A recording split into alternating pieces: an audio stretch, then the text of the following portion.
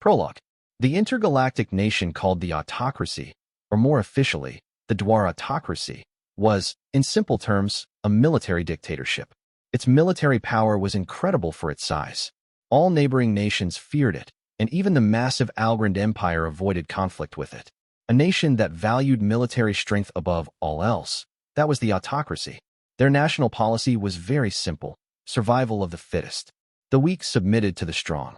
The guide had just alighted on the autocracy's capital planet. My, it's even worse here than last time I visited. The autocracy was smaller than the Algorand Empire, but it was still an intergalactic nation in its own right. Its capital planet had a very different ambience from the Empire's, however. Unlike the Empire's well-maintained capital, the autocracy's was a mishmash of buildings without any harmony whatsoever. Things were as busy as one would expect, yet the streets were dim under a sky heavy with dark clouds. No consideration had been given to the environment, and as a result, the planet wasn't particularly suited to human habitation. Only human wisdom had made it livable. Strolling around that capital planet, the guide encountered any number of arguments and fights breaking out in the streets. At one such fight between two men, a police officer appeared to be among the spectators. Yet all he did was jeer along with the other onlookers watching the brawl excitedly. The guide glanced up at a large screen on the side of a building. It showed nothing but discussions on fighting tournaments. Who'd won the latest tournament and become champion of which martial art? Which martial arts schools were currently most popular, and so on. Even news reports here veered that way. The guide shook his head, exasperated. I see things haven't changed here. That just shows the influence of this place's leadership. Strength was everything in the autocracy. However low you started, you could climb to any height through strength alone. It was what mattered, the only thing that mattered. That was the extreme mindset of the autocracy's citizens. In a sense, the guide said to himself, things are fair here. Still, it's not how I like to do things. Somewhat annoyed by the constant tumult around him, the guide continued on, heading for an arena. After he'd walked for some time, the round arena finally came into view. It was a massive building reminiscent of the Roman Colosseum, the only place on the slipshod capital planet that seemed invested with history and tradition. It stood out considerably from the surrounding buildings. This arena the guide had tracked down was sacred to the autocracy. It was a symbol of the nation where the strong put their lives and pride on the line to fight. Yet there was a strange being in the area that didn't seem to fit that sacred image. From the neck down, the figure was human, dressed in a suit. However, its head resembled an octopus. The creature crouched in the center of the arena, the 8 tentacles that protruded from its head wriggling.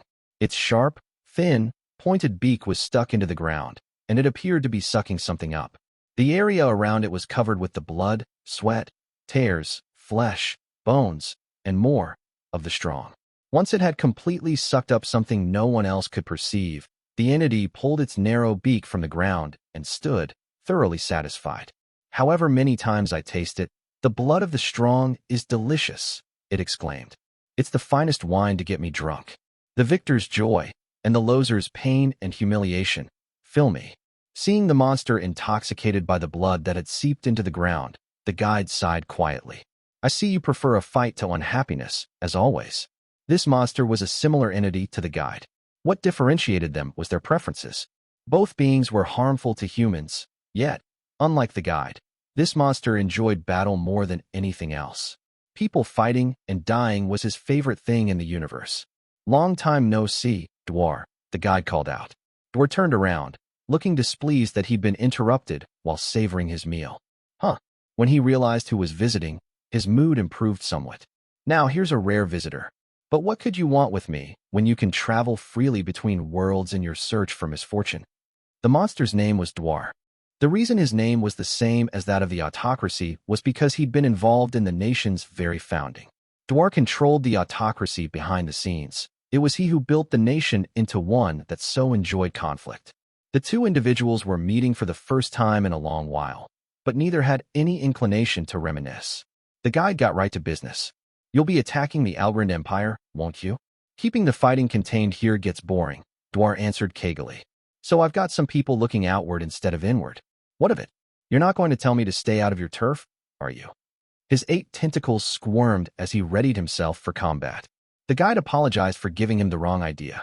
I have been active in the Empire lately, it's true, but I don't think of it as my turf. I assure you I have no issue with whatever you do there. Dwar was suspicious that the guide backed down so easily. Then what did you come see me for? He asked, his guard still up. There must be a reason you came all this way personally. The corners of the guide's lips pulled up in a smile. Why? I came with good news for a connoisseur of strength like yourself. Aren't you interested in the most powerful people in the Empire? At the mention of powerful people, Dwar's tentacles wriggled excitedly. How powerful? Stronger than the pawns I've cultivated? When Dwar expressed interest, the guide was sure that his plan was succeeding. He hadn't expected it to fail outright. Still, he'd still been concerned about something. Dwar tends to be emotional. I thought that he might not be interested in what I had to say, depending solely on his mood. But now that he's taken the bait, the rest will be simple. The guide proceeded to tell Dwar what individuals to look out for in the Empire. He was sure that simply doing that would cause Dwar to act exactly as the guide envisioned. There are quite a few individuals I think you'd enjoy in the Empire. You'd like to see your pawns defeat them, wouldn't you? Tell me who's strong in the Empire. Who's the strongest? Drawing the moment out, the guide gave Dwar one name. I can personally guarantee that a man named Liam Sarah Banfield stands at the very forefront of the Empire's many powerful individuals. Dwar's tentacles writhed with joy at this information. I've heard the name Liam, and about his way of the Flash. He defeated one of the Empire's sword masters, didn't he? So he really is strong. I see. I can't wait to meet him. Dwar's tentacles blurred, moving faster than the human eye could perceive. Shockwaves crashed into the arena in several places simultaneously, dust clouds rising from the impacts. The guide hid a frown behind his hand. Does he have to attack everything around him when he gets excited? At least I've got Dwar focused on Liam now. When the dust cleared, he bowed politely. Dwar, please allow me a front row seat to watch you bury Liam once and for all. I have something of a grudge against him myself, you see. Dwar accepted the guide's request. Fine with me. There's a pawn I'm particularly fond of right now. It might be fun to throw that favorite pawn at this Liam of yours. The guide shook Dwar's hand. The Algrind Empire's capital was a world of gray. The entire planet was encased in metal, and every inch of its surface was crammed with buildings. Thus, the planet was gray inside and out, covered in nothing but man-made objects. It was a planet protected by a metal shell. Human hands regulated everything there, even the climate. I appreciated human ingeniousness and all that, but there was too little green here for me, Liam Sarah Banfield, to feel comfortable. I gazed out my hotel window at the blue sky projected above me. There were no natural disasters on the capital planet, and it only rained if it was scheduled to. With everything perfectly maintained like this, of course, it was a very comfortable place to live. Plenty of people wanted to reside here, and with the subsequent influx, the planet's population had ballooned to an absurd number. That was just like how people from the country flocked to big cities in my previous world, I supposed. Even this place couldn't provide a comfortable environment to every single person living there. There were so many apartments for the common folk that, when someone rented a room here, it was really no more than a space to sleep. Most hotels were capsule hotels, which I found shocking. Things were different for me, of course. I belonged to a privileged class, the nobility, and I'd built a vast fortune to boot. A villain with status, fame, and wealth, like me, could stay in a well-established luxury hotel even on the crowded capital planet. And I wasn't just renting a single room, but the entire hotel, its long history and traditions employed solely to serve me. I enjoyed that life of luxury in my high-class hotel, while most people on this planet suffered in tiny rooms. As for what I was up to today, I'd gotten ready early in the morning and donned a ridiculously expensive tailored suit, because it would be my first day serving in the Imperial Palace. I looked myself over in the mirror. Amagi, who stood next to me, bowed. Her glossy black hair, tied up in a ponytail, swayed, as did her rather large chest, which her maid uniform hardly concealed. Her breasts had just the right firmness, and that would never change. Her skin was beautiful and smooth as always. Amagi's red irises sparkled as she looked at me. I'd crammed as many aspects of my ideal woman as possible into the maid robot, and she assisted with my morning routine every day. Your suit meets every standard required by the dress code, master. It also looks good on you. Though Amagi said that my outfit adhered to my new workplace's dress code, I for one had a complaint about the suit I was required to wear. It's too plain. This isn't my style. Amagi nodded in acknowledgement. I will have a new suit prepared by tomorrow. It can be embellished a bit further without violating the dress code. Or would you like the color adjusted? They're still just work clothes, however you pretty them up. This is fine, but, well, let's see. Since I've got the opportunity, I want a flashy suit that's more my style for outside work. If I like how it turns out, I'll find someplace to wear it. Understood. I decided to have that fancy suit made on a whim, although there was no problem with what I was wearing. It wasn't as though I lacked fancy clothes. Plenty of things I didn't even wear had accumulated in my wardrobe, so the suit was a complete and utter waste of money. I was permitted to spend that way, though. I was the head of a noble Algorand Empire family. I held the rank of count, and I was a villain, an evil lord, in other words. Wasteful spending like this was my right. As I checked out how I looked in my plain suit, a news program projected onto the window began to discuss the war. A pale news anchor with white hair read out the Imperial Army's official announcement. The Algorand Empire has acknowledged the Dwar autocracy's declaration of war. The Empire will respond by dispatching a fleet commanded by Crown Prince Calvin. The autocracy had picked a fight with the Empire, and it would be Calvin going to face them, now that his brother Cleo had the advantage in the succession conflict. I figured Calvin had volunteered to face the autocracy himself to win back as much favor as possible. Good on him for trying, I guess, I said. Didn't this news anchor have red skin? I was curious about Calvin, but the news anchor was grabbing more of my attention. The last time I'd seen her, her red skin had shocked me, but now it was almost blue. I thought that would surprise anyone, but Amagi responded swiftly, as though there was nothing strange about it. She must have changed her skin color. I have heard that that is common on the capital planet lately. You can just change your skin color on a whim? It impressed me that people in this universe could do that as casually as someone might dye their hair. Well, whatever. I should get going. I decided to leave the hotel, since the time to report for duty was approaching. Starting today, I would be an official serving in the palace. After graduating from an imperial university, I'd finished my 2 years of training and gone home to my own domain for another 2 years. While I was home, there'd been a little accident in which I was summoned to a planet with a really low-level civilization. I'd been pretty pissed at the people who summoned me, but things there hadn't been all bad. I turned to regard another maid in my room, who was looking out a window.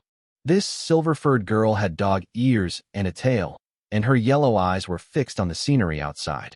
Her name was Chino. I'd found her in that world that had summoned me, and I got permission from the dog tribe to bring her home with me. Wow, Chino said. We're so high up. Are we above the clouds? She was observing the outdoors at a slight distance from the window, as if she was afraid to get too close. When Chino first came to the hotel, she'd panicked about the tall building potentially falling over. I was a dog person, so I found Chino truly adorable, and her presence was soothing. That was why I found myself wanting to tease her a little. Don't run around too much and fall, Chino. She backed up, the fur on her ears and tail standing on end. It was cute how she was really a scaredy cat, although she usually tried to act tough. I could fall from here. Her knees were knocking. She must have thought that if she screwed up, she could somehow fall right out the window. Just as I thought I might have scared her a little too much, Amagi gave me a disapproving look. I couldn't take her judgment, so I decided to comfort Chino. You'll be safe if you stick with Amagi. Amagi, take care of Chino for me, would you? I'd leave the situation to her. I couldn't handle it, since I was leaving. Of course. Amagi bowed her head. Chino leaped at her. She clung to Amagi's leg, tears in her eyes. I want a room lower down, close to the ground, if possible. It's not that I'm afraid of heights or anything. I just... Got it, I said. I'll move your room lower down. Chino could just have admitted that she was scared, but she had to act tough for some reason. She really was cute. I turned my eyes to my other favorite maid, whose name was Seal Sarah Exner. She was Baron Exner's daughter and the sister of my friend Kurt. House Banfield was looking after her for the time being, giving her a noble education. Seal had voluminous silver hair and porcelain white skin. To put it simply, she was beautiful, but it wasn't her appearance I was fond of. After all, I could have my fill of beauties whenever I wanted. Seal, however, had a certain charm that couldn't be found in just any woman. Her purple eyes, the same color as Kurt's, glared my way. Repressing the smile that threatened to rise to my lips, I gave her an order. Seal, take Chino down to a lower floor. Seal didn't like me. I figured she thought she was hiding it, but to me, she practically wore her animosity on her sleeve. Seal bowed her head. Understood, she said, though she obviously hated having to obey me. This is great. I love how ticked off she is. Seal was plotting to depose me, so I should really have taken care of her. She couldn't do much on her own, though, so she didn't pose much of a threat to me. She was maneuvering in secret, but I knew all about her plans to get rid of me, since my men watched her every move. I would have eliminated her if she were actually capable of harming me in some way. But given her abilities, I decided it was fine to leave her be. Despite opposing me, she didn't actually have enough power to be a threat, which made her incredibly valuable. While I gloated to myself over my circumstances, my fiancée Rosetta Sierra Claudia, who had also prepared to go out, entered the room. She wore a navy suit jacket over a white shirt and a skirt cut just below the knees, accessorizing with a red scarf and blue brooch. She smiled at me. "I see you're ready, darling. Shall we get going then?" Sure. My mood had been great with only Chino and Seal around, but when Rosetta appeared, it plummeted.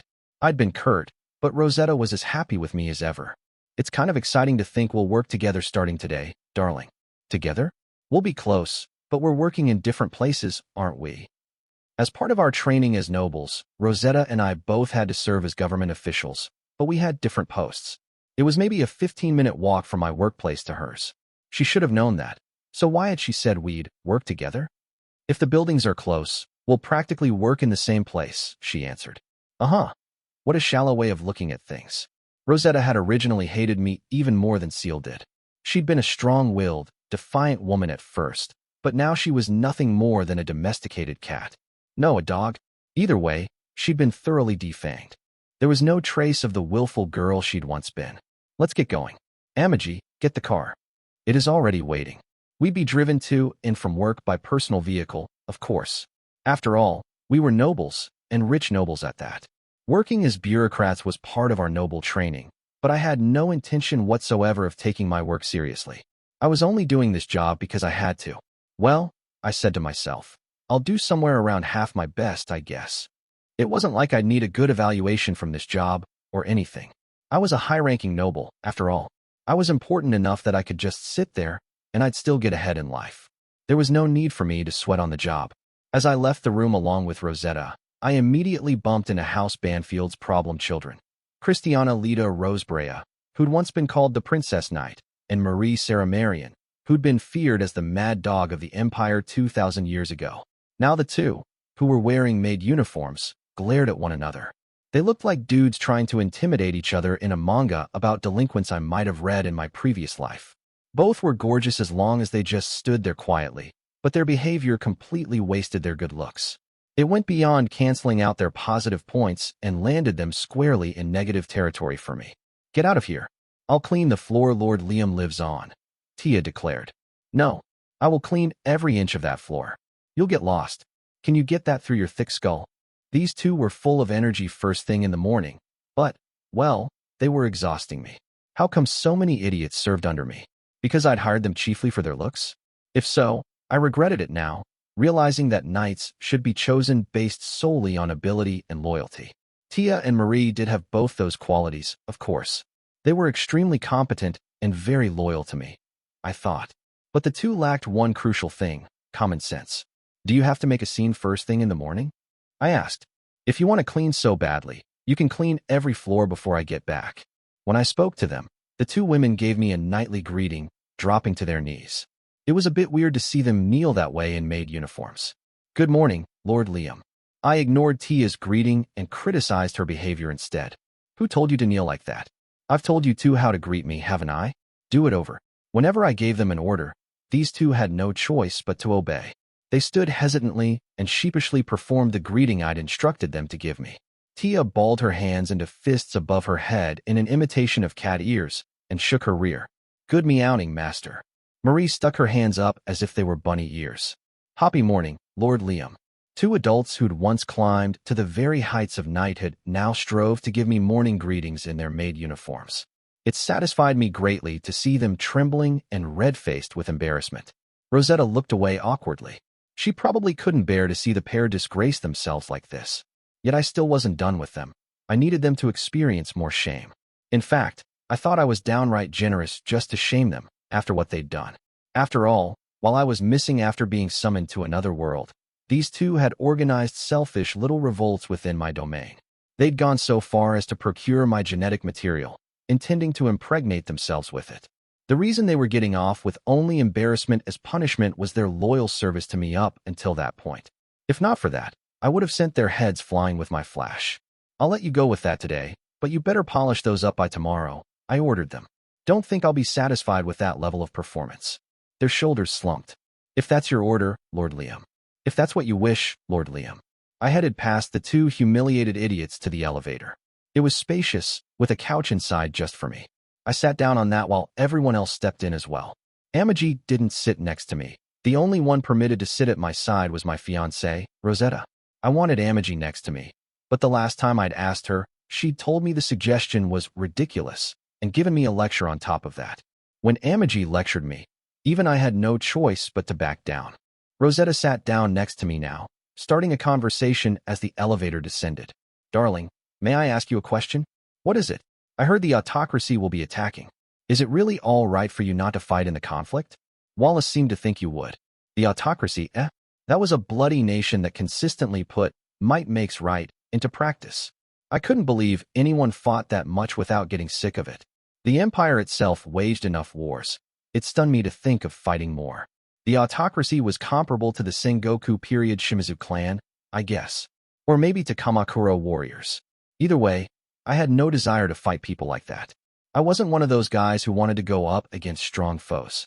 I preferred to trample the weak beneath my boots. Battling a bunch of warmongering maniacs who did nothing but fight all year round would be nothing but a huge pain. Why would I go out of my way to face the autocracy? Besides, I want to let my troops rest a bit. They've gone through a lot recently, all because of a certain couple idiots. I was, of course, referring to Tia and Marie. You're very kind, darling. I didn't know what made Rosetta call me kind. Was it me saying I wanted to let my army rest? Sorry, but that had been a lie. When it was time, I wouldn't hesitate to overwork them. I was just letting them rest because I didn't want to fight. Also, I wasn't kind. I prioritized my own circumstances above all else and was more selfish than anyone. Furthermore, Crown Prince Calvin, my political opponent, was fighting the autocracy. He was leading the charge against their invaders himself. He must have felt desperate after Cleo's faction worsened his position so badly. It would be best for me if he and the autocracy took each other out. Calvin's the one who'll face the autocracy. Why don't we see what he's capable of? Do you think Prince Calvin can win? I know he's your political enemy, darling, but we can't let the empire lose. I've heard that the autocracy wreaks havoc on any territory they conquer. Rosetta was a good person. She was thinking of the welfare of the empire as a whole, so she wanted Calvin to be victorious. I was different. I didn't care who won so long as I didn't get hurt. If the empire losing benefited me somehow, then I'd accept its loss with glee. It didn't matter to me whether havoc was wreaked in empire territory as long as my own planets didn't suffer. The best thing for me would be if both forces wore each other down to nothing. I didn't want the autocracy to gain any momentum, but it wouldn't sit right with me either if Calvin routed them. Personally, I was hoping both sides would exhaust one another. I didn't care how much damage their conflict brought about in the meantime. After all, it had nothing to do with me. We were part of the same empire, yes, but anything was fine with me as long as my territory, my assets, were unharmed. Calvin's not incompetent. He'll listen to his military advisors, and the empire should have the numerical advantage. I'm sure it'll be fine. Rosetta looked relieved after my declaration. I'm sure that's true if you say so, darling. I looked away from Rosetta, frustration mounting within me, but at Calvin, not her. He was competent, and I acknowledged him as a worthy foe. After all, he'd not only managed to get me called before a court of inquiry, he'd even humiliated me there. Everyone at the court of inquiry had been a high-ranking imperial noble, beginning with the prime minister himself. Calvin had made me a laughingstock in front of them all. I'd been exposed to the lot of them as a pathetic ruler whose domain was protesting to demand he father an heir. I still remembered the cool looks those high-ranking nobles gave me that day. Calvin was the only one who dealt me that much damage since I'd involved myself in the succession conflict, so I wouldn't underestimate him again. The elevator reached the ground floor, and I rose from the couch. I'll take this chance to conclude my noble training peacefully. Then I can spend the rest of my life goofing off. The training I'd spent more than 50 years on thus far was finally coming to an end. 50 years was a long training period. Too long. Back in my old world, my life would have been over half finished at this point. It'll be over in another 4 years, right? Rosetta asked. That seems long, but short at the same time. Then we'll finally be able to marry, won't we? She blushed, a hand to her cheek, no doubt thinking of the wedding day and what would come after it. You've spent 20 years with me now. How the hell are you still dreaming about marrying me? I couldn't imagine the former Rosetta acting this way. When we first met, She'd been an amazing woman who would never have given in to a villain like me. She had a steel will, and I'd looked forward to breaking it. As soon as we'd gotten engaged, though, she did a complete 180 into a blushing maiden. Take a page out of Seal's book, why don't you? Chapter 1. Reporting for duty. His Majesty the Emperor of the Algrind Empire resided in a palace built on a ridiculously vast scale. That single residence spanned an entire continent. In fact, the long-standing luxury hotel where I was staying was considered to be within the palace grounds. I thought of my commute to the palace as journeying to a castle, but that wasn't the reality. In truth, I was simply moving from one part of the palace to another. And the building I'd work in was a high-rise, not a castle. Still, it was fancy enough inside to resemble a castle. The materials it was constructed from were obviously high quality, and gold and silver ornamentation was everywhere. Each piece of art on display had probably cost a fortune. In theory, nobles came here to work, but there was also a ton of support staff in the building. That made me feel like I was here to be indulged, even though this was supposed to be my workplace. When I entered the lobby, I spotted several other young people in brand new suits who'd also start work this year. Unlike me, these were true bureaucrats. Nobles like me had been set on an elite path without having to sit any of the employment exams commoners did. Having arrived here following a vicious competition for employment, these non-nobles were likely truly capable, yet nobles like me could work them like dogs thanks to the class system. It felt nice to be a winner simply by virtue of my birth. The moment I showed up, a buzz went through the bureaucrats in the lobby.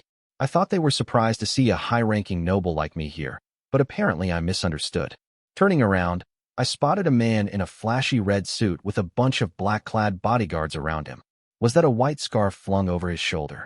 The bureaucrats were focused on him, and it was clear from his appearance and behavior that this newcomer was a noble as well. He shot me a glance, then walked off without greeting me. "I don't like this," I muttered. It pissed me off that he hadn't said anything to me. I hadn't liked the look in his eye when he saw me either. He must have known who I was, so how dared he treat me as if I were inferior? As I stared after the man who'd ignored me, another man addressed me. "I'm honored to meet the famed Count Banfield." This man had curly lilac hair that was neither long nor short. He also wore a flashy suit, this one white. Unlike the man in red, however, the lilac-haired man wore his in a way that reminded me of the hosts who'd worked in clubs in my past life. His appearance seemed tailored toward appealing to women, and the women around us indeed gave him approving looks. To me, he looked a bit childlike, but his androgynous, even features must have made him seem prince-like to girls. Their reaction to me, on the other hand, was the complete opposite. The women in the lobby did everything they could to avoid eye contact with me. I got the sense they were afraid of me. Guess I've been a bit too rowdy and scared people. A little jealous of this popular guy, I asked curtly, "What do you want?" He bowed deeply to me in a fluid movement, each and every gesture exaggerated. "I am Marion Sarah Algren, my lord. Are you aware of the Algren Viscountcy?" I searched my memory for all the noble names and titles I knew, eventually recalling a Viscount Algren I'd learned of in an education capsule session an awfully long time ago. My first thought was this will be trouble. Viscount Algren's family was a branch of the Algren Mark, which was charged with defending the Empire's border. The whole family served the Emperor directly, but the Viscount's branch was nothing more than a bunch of minions supporting the main Algren lineage. What made me wary was the specific region House Algren was tasked with defending. "Your family defends the Empire's border with the autocracy," I said. "Correct." Marion smiled innocently. His languorous blue eyes gave him a strange sensuality that further captivated the women around him. I couldn't help feeling that he was aware of that, and doing it on purpose. Isn't it a bit strange for someone from the Algren Viscountcy to be on the capital planet at a time like this? What was he doing here when his home territory was in such trouble? When I asked that, Marion looked a bit apologetic. I elected to become an official after graduating primary school, and apparently, a youngster who hasn't yet been to the military academy isn't worth counting among our forces. If he hadn't been to the academy, his military training was incomplete. He'd only have been a burden at home, so they hadn't called him back. If he'd moved on to the Imperial University after graduating primary school, he probably wasn't even 80 years old. In other words, he was younger than me, my kohai, so to speak. The face of my younger co-worker in my former life, Nidu, came to mind nostalgically. Marion didn't look a thing like him, though. I'd already classified Marion as a junior I didn't care for, so my attitude toward him was naturally sour. "You'd be useless to them," I replied. He smiled wryly at my frank assessment. That hits a nerve. But to be honest, I'd like to help out, since the main family, and my home, are in trouble right now. Is that why you've approached me? I didn't even need to mull over what he wanted. Either wanted some kind of support from a powerful count or reinforcements from that count's army. While he was here training, the only way he could help his family was by gaining an influential noble's assistance. I didn't know whether he was acting on their instructions, or if he'd decided to speak to me himself. Either way, it was a pain. I wasn't getting involved in this war with the autocracy under any circumstances. Sorry, but I've got enough going on. Try someone else. Not very friendly, are you? Still, we'll be colleagues at the same workplace from now on, so I hope you'll be a senior who treats me well. His friendly smile really did make him seem young. It contrasted strangely with that sensuality of his, which didn't match up with his age. The women around us were going crazy over him. He said he's from a viscountcy. It's a branch family of House Algren. They're famous. We've got quite the crop of new kids this year, haven't we? The department I'd been assigned to, well, the whole building where I would work, was essentially a gathering of the elite. Moreover, the nobles assigned here were considered superior, not in terms of their individual abilities, but in the influence the empire judged them to wield. In other words, their own skills didn't even factor in. It only mattered how powerful their family was. Good thing I kept up with all those bribes. I look forward to an ongoing relationship with the Prime Minister. That was to be expected of nobility in the Algren Empire, and it was how an evil lord ought to act. Wanting to escape the conversation I was in, I walked off, but Marion tagged along. Although I expressed no interest in him, he continued talking to me, fiddling with his long bangs. Popular workplaces like this are essentially a trade show of influential nobles. That guy over there is from a count's family. I'm an actual count, you know. Oh, and that person's connected to a marquis's household. I'd love to befriend them. And I'm going to be a duke. Working here wasn't all good. When everyone around you was just as important as you, it caused certain problems. Each time Marion pointed out someone he'd spotted, I emphasized my own rank, but it quickly felt pathetic. When he saw I'd become bored with it, Marion snickered. You don't like to lose, do you? I don't consider this a loss. No one here is an heir, right? They're just spares. Practically riffraff. A number of people near those nobles glared at me. They must have heard me. Marion made a show of shrugging his shoulders and emphasizing my name when he replied. You're the only one who can talk like that here, given your meteoric rise, Count Banfield. That must have been his attempt to scare off those around us. A number of young nobles plainly averted their eyes when they heard my name, but one idiot kept glaring, obviously unaware of who I was. When I glared back, those around him hurriedly dragged him away somewhere, probably thinking that he'd be no match for me if he started something. Well, looks like I won't have to smack anyone around on day one. I was glad to avoid the unnecessary headache.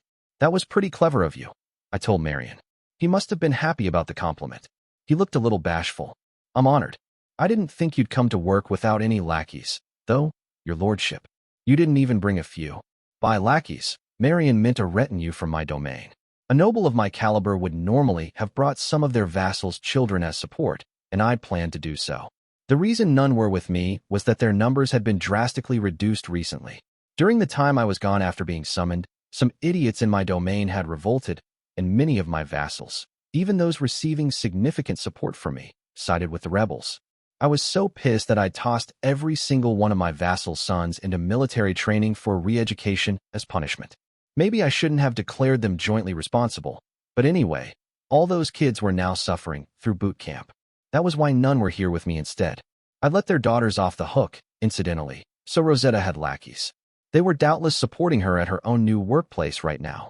I wished I could at least have brought Wallace, but he was technically former royalty, even if he never acted like it. Out of respect for his parents, the palace had provided him with special employment. Thus, I had not a single henchman at my disposal here at work. Marion and I got into the elevator. With just the two of us inside, he leaned against the wall and inquired about my school days. Anyway, I've always wanted to ask, is it true that you killed your opponent in a mobile night tournament when you were in primary school? I've heard a few other legends about you too. Legends? I don't know about that, but I did kill some trash named Derek from House Berkeley, I said matter-of-factly. Marion reacted with surprise.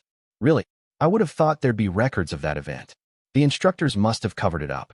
It was a stain on their record, so I understood that. At any rate, this conversation really sent it home that Marion was my junior. What about how you raided the second campus? The rumor is that's the reason the second campus got so strict about its rules. I don't know what the rules are, but I paid a few visits. I'd barged into the second campus a few times with Kurt and Wallace, since I had nothing better to do at the time. Thinking about primary school just reminded me of how quickly Rosetta had fallen for me, which made me feel pathetic. I'd done so much for her, and it had all ended up being pointless. Marion looked surprised to hear the truth. I'd heard you were an honor student, but I guess you got into more trouble than I thought. The instructors don't give a damn as long as you keep your grades up. You really are interesting. He gave me an appraising look. That pissed me off. I didn't want him getting the wrong idea, so I made sure to set him straight. I don't particularly care whether you're interested in me, and I'm not giving House Algren any support, your branch or the main family. So cold. You could at least pretend to consider it. I told you to try someone else. I really was busy, so I had no time to get involved with Marion's family. The elevator reached our destination, and we got out, now seeing the other new employees starting in our department. Some had diligently passed exams, some got in through connections or bribes, and some were just born to be winners. That is, they were nobles like us. This hall was hosting a welcome ceremony for new employees, and it looked like a party venue. It appeared we'd be having a standing buffet reception for our first day. There'd be no work or boring meetings. I spotted the guy in the red suit who'd ignored me down in the lobby. He was chatting with some other nobles, and when he noticed me, the corner of his mouth tugged up in a smirk. He said something to one of his guards, who trotted over to me. Count Banfield, I presume? That's right. Before I could ask what he wanted, the guard said, Lord Randy wishes to greet you. This way, please. Randy, I repeated, cocking my head theatrically. Randy Sierra Lengrand, Marquis Lengren's heir, Marion whispered to me. He's Prince Cleo's cousin. It felt as if Marion was telling me, don't start any trouble with him.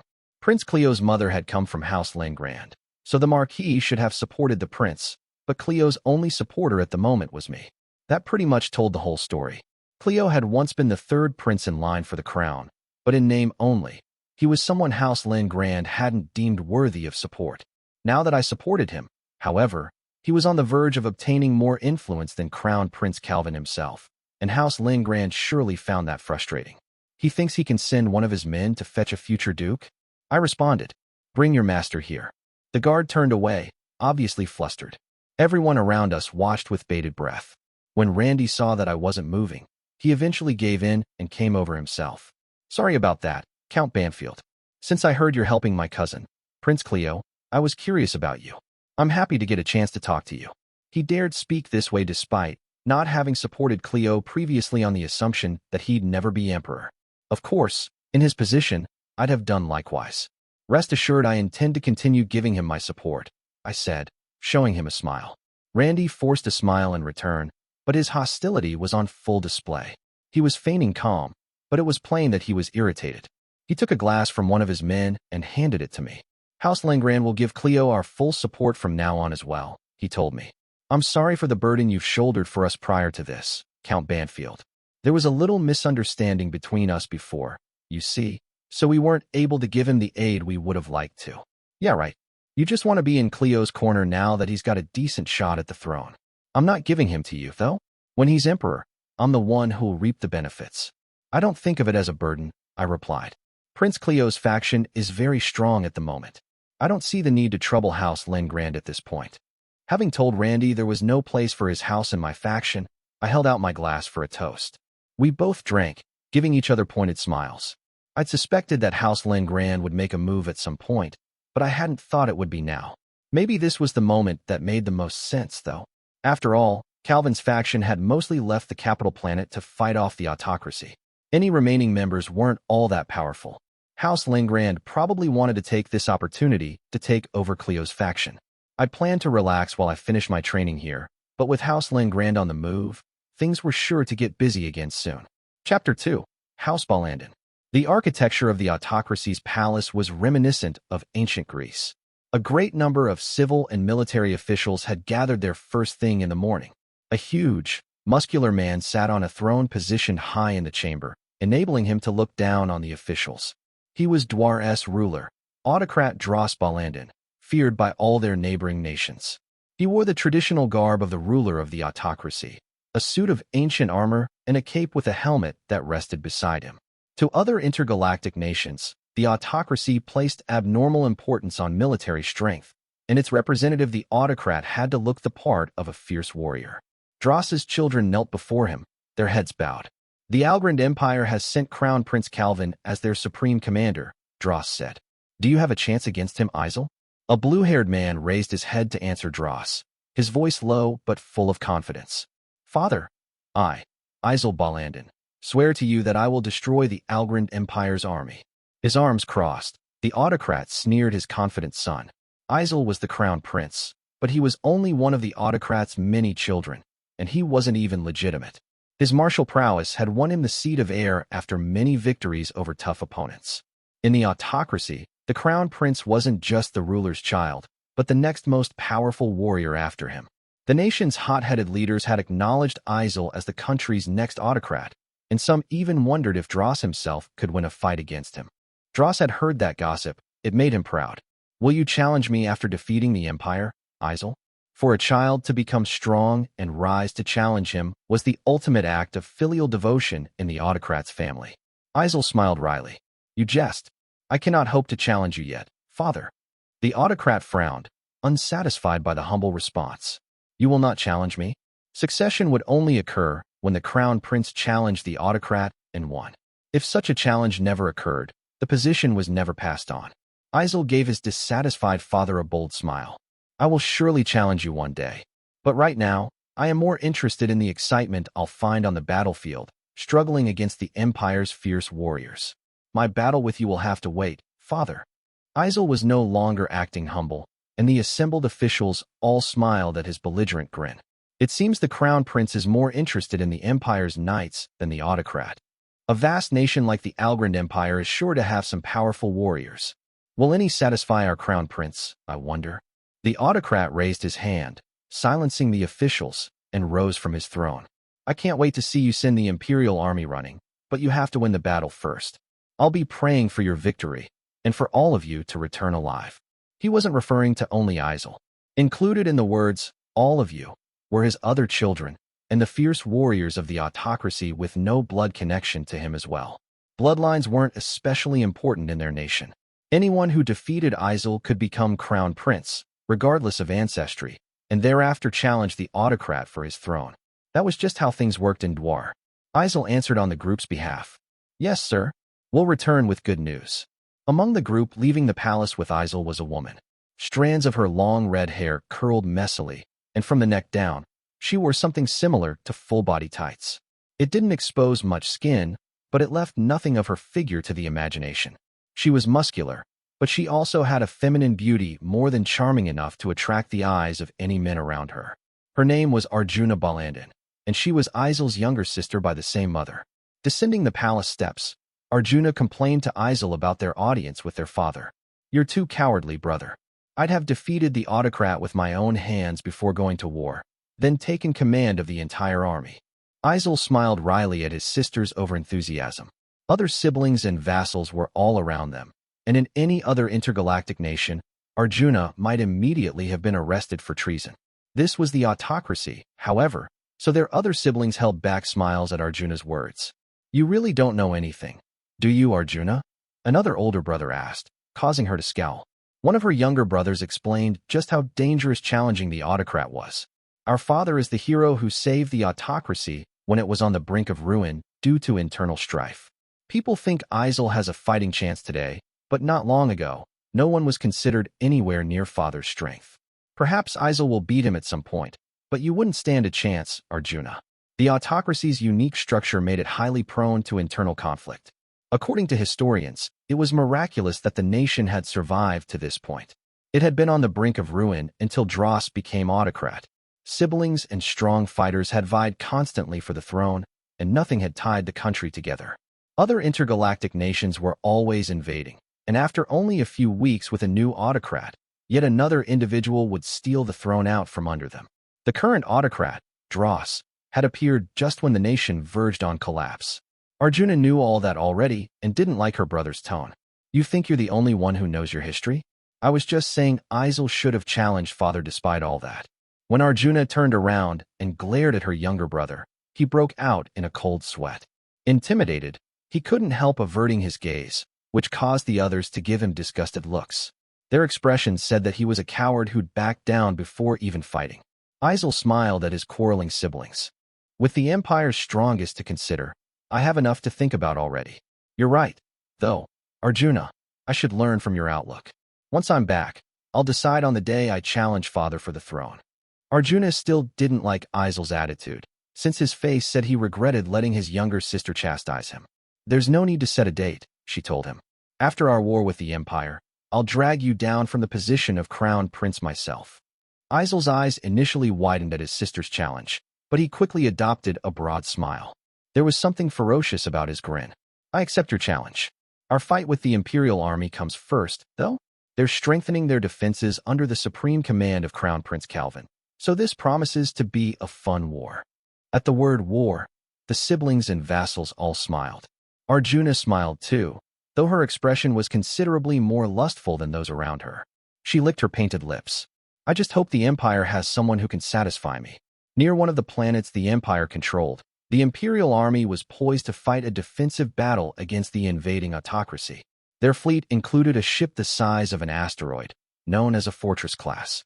Meanwhile, the autocracy was facing the Empire's 30,000 ships with 20,000 of their own. On the fortress class's bridge, its commander smiled and said, apparently, these autocracy idiots think a small fleet can defeat us. We have plenty of time to fight a defensive battle, though. A mere 20,000 ships won't dent our forces.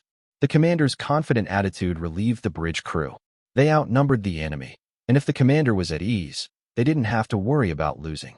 However, the knight next to the commander, who served as a military advisor, had realized something. His face pale, he whispered to the commander, I've spotted a crest among the enemy forces.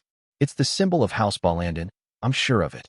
The commander grimaced for a second, but quickly controlled his expression. A blood relative of the autocrat, Who's attacking? Princess Arjuna. Arjuna? The crown prince's younger sister, HM? What's her war record? The advisor pored over some holographic documents to determine the princess's war record and preferred tactics. He couldn't obtain much information from the files displayed in the air before the two of them. He sighed, relieved that Arjuna didn't appear to have much experience in international battles.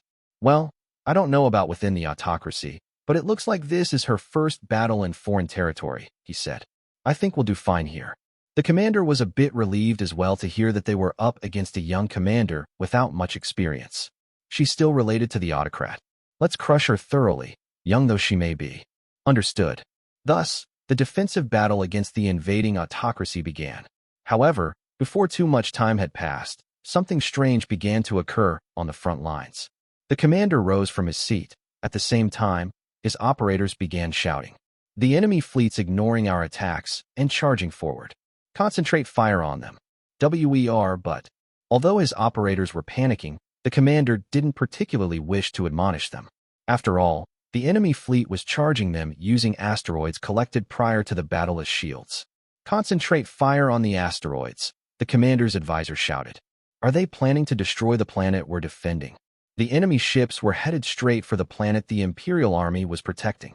The Imperial Army managed to shave off some of the asteroid's mass, but while they were busy doing so, the autocracy's fleet came within firing distance. Both sides fired energy beams at each other, but the Imperial Army was pushed back. At first, they'd had 30,000 ships, but before they knew it, their numbers had been halved. The autocracy, on the other hand, had suffered little damage. Allowing the asteroids to distract them had been the Imperial Army's downfall. The Empire never expected their enemy in a battle over territory to attack a planet by hurling asteroids at it. The commander brought his fist down on his armrest, exclaiming, "Those warmongering maniacs!" A response came in the form of several enemy mobile knights. They had broken through the Imperial Army's forces, landed on the Fortress class, and forced their way inside the ship, and they'd already arrived here on the bridge. "Get back, Your Excellency." The commander's advisor stepped forward with his troops in an attempt to protect their leader. 6 elite knights readied their weapons. In response, the cockpit of one of the autocracy's mobile knights opened, and a female pilot hopped down. She held a rapier in one hand. Seeing that thin sword, which specialized in piercing attacks, the advisor commanded his troops, "She's a knight. Quickly kill her." "Sir." The knights charged forward with their blades, and the soldiers on the bridge raised their guns. Faced with all those enemies, the woman grinned. Call me a warrior, vermin. When the battle ended, the bridge was a sea of blood. Arjuna removed her helmet, one hand clutching the enemy commander's hair. She lifted his head and stared into his face. Are you really the commander? You're weaker than everyone around you. You meatheads are the only ones who value strength above all else. Boring. Arjuna tossed the commander aside. He struck the wall and stopped moving. Having taken control of the enemy's command center, she soon received a communication from one of her ships. Lady Arjuna, we've annihilated the enemy fleet. Good work. I've seized the command center as well. An excellent victory. Don't flatter me too much. It'll go to my head. I think you can take pride in routing them, ma'am. Just don't get carried away. And how did my siblings' attacks go? She was concerned about her siblings' war results. They were family, but also rivals. And that was all Arjuna saw them as. Most only just started fighting, but Prince Isel already conquered an enemy fortress. Arjuna was glad to hear it. Despite thinking of Isel as competition, she couldn't help taking pride in his achievements. That's just like him. I can't wait for the day when I take him down. The call ended, and Arjuna returned to her mobile knight's cockpit. She sat down inside and closed the hatch, sighing in frustration. Victory's great and all, but I can't feel too satisfied about winning against weaklings like these. I hope at least Calvin's a challenge. The war between the autocracy and the empire had only just begun. Chapter 3. The Workplace. I'd begun my required court service on the capital planet. Unfortunately, my workplace wasn't palace-like at all. The building was functional, without much ornamentation, and all the employees wore business suits. I thought the workers would dress up more to fit the royal environment, but outside formal ceremonies, suits were the standard uniform. There were many different workplaces within the palace grounds. It was even said that the Prime Minister was the only person who was actually aware of every one of them. Personally, I felt it was probably impossible for a human being to hold all that information in their head. Doing so would make the Prime Minister something other than human. The old man had served multiple generations of emperors at this point, though, so I couldn't rule out the possibility that he was some supernatural being. Working in this mysterious environment for 4 years was another part of a noble's training. Of course, it was just a job. Although it was called training, there was nothing particularly grueling about it. My workplace was clean and spacious, with each official given more than enough room to complete tasks comfortably. Break rooms were staffed, and you could order light meals there. In other words, everything you could ask for was provided. I sat at my desk and performed just enough of my work that I'd be able to clock out on time. That was my approach, partly because I felt it'd be stupid to actually work hard in a place like this, and partly because I wasn't motivated, since I had no idea what I was actually accomplishing. I'd only been given a small piece of a larger picture, and from the information available to me, I couldn't make heads or tails of what my tasks contributed to. This was supposed to be an elite workplace, but it was really just a bunch of people who had no idea what their work actually was. For that reason, my impression of my office was that, though people called it exclusive, the daily tasks were all busy work. Among the bureaucrats who worked at the palace, there was a joke that went like this. A diligent, skilled individual worked in the palace all the way to retirement age. On his last day, he was called into his boss's office and praised for his long service. The retiree told his boss he had one question. What exactly have I been doing all these years? The funny part was that he'd worked there all that time, but had no idea what he'd been achieving. Even a diligent, skilled individual like him couldn't see the big picture. The punchline was the boss's answer. I don't know either. This little bit of comedy was disturbing because it actually took place in reality. It'd be more efficient to use AI, I muttered. This was seemingly nothing more than a situation that forced human beings to perform meaningless work. It was a complete waste of talent. Personally, I'd have entrusted work like this to machine intelligence and put the freed resources towards something more productive. I inevitably started thinking about what could be if the palace made use of AI. Everyone working here was superior in some regard. Personal ability, connections, authority, assets. All the employees were exceptional in at least one of those areas. Some people mocked the inclusion of connections in that list, but they were wrong too. Having connections was power. If I'd had connections, I'd never have failed to make use of them. Unfortunately, due to the mess my parents and grandparents had left in House Banfield, I hadn't inherited any significant connections. That was why I was working so hard to build them on my own. They really pissed me off. While I mused to myself, going about my work lazily, Marion came over. He sat down next to me, a drink in each hand. You really are diligent? Aren't you, Liam? Was he being sarcastic because he understood that I was cutting corners? I assumed so and responded with a joke of my own. I just looked that way, since everyone else is such a slacker. All the nobles around us were just sitting there. None were doing any work at all. Next to officials with common backgrounds, who really were working diligently, the nobles just chatted with each other about where they'd goof off that night. Marion handed me a drink. I took it and asked, "What about your work?" My self-proclaimed junior gave me a confident smile. I already finished it. He looked like the type to fool around, but he was actually fairly talented. You know, if you work too fast, the boss will just give you more to do. Or other people would ask for help with their work, I figured. But no one was actually doing so. I suppose no one here had the guts to ask a noble for help. It made more sense to ask one of the people hired for their skill. If I were asking someone for help, I'd avoid nobles too. Marion smiled wryly at my comment. The boss is too scared of you, Liam. He won't come out of his office. I've heard the rumors, you know. You purged all the superiors and colleagues who wouldn't listen to you during your earlier training, didn't you? He seemed to want to know the truth behind that rumor. I saw no reason to lie to him, so I admitted it. It was their fault for trying to push me around. I just put them in their place. Are you going to do the same thing here? Our boss is affiliated with Prince Calvin's faction, so everyone's waiting for you to do something. There was a reason I was working for someone affiliated with Calvin. Most of Cleo's faction was from more rural areas. He had few allies within the palace. I'd wanted to work for a department in my own faction to make things easier on myself, but Cleo's just contained so few officials that I couldn't. To expand his influence inside the palace, Cleo needed to fill one of Calvin's departments with his own people. That was why I was here. Of course, since Calvin's faction was busy warring with the autocracy now, it wouldn't be hard to take over this department. I could do that at some point during my free time while I was here. If he does what I say, I'll treat him nice. You know, if people hear you say that, they could get the wrong idea. Our boss was a middle-aged man with a gut. Anyone could become slim using an education capsule or a few other technologies, but he didn't bother. Some people found doing even that too much effort. There were always people who didn't pay particular attention to their appearance, and our boss was that type. So, true, I probably shouldn't have said I'd treat him nice. I corrected myself. I'll make good use of him if he does what I say. Marion chuckled. Sounds good to me. Anyway, want to keep me company tonight? Let's go have drinks. I didn't mind the way he'd affably asked me out. I couldn't help thinking he should butter up his superiors or seniors, rather than me. But he seemingly prioritized connecting with someone powerful enough to help his family over creating a more comfortable workplace. While we talked, Randy's voice resounded through the office. Are you saying you have a problem with my work? I am terribly sorry, Lord Randy. But if you don't correct this, the application won't go through. Please, if you could just revise it. Humph. How aggravating. A senior worker had pointed out a mistake Randy made.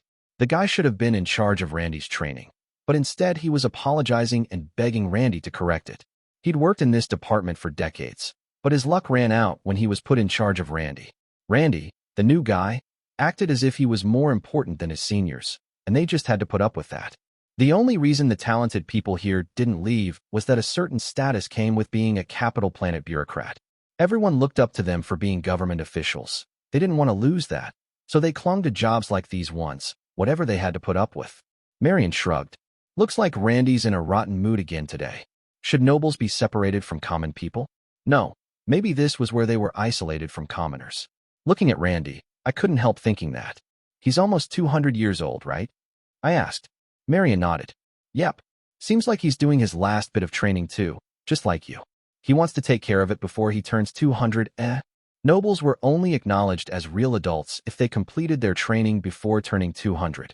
It seemed like more than enough time, and if for some reason you couldn't finish before then, you'd be ostracized by noble society. People would talk about you behind your back for not fulfilling your noble duty. Noble society was weirdly strict about that one point, so people who lounged around until they were almost 200 had to scramble to finish their training. Randy was one of them. Well, it's not like that's anything to do with me, I said. I'd leave him alone as long as he didn't get involved with me, since I really couldn't care less about the guy. Near Liam's building was another high-rise where more bureaucrats worked. There were different buildings for different departments, and even for different sections of the same department. All those workplaces made up the office district within the palace grounds. Intergalactic nations operated on such an extravagant scale that ridiculous arrangements like this were commonplace. Rosetta also worked in one of those office district departments. Once she'd finished her morning work, her two attendants came to join her. Their department had no standard uniform, so they all wore their own suits. "It's lunchtime, Lady Rosetta," one attendant said. "I made a reservation at a nearby restaurant for today." "Well, I'm looking forward to that, but you didn't by chance find out Darling's plans, did you?" Rosetta asked. The two girls exchanged a glance, then gave her apologetic looks. "We did invite Lord Liam, but he wasn't able to come." "I see. That's too bad, but I suppose he's busy." Rosetta stood. As if waiting for that exact moment, one of her seniors called out to her. The woman wore a flashy suit and was attended by 6 underlings. All 6 wore matching suits, as if they were a uniform signifying their allegiance to the flashy woman. The looks they gave Rosetta couldn't be called friendly by any stretch. The woman said, concealing her mouth behind an ornate folding fan. "Not very courteous of a new hire to scramble to be first out the door at lunchtime." This woman was the daughter of a noble from Calvin's faction. Though her training period was over, she'd remained at the workplace as an official. She didn't have a managerial position, yet she lorded over the rest of the office employees as if she was in charge. Her behavior obviously bothered the workers. Rosetta's department had no men. Many noble women were of such status that they couldn't interact with men at the palace without good reason, so there were women-only workplaces designated for them. Rosetta's was one of those. If a man tried to enter the building without permission, the female knights guarding the entrance would cut him down without a second thought. It was a highly respected workplace where people felt they could safely send their daughters, but it was also under the influence of Calvin's faction. For Rosetta, her workplace was enemy territory. Still, she smiled at the flashy woman. "I've never heard of such a courtesy before. I don't think you should force your own rules on other people." If she let them bully her, she'd have a rough time here. The flashy woman's cheeks twitched at Rosetta's defiant attitude. "Well, you can speak your mind, can't you? Are you emboldened by the fact that your reliable fiancé is nearby? I'm afraid you don't have many allies here." The woman folded her fan and pointed it straight at Rosetta's chest. There were all sorts of reactions from those around them. Some averted their eyes, while others smirked as they watched the exchange. Some observed both women carefully. At one time, Rosetta would have lost her nerve, but not now. "That's too bad. Well, shall we have lunch?" she asked her attendants, unconcerned. Just like that, they left the office. The other women glared after them as they did. Once Rosetta was out of view, she screeched, "What's with her attitude? Who does she think I am?" It was likely she intentionally shouted loudly enough for Rosetta to hear. In the hallway, one of Rosetta's attendants asked her worriedly, "Should you really have provoked her, Lady Rosetta?" It would be easy to go along with things and not make waves, but Rosetta had a role to play. Just as Liam was weakening Calvin's influence in his workplace, she intended to strengthen the influence of Cleo's faction in her office as well. That didn't even amount to provocation. That woman just has a chip on her shoulder. At any rate, I should contact Miss Eulogia. On the surface, Rosetta's only allies were her 2 underlings, but she had plenty of support outside her workplace. Meanwhile, Eulogia sat facing a hotel room desk. Several screens around her projected different information. One displayed notes on potential members for Rosetta's security team. Another was an order screen for space fleet equipment. This amount of work shouldn't have been handled by one person, but Eulogia was managing it. She tended to be overlooked by House Banfield, but she was a capable woman. She was engaged in all sorts of other duties too. Part of Eulogia's job was investigating all manner of things with whatever time she could find, and one screen now displayed internal information about Rosetta's office. Yeesh. It's like a workplace made up of women who are nothing but trouble. Putting a bunch of noble women in one place to work together often caused issues due to the women's social positions. Given the rivalries between different houses and each woman's individual position, some sort of competition was always happening, practically a different one every day. As the fiancé of Liam, who ran Cleo's faction, Rosetta's position was rather poor. Lady Rosetta has a heavy workload. They're obviously pushing unimportant duties on her just to harass her. Eulogia examined the information on Rosetta's workplace further, scrutinizing the tasks given to Rosetta to complete. When she did, she found that several things had obviously been altered. It seems less like harassment and more like they're just trying to get her to make mistakes. Peeking at these documents from Rosetta's workplace was a crime, but Eulogia had been an intelligence operative in the army. It was child's play for her to hack the workplace records of a bunch of noble women and swipe some of their data. Of course, given the nature of their work, It wasn't as if Rosetta's department handled any top-secret information. The data they were privy to wasn't particularly sensitive, so the office's security measures were average. Eulygia stretched her upper body and cracked her knuckles, then resumed managing the tasks on all 6 screens at an incredible pace. Just then, the maid named Seal entered her room. She was Rosetta's personal attendant, but while her mistress was working in the palace, Seal served as a regular maid at the hotel. She'd just brought Eulygia her meal. "Lady Eulygia, I have your lunch." "Oh, just leave it there, please. I'll eat when I'm finished with this," Eulygia replied, eyes still on the screens in front of her. She might have been busy with work, but it was still a rather rude way to interact with someone. However, Seal was more impressed than angry. "You're actually quite capable, aren't you, Lady Eulygia?" Eulygia's hands stopped moving. Although she continued to work on several screens she was interfacing with through her mind. Turning around, she saw the surprise on Seal's face. "Huh? What does that mean? Lord Liam took me in, you know. Of course I'm capable." Being chosen as a noble heir's adjutant was a privilege granted only to those who'd been victorious in a fierce competition. Anyone less than capable wouldn't be chosen as an adjutant, unless they were very well liked. Still, given Eulygia's regular behavior, Seal found it unusual to see her working like this. "It's just that I only ever see you partying. Well, I never get any orders." Eulygia's usual actions had made Seal think the woman was incompetent. While Eulygia recovered from that blow to her ego, Seal stole a glance at the data on Rosetta's security team. One piece of information displayed on screen was the selection criteria for members. Mustering her courage, Seal said, When it comes to Lady Rosetta's knights, I think personality is more important than ability. I'd say we should gather conscientious people who won't tolerate any wrongdoing." Eulygia reached for the food Seal had brought her. Biting into her sandwich, she mused, "She really has a lot to say about Rosetta's team, doesn't she? Is it because she's from a military family? Well, I agree about the personality thing." Eulygia hadn't actually been prioritizing ability for security candidates in the first place. What Rosetta wanted to do was assist knight families in need. She'd struggled herself, so she wanted to use her security force to help knights who were struggling just as she had. "That's fine, but you don't really have a say in this," Eulygia replied. "I'm sure you don't want to get in any trouble." If Liam thought Seal was exploiting Rosetta to form her own military group, Seal wouldn't be able to complain even if he sentenced her to execution. This was a crucial period for Liam, but House Banfield wouldn't really lose anything by cutting ties with House Exner. In fact, that might free resources they were using to support the Baron's family. Seal's house had no particular influence to speak of, and only served to drain House Banfield's resources. Seal must not have understood that when she gave her opinion on the security team.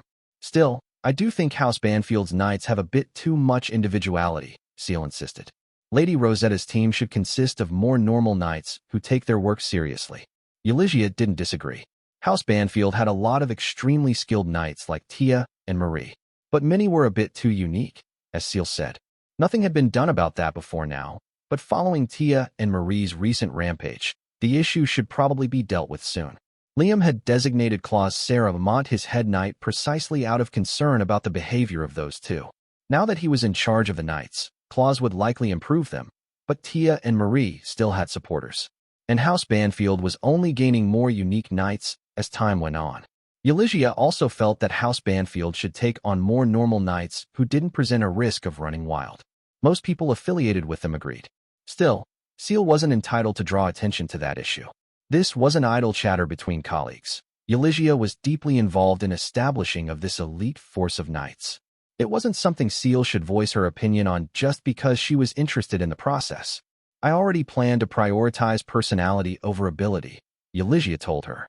"Lady Rosetta wants that as well." Seal looked relieved to hear it. "That sounds wonderful. It should really be people who take their jobs seriously and won't overlook wrongdoing, right?" "I agree. Still, you can't be too loud about that, you know. Who knows who could be listening?" "Oh, it's fine. I'm being careful about that. This isn't good, is it?" Eulygia couldn't help feeling that Seal was acting out of self-interest. It's crazy for some baron's daughter we're looking after to think she has any say in Lady Rosetta's security force. She decided she should probably report Seal's suspicious behavior. Chapter 4, Lady Annabelle. Now that he was next in line for the Empire's throne, Cleo's life had changed dramatically. After leaving the inner palace in the morning, he headed for a room where he'd meet with those who desired an audience with him. The meetings took place in a building that served that specific purpose. It had a large yard, and every room inside was lavishly furnished for all types of meetings. The place hadn't seen any use until recently, but now it was utilized morning until night due to the sheer number of people who wished to speak with Cleo. Cleo seated himself at the head of a table. In front of him was a nobleman who'd brought him a gift. "I'm so pleased to be able to meet with you, Prince Cleo," the nobleman said. "I'll be able to boast about this for generations to come." Cleo made sure to control his expression in front of his visitor. The nobleman's every movement was exaggerated, making Cleo feel that he was putting on an act and not doing a particularly good job of it. They'd spoken through a monitor a few times before, and the man was proving just as overenthusiastic in person as Cleo expected. He was already sick of speaking with him, but couldn't let that show on his face. "I'm happy to see you as well," the prince responded. Meanwhile, Cleo's guard, his older sister Lysithea, Noah Alberito, emotionlessly reminded the nobleman of the period allotted for the meeting. "Our time here is limited. Please begin with the matter at hand, rather than small talk." This was beyond rude, but Lysithea made the comment for her brother's sake. They would meet countless people after this, so they couldn't spend all their time talking to the man in front of them. The nobleman bristled for a moment, but quickly grew apologetic. "Forgive me. The matter at hand, yes. I'd like to request your assistance in a dispute over territory within my family." "A territory dispute," Cleo repeated. "My uncle is unlawfully occupying a portion of my domain. He claims, falsely, that my father gave him the territory, and he's refusing to return it to me. And you want my help dealing with this," Cleo reiterated. The matter meant nothing to the prince, but the man clearly felt very strongly about it. "I'm sure he wants me to mediate or something." As Cleo considered how annoying this request would be, the man continued, "Yes, I'd like to have Count Banfield or a representative of his mediate." "I see." It wasn't Cleo the man had named, but Liam. That irritated the prince a fair amount, but he couldn't do anything about it.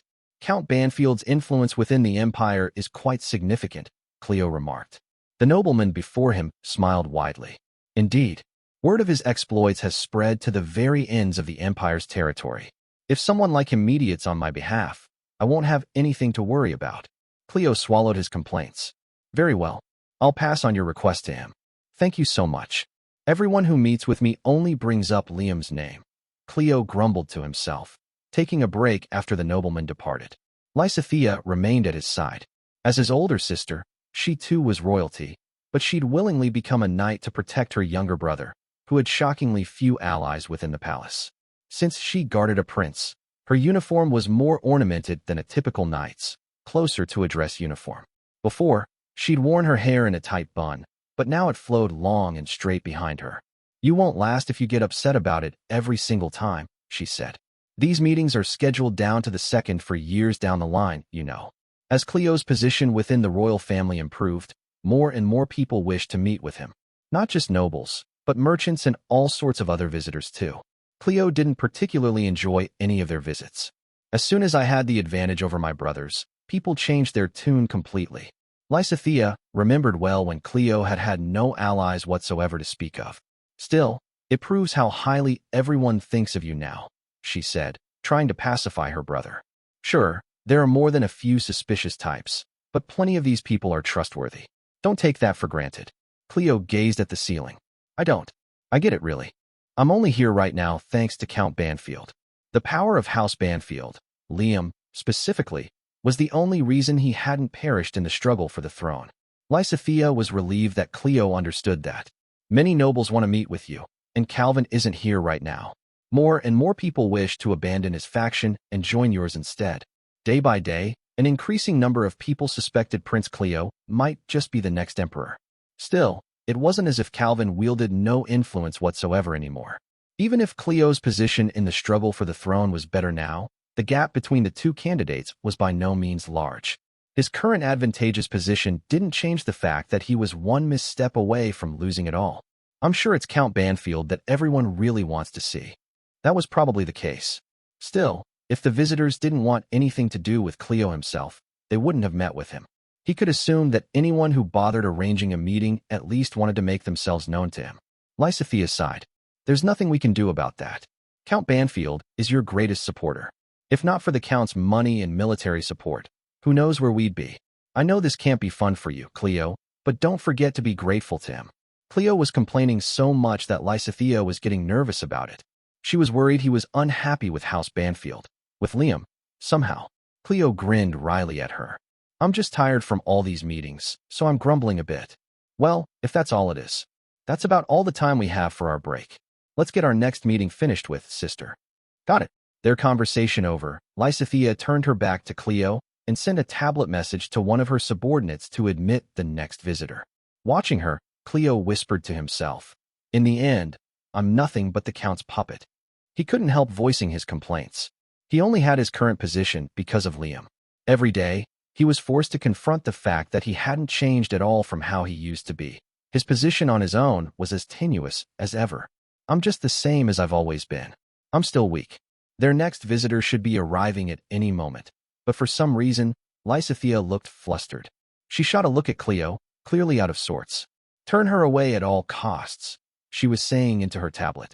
We won't be meeting anyone who isn't on the schedule. Someone had apparently forced their way inside to see Cleo. He was getting nervous when Lysithea sighed heavily and turned to him, an indescribable look on her face. Mother wants to see you. When Cleo heard who their mystery visitor was, his eyes widened. Mother. It was Annabelle Sierra Langrand, the pair's birth mother, who'd never once wanted anything to do with them until now. Neither Cleo nor Lysithea could hide their discomfort at her sudden appearance. Cleo put his hand to his face, trying to decide what to do. Ultimately, he failed to produce an answer. Sister, how ought we to proceed? I'll ask what she wants first. We can decide then. As Cleo watched, obviously uneasy at his long-absent mother's appearance, the flustered Lysithea headed outside. What is it she wants after all this time? He had an idea, of course, but it only irritated him more. It was hard to describe how Cleo felt after meeting with Lady Annabelle. Due to anti-aging technology, the lady's appearance was still that of a young woman. If not told, no one would guess that she was already old enough to have grandchildren. She could easily pass herself off as Cleo's older sister instead of his mother. She'd worn a distinct, flashy dress with a large decorative collar that made her look like a frilled lizard. Her hairstyle was distinctive as well, coiled atop her head like an onion. She seemed the same as in the past, with one significant difference. Before, she'd had no interest in her children whatsoever. Now, she sat in front of Cleo and spoke to him with a friendly smile. Oh, Cleo, you've grown so much I hardly recognized you. I've heard. You know, you have more authority within the palace now than Prince Calvin. Isn't that right? Cleo and Lysithea were bewildered by their mother's cheery mood. Lady Annabelle was supposed to have shut herself up in the palace, away from the outside world. Her unique fashion was likely due to her isolation from the world at large. Yet she hadn't been so isolated that she'd failed to hear about her son's successes, and now she'd gone out of her way to meet with him. Standing behind, and to the side of Cleo, Lysithea sent her mother a sour look. Though Lady Annabelle smiled at Cleo, she hadn't spared Lysithea so much as a glance. Why? At this rate, you may just be the next emperor, Cleo, she continued. Who can say? It's hardly a done deal at this point. Annabelle's eyes widened at his wishy-washy response. What are you saying? Calvin may be crowned prince, but he's away from the palace right now. He's left himself wide open while he's off fighting the autocracy. You have to take this opportunity to solidify your position. She wasn't wrong. With Calvin absent, Cleo should have been expanding his faction's influence inside the palace, but he had little involvement in that matter. It's in Count Banfield's hands. At the mention of the name, Banfield, Lady Annabelle's gaze sharpened. It seemed she had some animosity toward House Banfield, if not Liam himself. Cleo, I understand why you favor Count Banfield so much. It's because he supported you when things were hard for you, isn't it? Cleo had to stop himself from barking out a laugh in response. He thought about answering sarcastically, but weathered that urge as well. I suppose so, yes.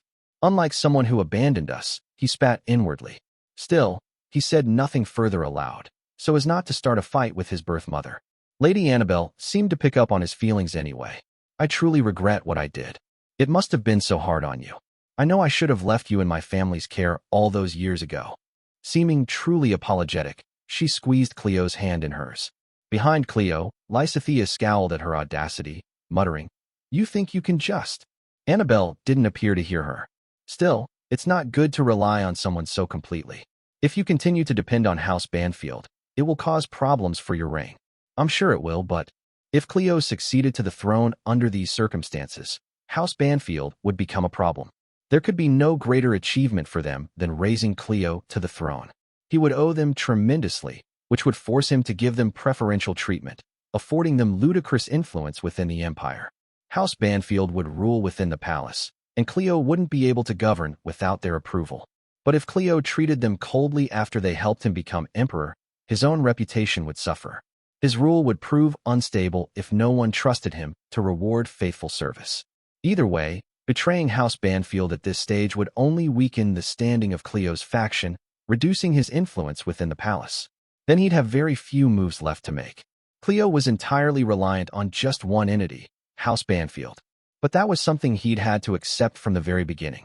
If not for House Banfield, Mother, I most likely wouldn't be meeting with you like this. In the end, he had no choice but to rely on them. That was, until Lady Annabelle presented him with a new option. You were just desperate to survive, weren't you? She replied. But now your position isn't as weak as it was. What are you saying? What do you think I can? Before he could ask what she envisioned him doing, Lady Annabelle's voice drowned his out. Make use of House Langrand. You don't need to abandon Count Banfield entirely. Just come to rely on House Langrand a bit more, little by little. By doing so, you can prevent Count Banfield from holding all the cards. Wah! This shocked interjection came from diagonally behind Cleo. Don't listen to her, brother. The nobles won't accept a sudden power shift to House Langrand. Cleo took Lysithea's counsel seriously, but he couldn't help thinking, is it really wise to keep relying entirely on Count Banfield? Would it so bad to achieve a bit more balance via House Langrand? House Langrand had only approached Cleo when the possibility that he might become the next emperor arose, so they were hardly worthy of trust. Still, the idea of using them to somewhat offset Liam's power seemed solid enough to ignore that. Liam's influence was so great that Cleo considered accepting the suggestion, despite House Langrand's untrustworthiness. If I don't do anything, I'll never be more than a puppet. I don't intend to resist that. I don't, but surely, I can at least make a preliminary move for my own future's sake, can't I? In the end, he decided to accept House Langrand's assistance in order to weaken Liam's position and to somewhat mitigate his own sense of inferiority. Where's the harm? House Langrand's blood flows through my veins as well. The other nobles wouldn't like me abandoning my blood relatives either, would they? Lysithea wasn't sure what to say to that. It was true that noble society placed great value on blood ties, so Cleo would come off as untrustworthy if he abandoned his relationship with his birth mother's family. That may be true, she said. But how do you intend to explain this to Count Banfield? I'm sure if I'm upfront with him about it, he'll understand. My position is still inferior to his, but I can't remain his puppet forever. Thus, House Langrand secured its position within Cleo's faction. I suppose you've got it rough too, Marion told me one day while I was busy at work. I wasn't sure what to say to that vague statement. I could outright ignore it, but then Marion would probably just go on endlessly, so I decided to humor him. In what way? I asked. Marion leaned forward giddily. He must have been quite interested in whatever he was about to bring up. With House Langrand, I mean. Everyone's heard about Randy's meeting with Prince Cleo at this point. He pulled up a holographic display on his tablet. It seemed to show something like the internet forums from my former life. On screen, all sorts of people anonymously discussed rumors within the palace. Most were baseless nonsense, but every so often, someone posted something true. Thus, you couldn't write it all off. Marion was showing me a discussion about Cleo and Randy's rumored meeting. Prince Cleo's supposed to have meetings booked years in advance, but he made a special exception to see House Langrand's heir. So his birth mother's family is finally getting involved now. It's definitely a bit late at this point, but it feels like there's some reason he'd meet with them now. He's probably sick of how Count Banfield's been acting. Everyone knows hick nobles from out in the middle of nowhere have no manners. Let's just hope the Count goes home and holes up in his own domain as soon as his training's over. That war-crazy idiot should stick to fighting and keep out of anything else. There were a lot of posts bashing me as well. Since Marion had gone out of his way to show me this, he'd been expecting something from me. Did he want me to get angry? I ignored the posts and got back to my work. Is that all you wanted to show me?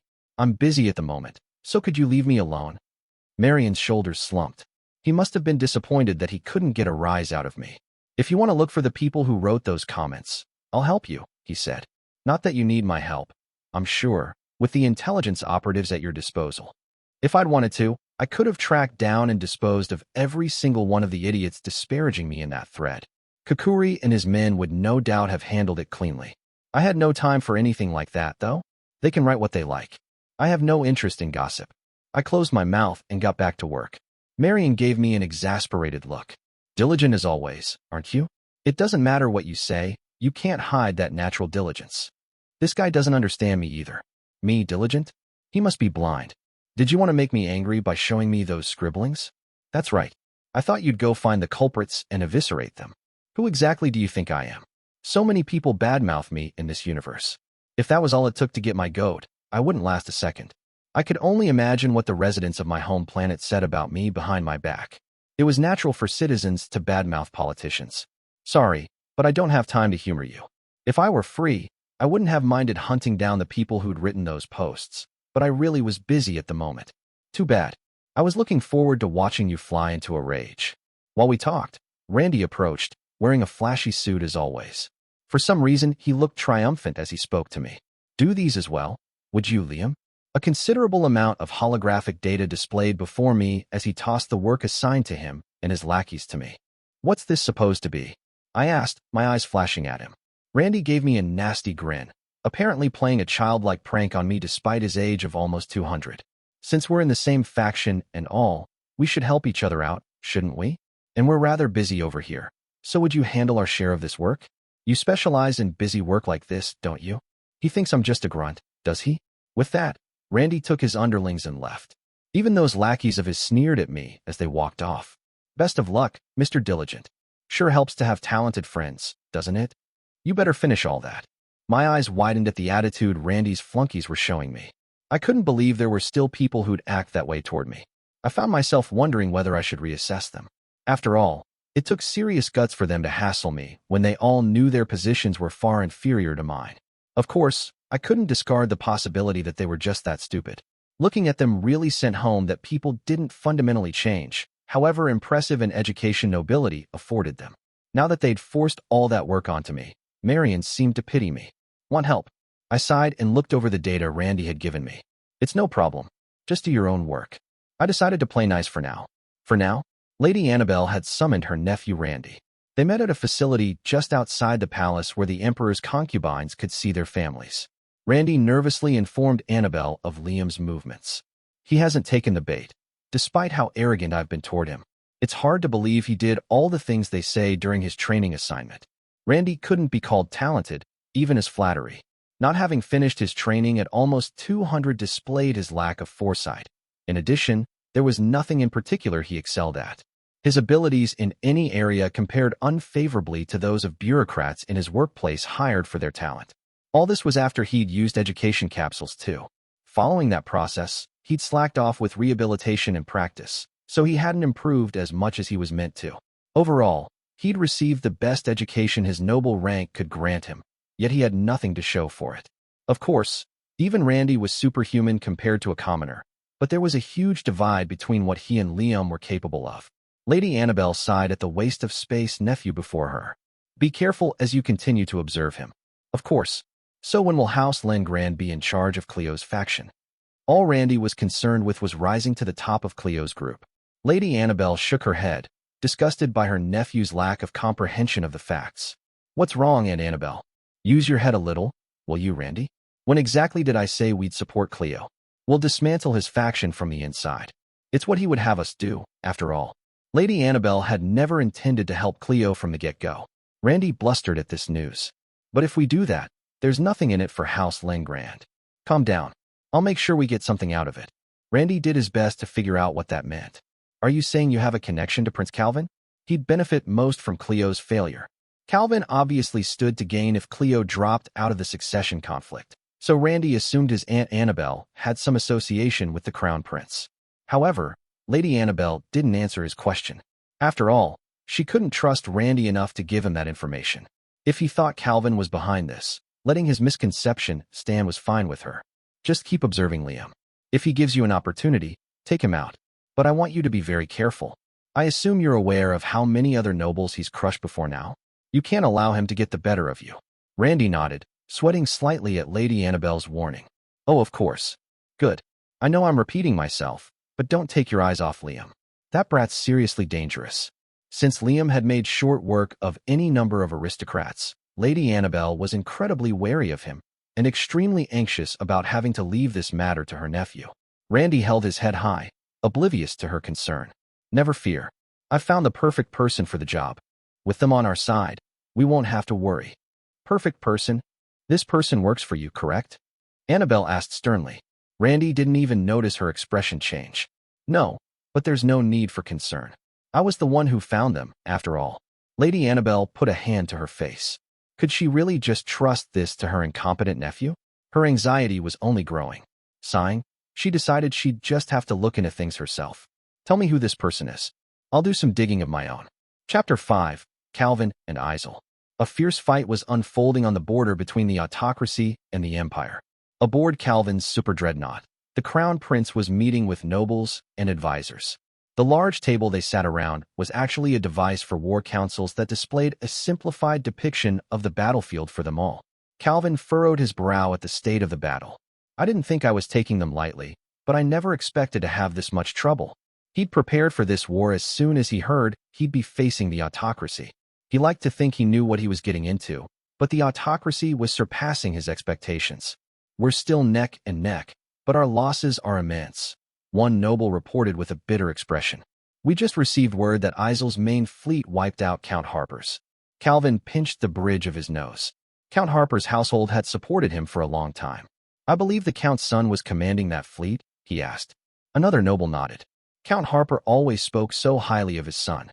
He graduated from the officers' academy with top grades, and his military service was exemplary. I didn't think he'd be bested so easily.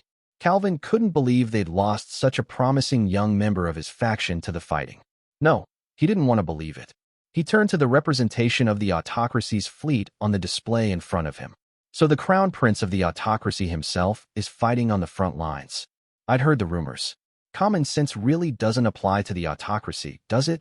The supreme commander himself fighting in front sounded impressive, but it wasn't a practical approach. One of the nobles affected a twisted smile, perhaps acting tough to boost morale. In the Empire, Liam's probably just about the only one who fights like that. When he named Liam, the other nobles agreed, smiling wryly. True enough. Who do you think's stronger, the autocracy or that kid? Wish we could pit the two against each other to find out. Nobles and advisors alike snickered inappropriately at the suggestion. Such a thing wasn't possible, unfortunately, although Calvin himself wanted to agree to it. That's quite a tempting proposal, but we can't add Liam to the mix. I shudder to think what he'd do if he were here. Liam was a boon on the battlefield, to be sure, but he was their opponent in the contest between Calvin and Cleo's factions. None of them wanted to worry about the autocracy and Liam out on the battlefield. They already had bitter memories from the Empire's war with the United Kingdom. House Banfield had dealt their faction a serious blow during that conflict. None wanted a repeat of that, so they didn't like the idea of Liam joining the fight. Anyway, we have to settle things ourselves this time, Calvin said. Cleo's already overtaken us, so we need to use this opportunity to regain ground we've lost.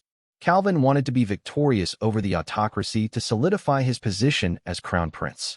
If Liam showed up and turned the tide for them, that would only earn Cleo more points. The nobles and advisors all agreed. We'll just have to fight off the autocracy, then, one said. It's not going to be easy, though. Defeating a formidable opponent was an impressive feat, and the autocracy was a truly terrifying foe. I understand that, Calvin said. Now, let's figure out our next move, shall we? Their meeting went on for a long time after that. This is awfully tedious, Crown Prince Isel, supreme commander of the autocracy's forces, muttered from the bridge of his 3,000-meter super dreadnought. He stood with his arms crossed, not using his seat. The soldiers around him agreed with his sentiment. You said it. There's nothing fun at all about an enemy that stays on the defensive. It's pathetic of their supreme commander to hide in the back like this too. He doesn't have to fight on the front line or anything, but he could come a bit farther forward, couldn't he? The way Calvin fought was distasteful to the autocracy. Isel sighed. I hoped there'd at least be a warrior for me to fight. A soldier corrected the disappointed Isel. The Empire calls warriors knights, Your Highness. Right. Both those called knights in the Empire and those referred to as warriors in the autocracy spent time from a young age within education capsules, boosting their abilities beyond inborn human limits. But there was one major difference between Empire and autocracy traditions. Any child could become a warrior in the autocracy, since education capsules were available to use cheaply. Only a handful of these children made it to adulthood, though, due to the countless trials prepared for them on their way to becoming warriors. Dropping out meant death, and less than half the children who began the process managed to become any kind of warrior. Isel looked up at the ceiling. Isn't there a warrior I can go toe-to-toe with out there somewhere? He'd become so strong, no one was left who could challenge him. That was Isel's greatest problem at this point. As Isel bemoaned his lack of fitting opponents, Dwar and the guide stood behind him. No one could see the pair, so no one feared Dwar's monstrous appearance. Dwar was saddened to see Isel's plight. Ugh, my Isel can't find any strong enemies to fight. Can such a tragedy be allowed to stand? Dwar had orchestrated countless trials for Isel, watching over him ever since he was young. The Crown Prince was the finest warrior he'd ever raised. His 8 tentacles writhed as he listened to his dear Isel's lamentations. The guide had no idea how to react to this. Wasn't it you who made him so peerless in the first place? Yes, Isel overcame all my trials to become the warrior he is today. He's the finest warrior the autocracy has ever seen. Dwar played around with reality as if trying to create the strongest possible character in a video game. The guide couldn't help smiling at the being's innocent fun. I don't dislike him, but his sport just isn't to my taste. Still, I wonder just how many lives he wasted to raise this one warrior of his. It delights me to imagine. Receiving Dwar's favor was actually a death sentence. The trials he arranged for those he took a liking to were all but impossible to overcome. Any normal person would die during the course of the first one. Dwar also bored easily. Even if someone survived his trials, if he grew tired of them, he'd throw them away just like that. The discarded pawn would be lucky if they were merely dismissed, but he inevitably used such an individual to train his next protege. The warriors who'd previously gained Dwar's favor all ultimately died in battle. The one exception was Isel, who overcame each and every one of Dwar's trials, and was in turn peerless. Now, shall I prepare a strong enemy for my dear Isel? Dwar was ready to take action. The guide couldn't hide his excitement. You're finally getting serious, I see. Well, the Empire's not handing Liam over easily. What could they be thinking, not sending their strongest knights to fight my Isel? Dwar asked, as if he truly couldn't understand the Empire's logic. The guide lifted the brim of his hat, though his eyes remained in darkness underneath. Human society has its complications. But if you attract Liam to you, he'll appear on this battlefield whether you like it or not. It's easy enough for us to control the fate of a few humans. Even if the guide couldn't do so in his current weakened state, Dwar would be able to draw Liam to this place. That was simple enough for a being whose abilities surpassed humans, like him. Dwar employed his power to bring Liam to the battlefield, as a sacrifice for Isel and for the sake of a good show. I can't wait to see you, Liam, he said. You'd better entertain. Chapter 6. Randy. Marion awoke in his apartment on the capital planet. He sat up and looked down next to him at the naked woman he'd picked up the night before. A light blanket covered her, but did little to hide the curves of her body beneath it. Marion got up and raised a hand. In response, the window shades rose, flooding the room with light. He got ready for work and had breakfast. All he had left to do now was leave the apartment, but his guest wasn't waking up. Exasperated, he called out to her sweetly. It's time to get up, my lady, he cooed. Finally, the woman woke up. At first, she looked around the room as though she didn't know where she was. Then she must have remembered the night before. Her face went red. Marion smiled. Adorable, he said, reaching out to her hair, but the woman flushed and gathered her scattered clothes, racing into the bathroom with them. Marion shrugged. And you were so enthusiastic last night. Well, I've got to be getting to work. He looked down at the scenery from the window. Outside stretched a gray expanse, the usual view the capital planet offered. Looking up, he glimpsed the artificial sky above them. It's so filthy here, I just can't grow to like it. Still, the women are just my type. He found them captivating despite hating the capital planet. Marion smiled to himself at that thought. Well, good morning, Liam. I heard Marion's voice as soon as I got into the elevator. Just from his cheerful greeting, I was already sick of him. But since there was no escape route in an elevator, I had no choice but to humor him. You smell like perfume again, I pointed out. Marion got out his tablet, bragging to me about his success the night before. I found a cute girl and picked her up. Oh, here she is. The perfume smell was because of a woman, at least according to Marion, but the one he showed me on his tablet was different from the last. He must really have been fooling a lot of girls with those cute looks of his. Lately, he kept showing them off to me, as if bragging about his conquests. He apparently liked the strong-willed type. All the women looked mature. You should join me sometime, Liam. In our position, you can have your pick. When women found out you worked in the palace as a government official, they got a different look in their eyes. On the capital planet, bureaucrats were winners among winners. I'd heard all manner of stories that officials like us had their pick of local women, backing up Marion's claim. Since I wasn't interested, however, my only thought about this was I'm surprised you don't get tired of it. After all, picking up girls like that wasn't an evil lord's way. I was only interested in bending resistant women to my will. Anyone who'd just come along with me if asked wasn't worth my time. Tell him you'll head back to the boonies after your training, I said, and see how fast they run away. Girls who dreamed of the big city life weren't interested in moving to the sticks. However much money a guy earned, they wouldn't go with him when he left. Marion seemed to understand that, though. When it's time to part, I'll do that, sure. You really don't fool around, though, do you?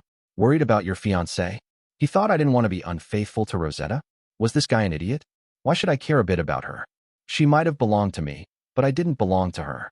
I just didn't fool around because, if I did that too much, I'd get crap about it from Amagi and Brian. Now that you've taken the first step, you must go all the way, Amagi would no doubt say. Brian would say, I see you've finally taken an interest in women, Master Liam. I only ask that you please beware honey traps. Beyond that, I'll say nothing more. On second thought, would they actually support my picking up women? Either way, I didn't want to deal with the commotion that fooling around with even one woman would cause. There aren't any women worth my time, I told Marion.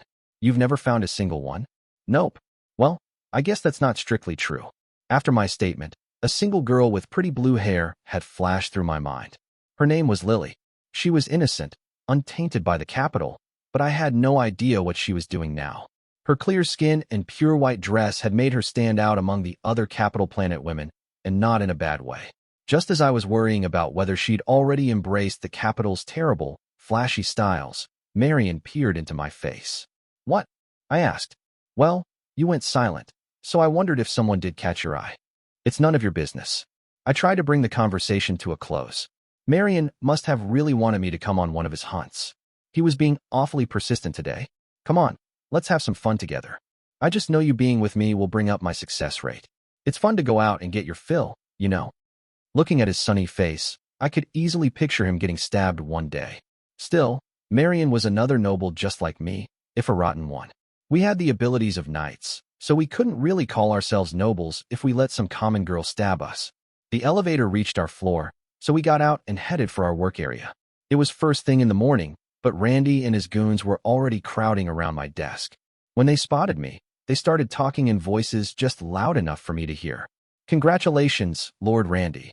One of his lackeys praised him. Randy looked bashful. Thanks. The others flattered him the same way. Now that you're officially working for Prince Cleo's faction, House Langrand will only get more important. I'm sure I'll be busy soon, Randy noted. You guys will help me out, right? They were discussing him joining Cleo's faction, around my desk for some reason. This early in the morning, and I was already so annoyed. Marion grinned at me. They're provoking you. Let them. I ignored the group and sat at my desk, where a file was waiting for me. Randy sat on the edge of my desk. Hey, Liam. His manner was too familiar. When he laid a hand on my shoulder, I scowled at him. Who do you think you are? Get that hand off me, I warned. Randy ignored me, acting as if he outranked me. Prince Cleo summoned me today, so you see, I'm quite busy. You'll do my work for me, won't you? After all, we're members of the same faction now. It's no skin off your nose, is it? A few days ago, I'd gotten word from Cleo that he'd allowed House Langrand to join his faction. That in itself didn't surprise me. If anything, I was a little surprised it was all he'd done. No, I don't mind. As head of the faction, it's my duty to look after newcomers like you. Go wag your tail at Prince Cleo in hopes that he'll take a liking to you. Your family's late enough to the party already. You've got a lot of work ahead of you kissing ass, I said, smiling. Randy's expression changed, his cheeks trembling, presumably because he was holding back anger. Geez, he's a noble, and he can't even keep a poker face? I thought. Then I remembered how much time he'd have spent at home being waited on hand and foot. He wasn't used to people picking fights with him, so he didn't know how to react. I was sure he was the type who lived like a king at home, just like me, just barely maintaining his cool. He rose from my desk. Well, I'm counting on you. He left with his flunkies, practically oozing frustration. Having watched the whole thing, Marion gave me an exasperated look. Well, this is trouble. I didn't think Prince Cleo would actually let House Langrand join his faction. I can't imagine that it was necessary to let them in just like that after all this time. I figured letting 1 or 2 riffraff nobles aboard wouldn't change anything at this point. Still, anyone who only joined now that things were going our way would be quick to betray us if the situation changed. Letting people you couldn't trust get anywhere near you was ludicrous, or so I wanted to say. I'm looking forward to seeing how far they get myself. Picking up the file Randy had left on my desk, I saw a good amount of data inside. Even one little file like this contained plenty of work for me to do. He'd probably gone around finding additional tasks to throw in there. As I closed the file, Marion asked, "Need some help? You'll be working overtime tonight if you're going to finish that whole thing." Want to know one of my least favorite words? Let me guess, overtime? You got it in one. I had a policy not to engage in overtime, and I didn't want to back down from my principles so easily. Marion grinned as he watched me. What an annoying guy. Well, if I want to leave on time tonight, I guess I've got to get a little serious today. Randy and his lackeys were using the break room, despite the fact that they should have been working. Ditching that work, they relaxed in the cafe-like chamber. Some even smelled of alcohol, but no one reprimanded them for that. The room was always full of young nobles who should have been completing their training, and everyone pretended they were doing their jobs. Randy had stopped by to kill time until his meeting with Cleo. Meanwhile, his lackeys made fun of Liam, evidently having taken his attitude as a bluff. He acts tough, but still, he took on all that work. I'll acknowledge his military record and personal ability, but he sucks at politics. It's obvious that he's just some border noble from the sticks. And leading all those stupid hick nobles will be our job, right? House Lengren's territory was relatively close to the capital planet, and their home planet was fairly advanced, which was why they ridiculed nobles like Liam from the outlying regions. Still, Randy couldn't be as blithe about things as his lackeys, after the warning his aunt had given him. Prince Cleo arrived at his current position with the help of those border nobles and their military might. Do not pick fights with them outside the arena of politics. Randy glared at one of his flunkies, who quickly revised his attitude. Of course, Lord Randy. Randy didn't make light of Liam's personal strength or the military might of House Banfield. He considered his future plans. My aunt wants me to drive him out of the capital soon. But is that really something I can do? I mean, if it's possible, it'd be convenient for me as well, but now that he had Cleo on his side, Randy wanted Liam off the capital planet. If that happened, he was sure he could take control of the faction. I don't care how strong you are, Liam. Don't think you'll be able to survive in the world of politics. Randy intended to fight Liam in an arena that had nothing to do with his combat prowess. Cleo, why are you listening to Randy? As Cleo was signing electronic documents in his office, Lysithea burst in angrily. Cleo sighed, signing a petition. Part of it was annoyance at Lysithea, but mostly it was because of the document's contents. It was a request for financial assistance from nobles who claimed they were impoverished. He'd received plenty of petitions, but many were rather dubious like this one. The nobles requesting his aid complained of difficult circumstances, yet almost all were just reaping what they themselves had sown. Even knowing that, Cleo signed request after request for aid, as if he were trying to get rid of as much money as he could. Continuing this assembly line work, he asked the trembling Lysithea, "To what do you refer?" "I'm referring to Randy." "And what is that?" The blood drained from her face when she noticed the requests Cleo was robotically signing. Are you signing all of those? You'll only attract more leeches if you grant people aid so easily." Momentarily forgetting about Randy, Lysithea tried to stop Cleo from signing the documents. But Cleo wasn't simply doing so for no reason. Many are in need, due to the Dwar autocracy's invasion. I can't just ignore them. When he gave her a reason like that, Lysithea couldn't dispute his actions so easily. She herself supported helping those suffering from the autocracy's invasion, but she couldn't hide her unease at the haphazard way Cleo offered his aid to anyone and everyone. "You should discuss these things with Count Banfield first." Her suggestion caused Cleo to burst out laughing. Lysithea was bewildered by this. Don't laugh. It's his money. You can't just give it away without consulting him." Lysithea's words were entirely reasonable. Cleo raised his head to look at her. "I thought about it, but I intend to give Count Banfield a more important job to do." "A more important job?" Lysithea asked dubiously. Cleo smiled. "I've got the perfect appointment for him. Worrying about requests like these is beneath him. It's not wise to offend him, you know." "I understand that. If a puppet like me wants to survive all this, I need the support of a major noble like himself," Cleo said cynically. Lysithea looked as though she wanted to object, but quickly abandoned the idea. "You're still? Well, what is this job for Count Banfield? Cleo glanced down at the electronic document before him and signed it without even reading it. There's a house that's caused something of an issue, you see. The Empire's impounding their territory and putting it under direct Imperial control. Since the territory's on the border, we'll need to send someone out there to serve as magistrate. I've elected to send Count Banfield. What? For a moment, Lysithea couldn't even react to the all-too-sudden news. A noble had caused a problem and was having their position and territory taken from them. But if the Empire confiscated their planet, they would need to send someone to rule it on their behalf, a magistrate. Thus, Cleo had decided to send Liam to serve as this planet's magistrate. You're sending Count Banfield away from the capital planet? Even with Calvin gone, Lysithea didn't think it was wise to send Liam away from the planet too. Cleo had foreseen this and tried to persuade her with the rebuttal he'd already thought of. Count Banfield is incredibly skilled at governing planets. He single-handedly rebuilt the society on his homeworld. After all, any new territory under direct Imperial control will be secure with him at its helm. I don't care how fit he is for the job. Don't send away people you can't replace. Lysithea was on the verge of tears now, as Cleo told her the circumstances of the planet Liam would be dispatched to. That's just how important this planet is, sister. Many Imperial citizens are considering evacuation from the Dwar autocracy's invasion route.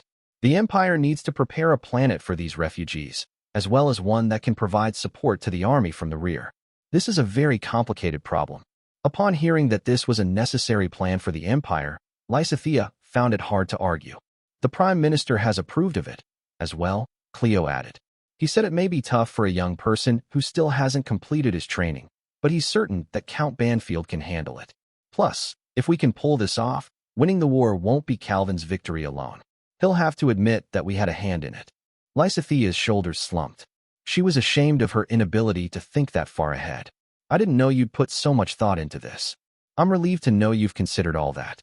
I have to confess, I've been a bit nervous since you suddenly said House Lengrand could join the faction. Since House Lengrand had previously abandoned the two of them, Lysithea clearly still distrusted Lady Annabelle. Cleo didn't say anything in return, so Lysithea repeated, "You really have thought this through. I'm a little surprised." Cleo smiled. "It wasn't my idea. I actually got it from someone else." Lysithea cocked her head. "Someone else?" she asked, but Cleo just chuckled, not revealing this someone's name. "You'll find out soon enough."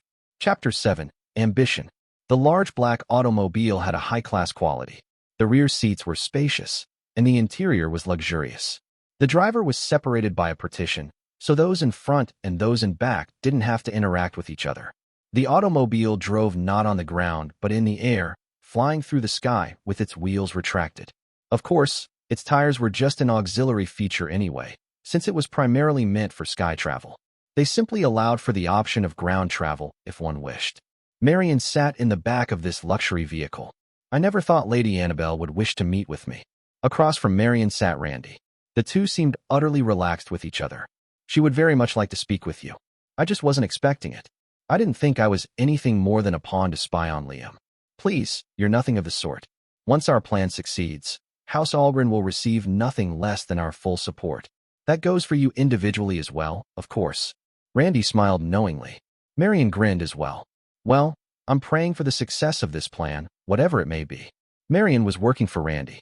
He'd only gotten close to Liam in order to spy on him. He was reporting everything he learned about Liam back to Randy, which was enough for Randy to promise to support House Algren. It was supposedly all for his family, which was suffering in the war with the autocracy. Randy looked into Marion's eyes and asked what he'd like in the way of individual support. So will a viscounty do for your reward? Or I could set you up with a pretty cushy position on the capital planet.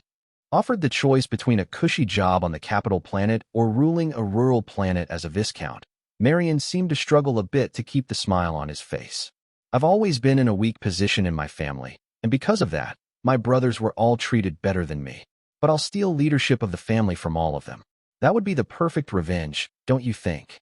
Though he'd been born the son of a viscount, Marion had never been in a position to go after the headship himself. He'd always been treated as lesser than his older brothers. Randy frowned.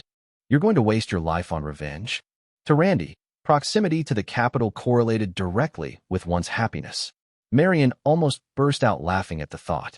Struggling not to do so, he explained how he felt. To be honest, I wasn't treated all that badly. I envied my brothers for the special treatment they received, but I don't have a grudge against them personally. It's just that if there's a mountain in front of me, I want to climb it, you know? But the title of Viscount is only a stepping stone to me.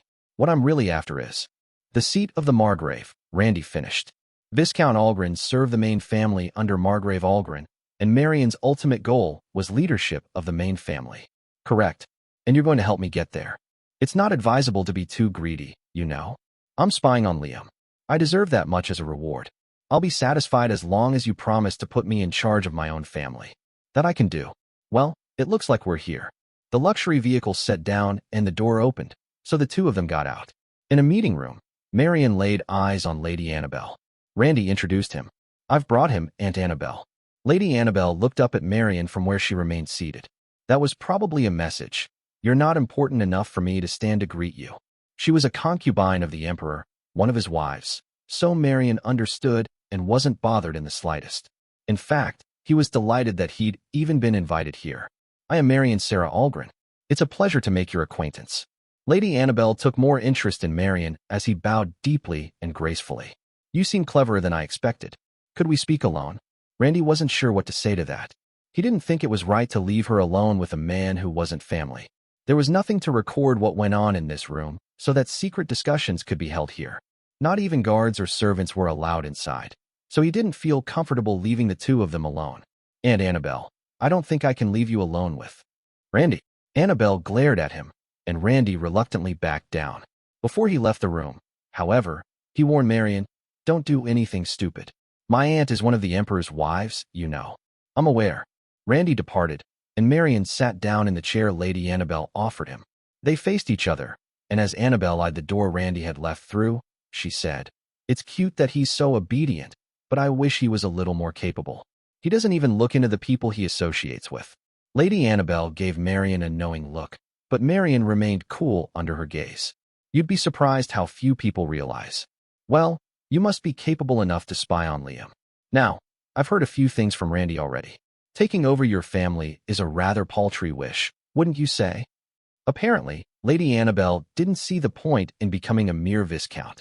Realizing she shared Randy's initial confusion, Marion told her what he really wanted. To be precise, I'm aiming for control of the main family, the seat of the Margrave. The position of Viscount is just a stepping stone to get there. Lady Annabelle gave Marion an interested look. I like greedy people. It's especially easy for me to get along with those who are clear about what it is they want. It appeared she'd judged him worthy of joining hands with. Marion had been expecting her to see him as disposable, so it was an unexpected stroke of luck that she had taken a liking to him. I've looked into your background, she told him. Pretty impressive. Randy could learn a thing or two from you. He could stand to take things a bit more seriously. I can't believe he really waited until he's almost 200 to complete his training. I wish he'd taken care of it sooner. If he had, he wouldn't have met me. Things worked out in the end, wouldn't you say? Well, I wouldn't have had to work so hard if he were a bit more capable. In any case, I think that's enough small talk. The look in Annabelle's eyes changed. I want to reduce Liam's authority. Do you have any ideas on how to accomplish that? She asked Marion. Marion grinned and revealed his plan. Let's get him involved in the war with the autocracy. This suggestion disappointed Annabelle. I see. So you just want to use House Banfield to save your own territory. Well, it would be difficult to get him involved in the war. Calvin's faction is on guard about him. House Banfield had dealt Calvin's faction a terrible blow in the recent war with the United Kingdom, winning a victory for his own faction at the same time. Calvin's faction still remembered the fear he'd instilled in them then, which was why House Banfield wasn't already fighting in the war despite their reliability in combat. Marion was well aware of all this. However, I know a bit about what's going on at the border with the autocracy, since that's where my family's territory is.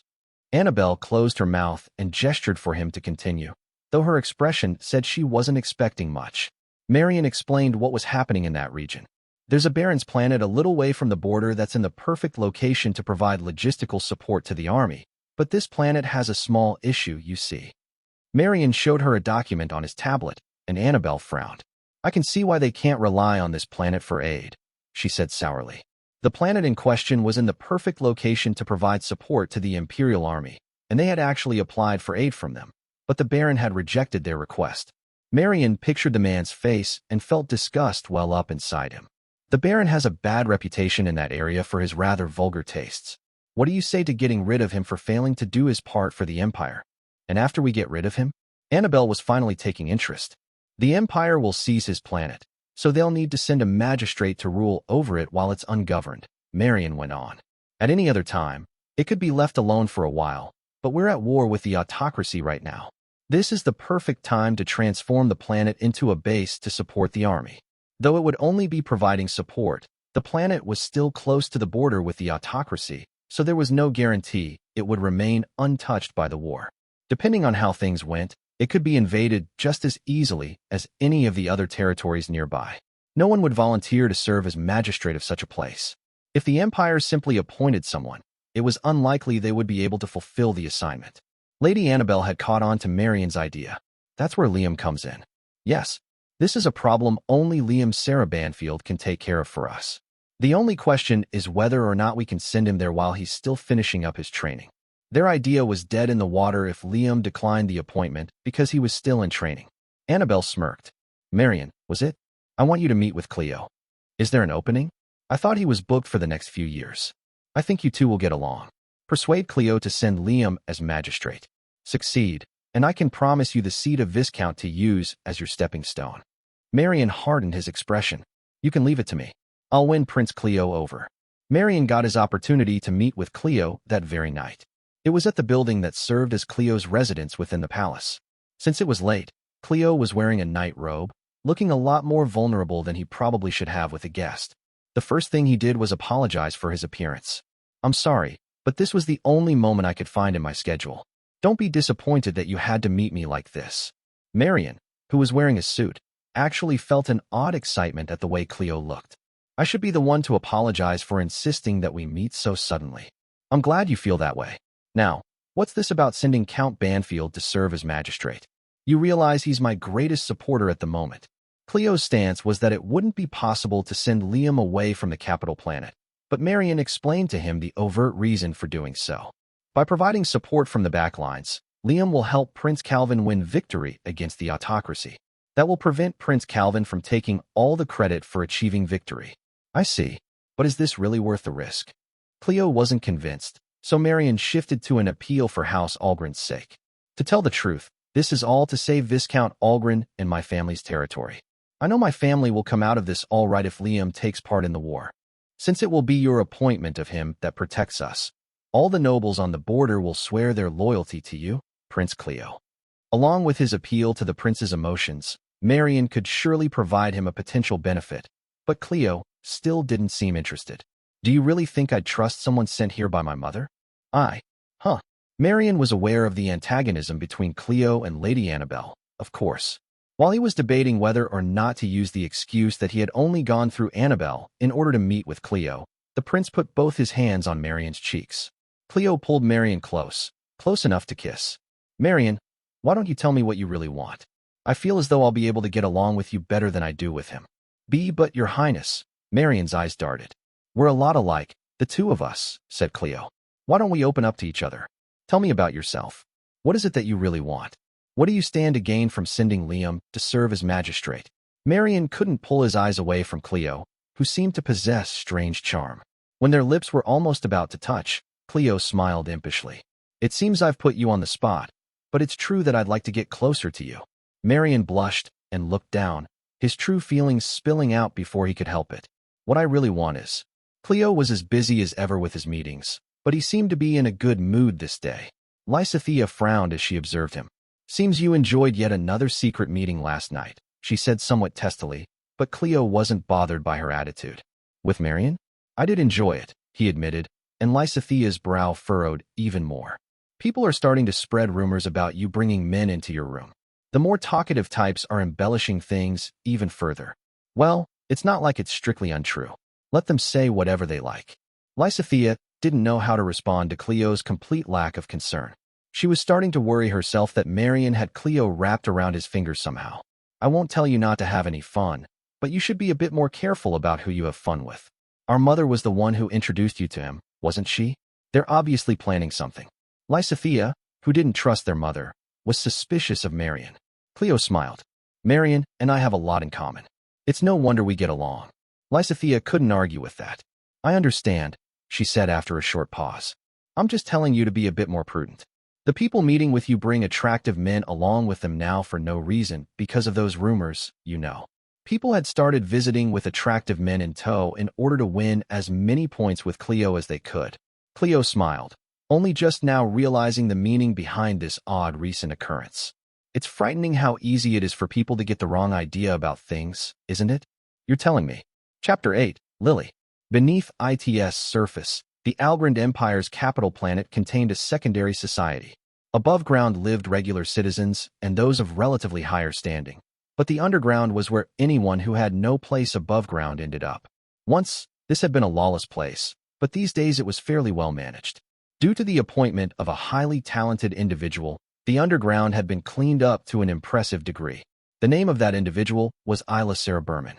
A longtime friend of Liam and Kurt, she was feared far and wide in the underground. She wore a black suit and had her messy, red-brown hair tied in a particular way behind her head. There was still a youthfulness to her appearance, but there was no one in her workplace who underestimated her. Having plunged the underground into terror, Isla had stayed on to continue her work while Liam visited his home territory. She'd requested the underground as the workplace where she would fulfill her service as an official, and she had now risen to the position of section chief. This wasn't due to any underhanded dealings by Liam. It was Isla's own achievement. Sitting at her desk, Isla shouted, "What did you say?" Hearing her yell, her subordinates flinched. Isla ignored them as she glared at the man she was talking with. Projected into the air in front of her was a hologram of Wallace Noah Alberito. "You're being too loud, Isla. How am I supposed to be quiet about this? It would be one thing if you were being sent there alone, but with Liam going to this, what is it again? Planet Augur. Yeah, that. Don't you think it's weird he's being sent to Augur to serve as magistrate? He's still in training, isn't he? Yep, just like I am. But the Prime Minister's already given his approval. Why?" Isla sank into her chair, openly annoyed. She saw no reason to put on airs with Wallace, so she regularly acted rather disrespectfully toward him. Sounds like it was Cleo who asked him to go. He wants to avoid the war being won by Calvin alone. The Prime Minister thinks Liam will do a good job, so he approved the appointment. Don't you think there's no reason to get me involved? I really couldn't care less about that. Every so often Wallace called Isla to make these status reports. He had been appointed to a different workplace than Liam, so he didn't get much detailed information about him. But this time he was wrapped up himself in what was going on with Liam. To Isla, of course, this was the least significant part of his news. The problem was what was going on with Liam. Isla held her head in disappointment. I can't believe Kurt is coming to the capital planet ahead of his formal appointment, but they're not going to meet. I wasn't hoping for a just-missed-each-other plot like this. Wallace took interest in what she'd said about Kurt Sarah Exner. He's putting off his appointment? Yeah, Isla answered reluctantly. His family's connected to the military, so he's going to join up and spend his time there until he becomes head of the family. When he does that, though, he'll have even fewer opportunities to see Liam. I'm critically short on Liakor energy. I'm glad to see you haven't changed, Isla. To Isla, who derived a lot of pleasure from shipping Liam and Kurt, it was a big problem if the two of them had fewer opportunities to meet. In an intergalactic nation, it was all too easy for people to become estranged due to pure physical distance, no matter how close they might be. If they drift apart, just what am I supposed to live off of? As Isla wailed this, her co-workers all averted their eyes. They weren't ignoring her. It was a polite attempt to pretend they didn't see her outburst. Well, there's still time before we leave. We should all be able to see each other, right? I'm too busy to take any time off. We're in a critical stage right now, and we're understaffed. I have to get rid of the heretics and gather more like-minded comrades to my side. Wallace looked at her coldly as she bemoaned her lack of time. That's all just for your hobby, though, isn't it? I know it doesn't mean much coming from me, but don't you think you should focus on your actual work a bit more? Frankly, it was none of his business, and since Wallace was so unserious himself, it hurt Isla's pride for him to talk to her like that. Isla looked at Wallace expressionlessly. Her eyes contained no trace of empathy for the rude man she'd been reluctant friends with for so long. Yes, it is for my hobby, and that's why I take it so seriously. Getting too serious over your work is the wrong way to live life. Why don't you just go to Augur on your own, Wallace? If you die, I can at least pretend to be sad. No, I'm sorry, I won't be sad at all. I probably won't be able to cry. Would it kill you to be nicer to me? We've known each other since primary school, haven't we? Have a heart. I'm going to a planet close to the front lines, you know. All Wallace was looking for was a little appreciation for his efforts, but Isla was just as cold as ever. Not happening, she said plainly, and Wallace's shoulders slumped. That's all. I'm expecting a lot from you, Count Banfield. Having said all he had to say, Cleo cut the call. I got the feeling he smiled before the window showing his face disappeared, but I didn't care. I sat in my hotel suite, gazing out at the night view of the capital from the window after Cleo had given me my orders. In a sealed space like this, I murmured, the lights are beautiful whether they're in the sky or on the ground. In the unique environment of the capital planet, the light of the stars was clearly visible since they were only a projection on the ceiling of the sky. It was a sight you wouldn't see on other planets. The capital planet was bright at all times of day with lights on the ground and blazing from skyscrapers that stretched all the way to the ceiling. That was probably bad for the eyes. I closed the shades to block the dazzling light. As I turned around, I saw Rosetta had come in and listened to my conversation with Cleo. She hung her head, clutching at her skirt worriedly, her other hand pressed against her ample chest. When she raised her head, her eyes were wet. It just doesn't make any sense to send you to Augur to serve as magistrate. You haven't even finished your training, darling. Apparently, Rosetta found it strange that they would send someone who wasn't yet a proper noble to serve as magistrate, but this matter had already been settled. The Prime Ministers approved the appointment, so it's officially not a problem.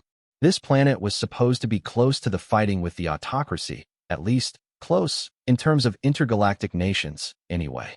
It didn't seem to make sense to send someone still young and inexperienced to such a place. Though I'd explained that the orders came from on high, Rosetta still couldn't accept it. It's just too cruel. I can't believe the Prime Minister would approve of such a thing, and what is Prince Cleo thinking? Her tone was soft, but her expression was twisted in anguish. Personally, just getting to see Rosetta looking that way made this all worth it to me. I had my own reasons for wanting to accept this job, though. I mean, I'd get to serve as a magistrate, after all. As a noble serving as head of my house, I ruled several planets as a count. But even with all that, there was one dream I'd yet to fulfill, and that was serving as a magistrate. Since I already had my own territory to rule over, this was a perfect opportunity to do so that I wasn't going to pass up. I don't see what the problem is, I told Rosetta. I'm fine with going to Planet Augur. Darling, when I told her I'd accept the job, Rosetta turned to Amagi. Say something to him, would you, Amagi? Hey, keep Amagi out of this. If she objects, I really won't be able to go. But Amagi respected my decision. I cannot object to a decision my master has made. Rosetta looked crestfallen to hear it. It made my heart feel all itchy seeing how sincerely worried about me she was. Sure, it's close to the battlefield, but it's at the rear. They just want me to provide them with some supplies, so it should be an easy job. I checked the documents Cleo had sent over and saw that, on Augur, I was also supposed to apprehend a baron who'd caused some kind of problem. Seriously, what an idiot. Because of his screw-up, it was harder than it should have been for the Empire to take control of the planet. This would be an annoying job, but I was so excited about getting to be a magistrate that I couldn't wait to do it. Amagi, get a fleet together back at home. The scale should be whatever we can spare. Claus will serve as commander. Amagi bowed her head diligently. Very well. Rosetta looked both anxious and confused to see me getting prepared so excitedly. You're even bringing Sir Claus with you? You really mean to do this, don't you, darling? She'd understood how serious I was when I mentioned I'd be bringing House Banfield's head knight with me. Of course I do. I mean, I'll be a magistrate. A magistrate. And the only magistrate I know is the evil magistrate. I pride myself on being an evil lord, of course, but to be honest, it's always been a regret of mine that I was never able to be an evil magistrate. Now I can fulfill that goal with this assignment. I would go to Planet Augur and enjoy myself as an evil magistrate just enough to keep the Empire off my back. I couldn't ask for a better opportunity. Fate really was on my side. The guide must have granted my wish. No, that was probably overthinking it. Still, my second life was one of complete bliss, thanks to that guy. I should make sure to send my heartfelt thanks to him again today. Rosetta clasped her hands in front of her chest, as if she were praying, giving up on persuading me. She stared at me and said, I understand, darling. I won't say anything more, but you must promise me to come back. Yeah, I said half-heartedly, averting my gaze from her passionate eyes. Why did she always have to betray my expectations of her? How the hell was I supposed to react when she acted this way? When the two of us fell silent, Amagi asked me, Incidentally, Master, will you be bringing those two with you on this assignment? I could guess who she was talking about from the look in her eyes. It was Tia and Marie. I thought about this, then answered, I think I'll leave them at home. For now, I want them to reflect more on their actions. Very well. In another room of the hotel where Liam resided was Seal. She was working there as a maid and had been allotted a decent-sized room of her own. She lay on her bed in her underwear, conversing with someone on a monitor. On the monitor was Kurt, who had yet to accept his post in the Imperial Army. He'd graduated from the military academy and completed his government service before he was slated to return home for a time so as to introduce his fiancée, Princess Cecilia, to his domain. Seal lay on her stomach, kicking her legs in the air behind her. Her limbs moved on their own with excitement that she had this chance to talk with her beloved brother. How's the capital planet, brother? You haven't been here in a while, have you? I'm super busy getting everything ready before my military service. I wanted to see Liam and everyone else while I'm here, but I'm not sure I'll be able to make time. He laughed somewhat forlornly. Seal saw a touch of loneliness in his eyes. It was only a little bit, just enough for his sister to be able to pick up on it. Yeah, she replied. Liam will be leaving for Augur soon to serve as magistrate there. We're all busy getting ready here too. House Banfield was in such a rush of activity that even Seal was feeling it. Kurt's face on the screen looked confused. This is just so unbelievable. It is like Liam, though. Sir Claus was only just appointed head knight, but he'll be going with him, right? He beat Lady Christiana out for that role. I'd like to meet him one day, but I don't think that's happening anytime soon. Seal's heart hurt to see her brother looking so forlorn. I didn't want to tell him this, but she didn't want Kurt to see Liam, but it wasn't just Liam. She felt the same way about Isla, who looked at Kurt with indecent eyes, and the unreliable Wallace as well. They may have all been irreplaceable friends to Kurt, but to Seal they were people that he was better off cutting ties with. Still, when she saw him looking so sad, she couldn't help telling him. The Count's going in for his last day of work tomorrow, but I heard he'll be done by noon, and then he's returning to the hotel. He should have time in the afternoon. Kurt smiled bashfully. Thanks, Seal. I think I'll be able to make some time tomorrow afternoon too. Seeing her brother look so happy, Seal thought to herself, it's for the best. I didn't want him seeing Liam, but as long as they're only meeting as friends, it's fine. If he's meeting him as a man, it's fine. While I was making my preparations to head off to Augur, I went in for my last day of work to hand off my tasks to the people who would be taking over for me. As I processed the fact that I'd be saying goodbye to this workplace, Randy, who had naturally learned of my appointment as magistrate, came over. He was smirking, as were the lackeys he had in tow. I hear you're transferring to planet Augur, he said, bringing his face close to mine. Congratulations, Liam. Just sit tight, cowering in fear of the autocracy, and wait for your mission to come to an end. I was to spend 3 years on Augur, and in that time my noble training would be completed. During that period, I was to get Augur into a state where the Empire could take charge of it and establish a military base there to support the war efforts. To Randy, it must have seemed like a demotion, but to me leaving this place and its meaningless busy work and getting to play evil magistrate was a reward. Are you actually the one scared of the autocracy? What are you, a coward? I needled him. Even the elites of the Imperial Army have trouble against the autocracy. Don't think you'd escape a fight with them unscathed, however strong you might be. Randy walked away immediately, a frown on his face. Guy's got no tolerance for provocation, I said. He's going to live a tough life. I grinned, expressing my mock concern for Randy's future, and looked to the seat beside mine. Marion had skipped work again today. After successfully handing over my work, I left for home just before noon. I climbed into the car that waited for me and looked out the window. Won't be seeing this view for a while. I gazed out at the scenery for a while before commanding the driver, stop. The driver pulled over and opened the door for me.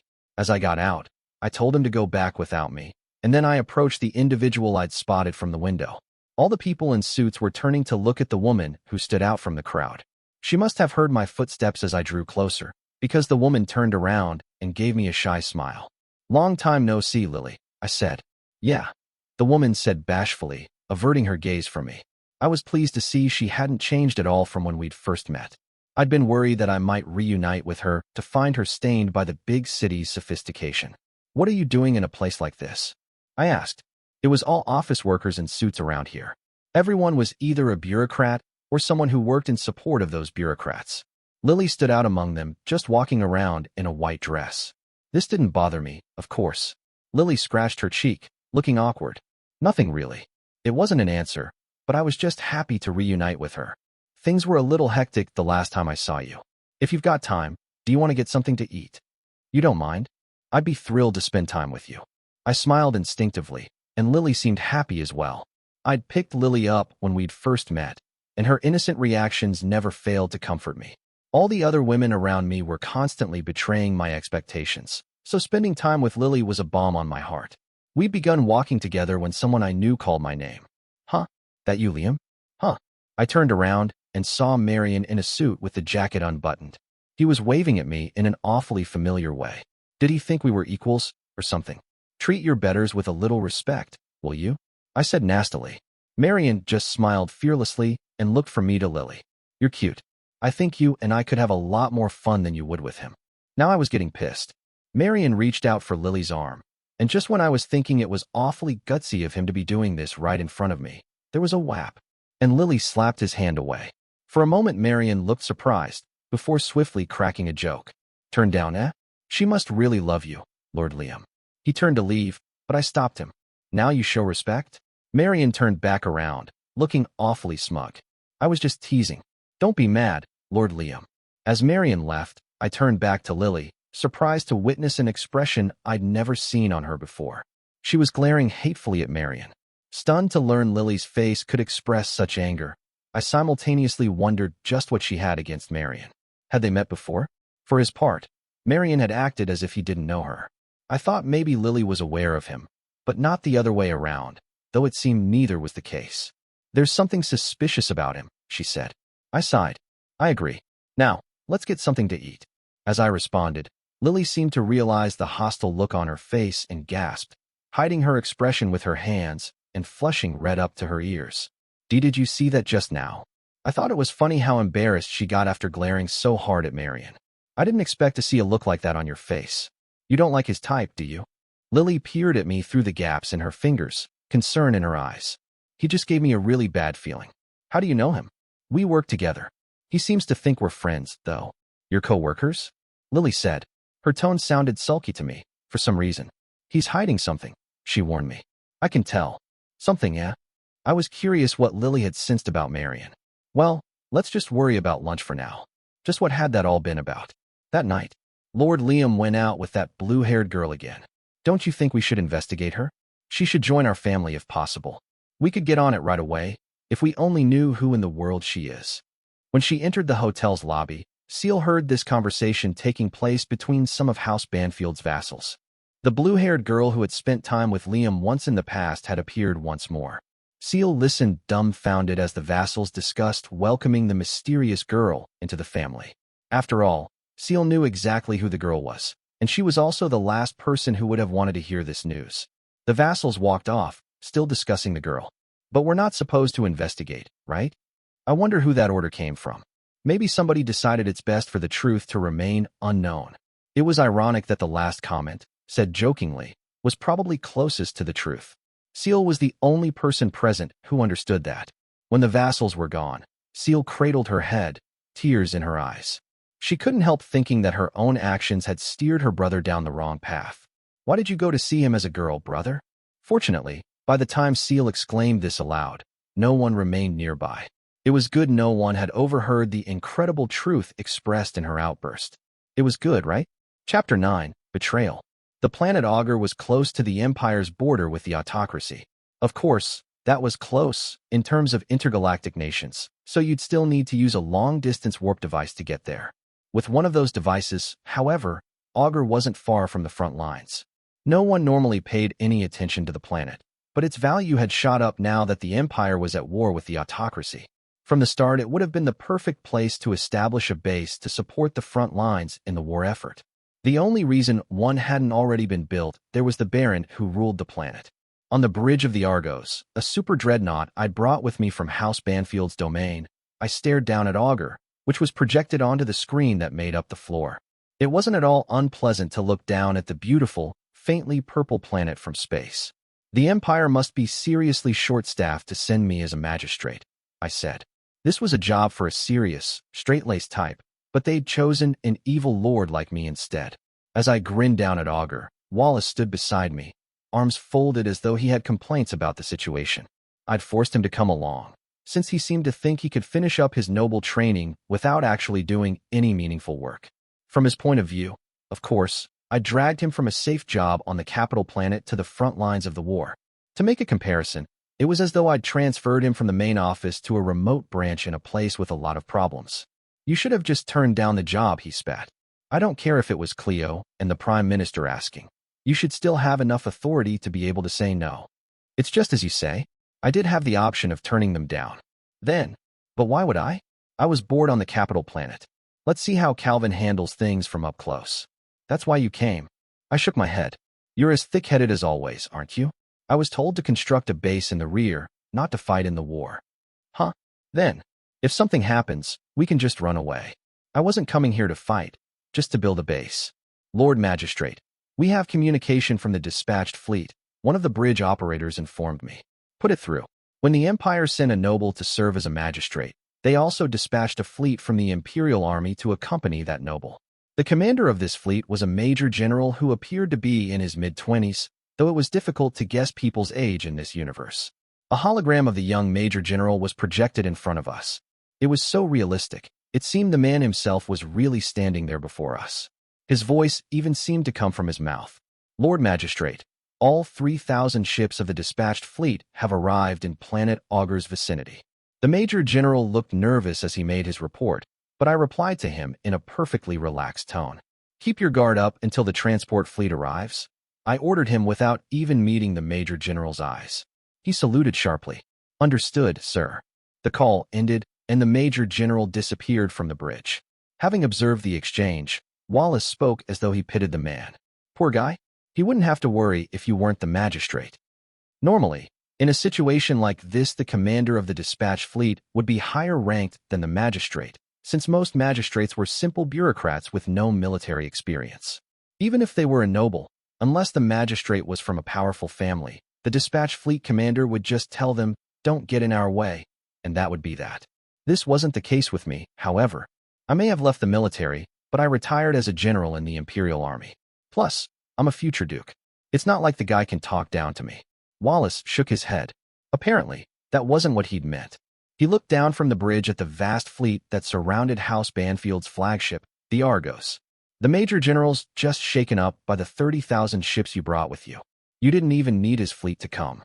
Just because we were so close to the battlefield, I'd brought my own fleet of 30,000 ships with me.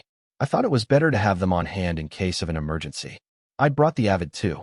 Still, there was a reason I'd wanted the dispatched fleet to come along despite all my preparations. Now I have a great number of ships to give random tasks to, since my fleet has work of its own to do. Exterminating all nearby space pirates, right? Do you really have to do that in territory that's directly controlled by the Empire now? Of course I do. As a representative of the Empire, a magistrate ruled over an area under direct Imperial control. Once their term was up, someone else inevitably took over. So most magistrates didn't do much more than warm the seat.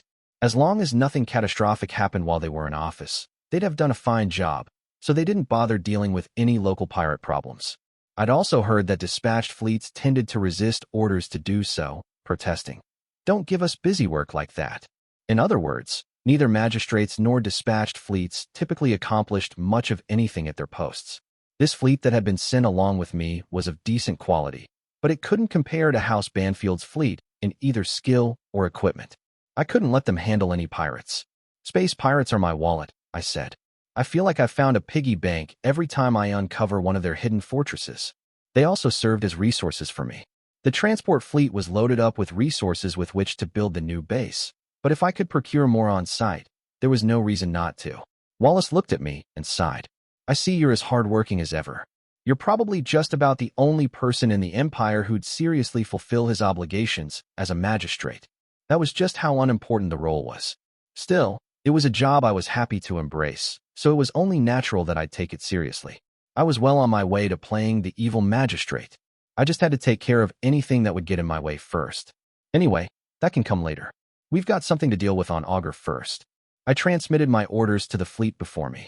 Begin the operation as planned. Capture the ruler of planet Augur and bring him to me. If there's resistance, you can eliminate everyone but the Baron himself. The moment my orders had been given, things started moving on the bridge, and House Banfield's waiting ships began to descend into the planet's atmosphere. 2 days after the operation commenced, the Baron who ruled planet Augur was brought on board the Argos, which was standing by in space. The plump man was old enough to appear to be in his 60s, and he trembled before me with his arms bound. Seated in my chair, I sighed as I paged through the detailed documents the strike team had provided me with on planet Augur. You've got some nasty hobbies. According to my investigators, the Baron's citizens were forced to live like prehistoric people. To me, their civilization was akin to something out of the Middle Ages, but to the people of this universe that level was considered prehistoric. But I haven't broken any laws, the Baron said desperately. I just forbade new immigrants from using education capsules. I rose from my seat, disgusted with him. Why, your lordship, please, BFFH. I kicked the Baron in the chin, sending him flying. You make excuses to me, when I'm the one who has to clean up your mess? The Baron had forced the people in his domain to live in a prehistoric society. So many generations had passed in this state that the people of Augur didn't even know there were other people living out in space. And that wasn't the most disgusting part. Did you have fun playing God? The Baron had been making his people worship him as a god. As someone who had actually received help from the likes of the guide, this disgusted me. I stomped on the Baron again and again. Well, did you? Answer me. Please forgive me. Please forgive me. I was just having a little fun. It was ludicrous that he would even say that. And yet this was just what Empire nobles were like. They were all complete garbage, me included. The Baron had lost consciousness, so I turned to the knights beside me. Take him away. Yes, sir. One of the knights was a woman with glasses and long, glossy black hair.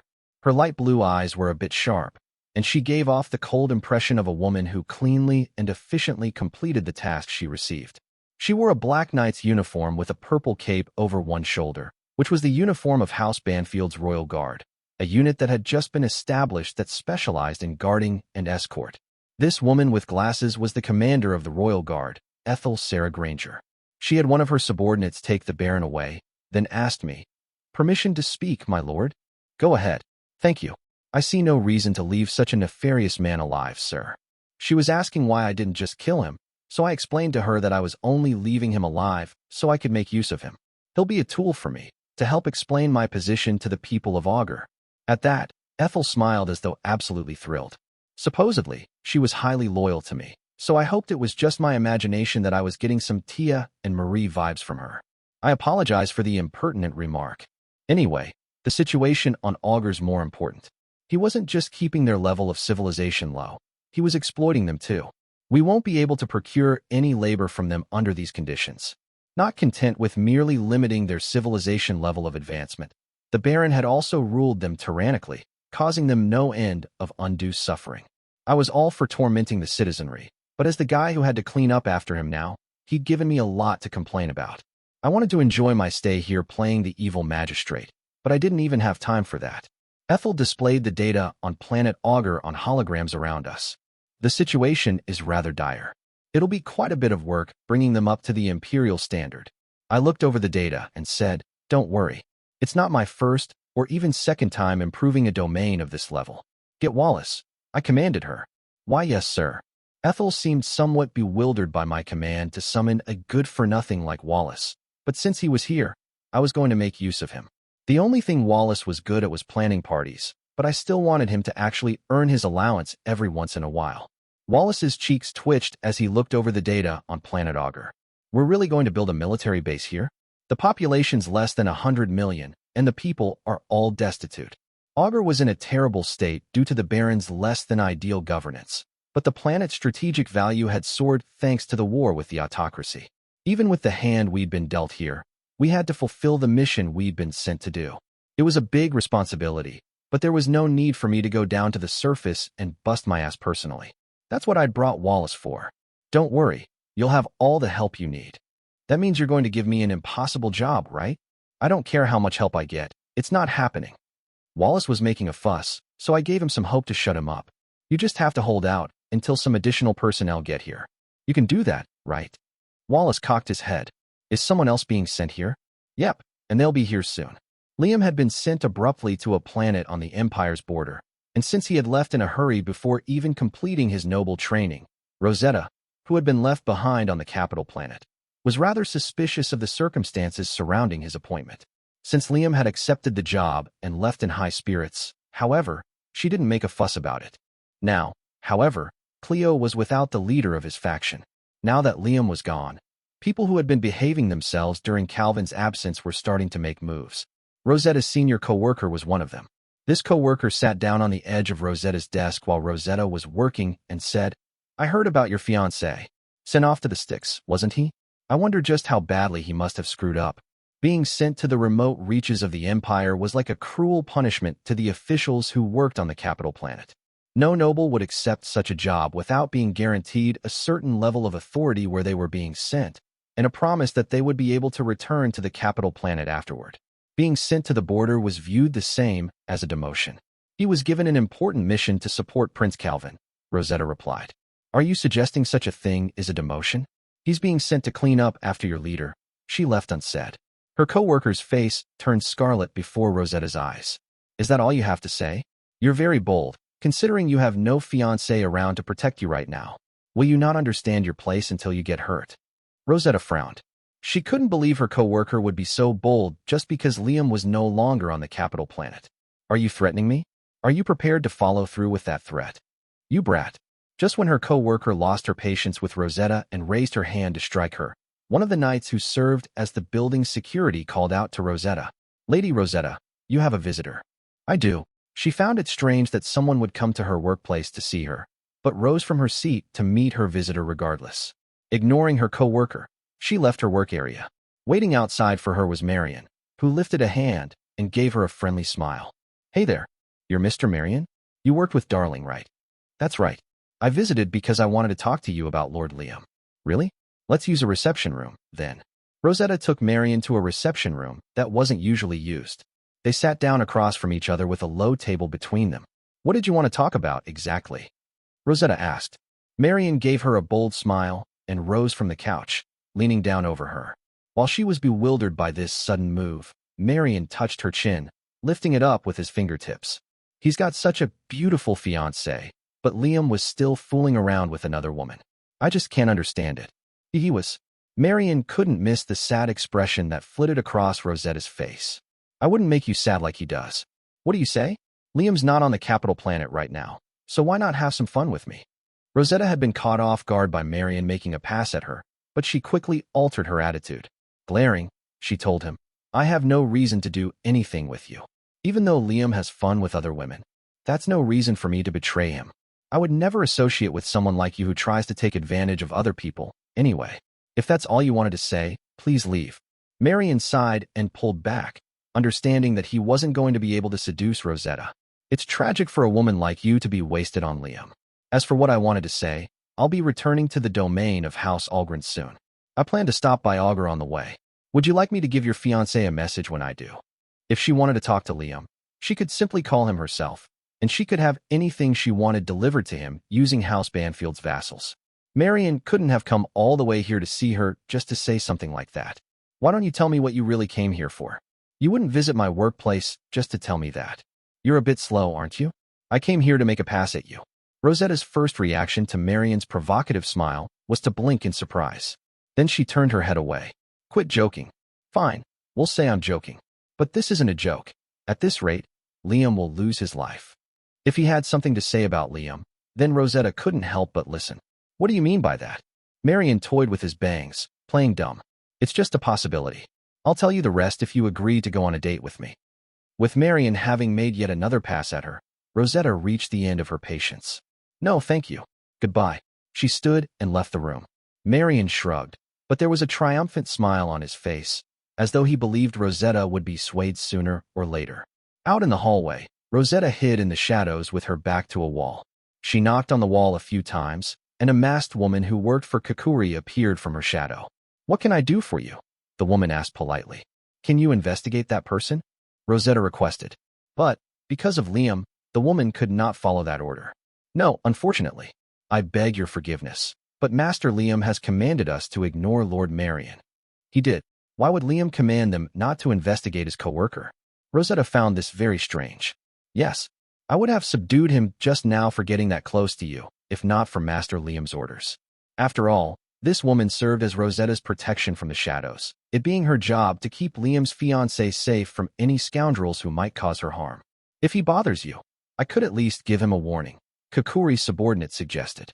He did bother her, but Rosetta thought for a moment and shook her head.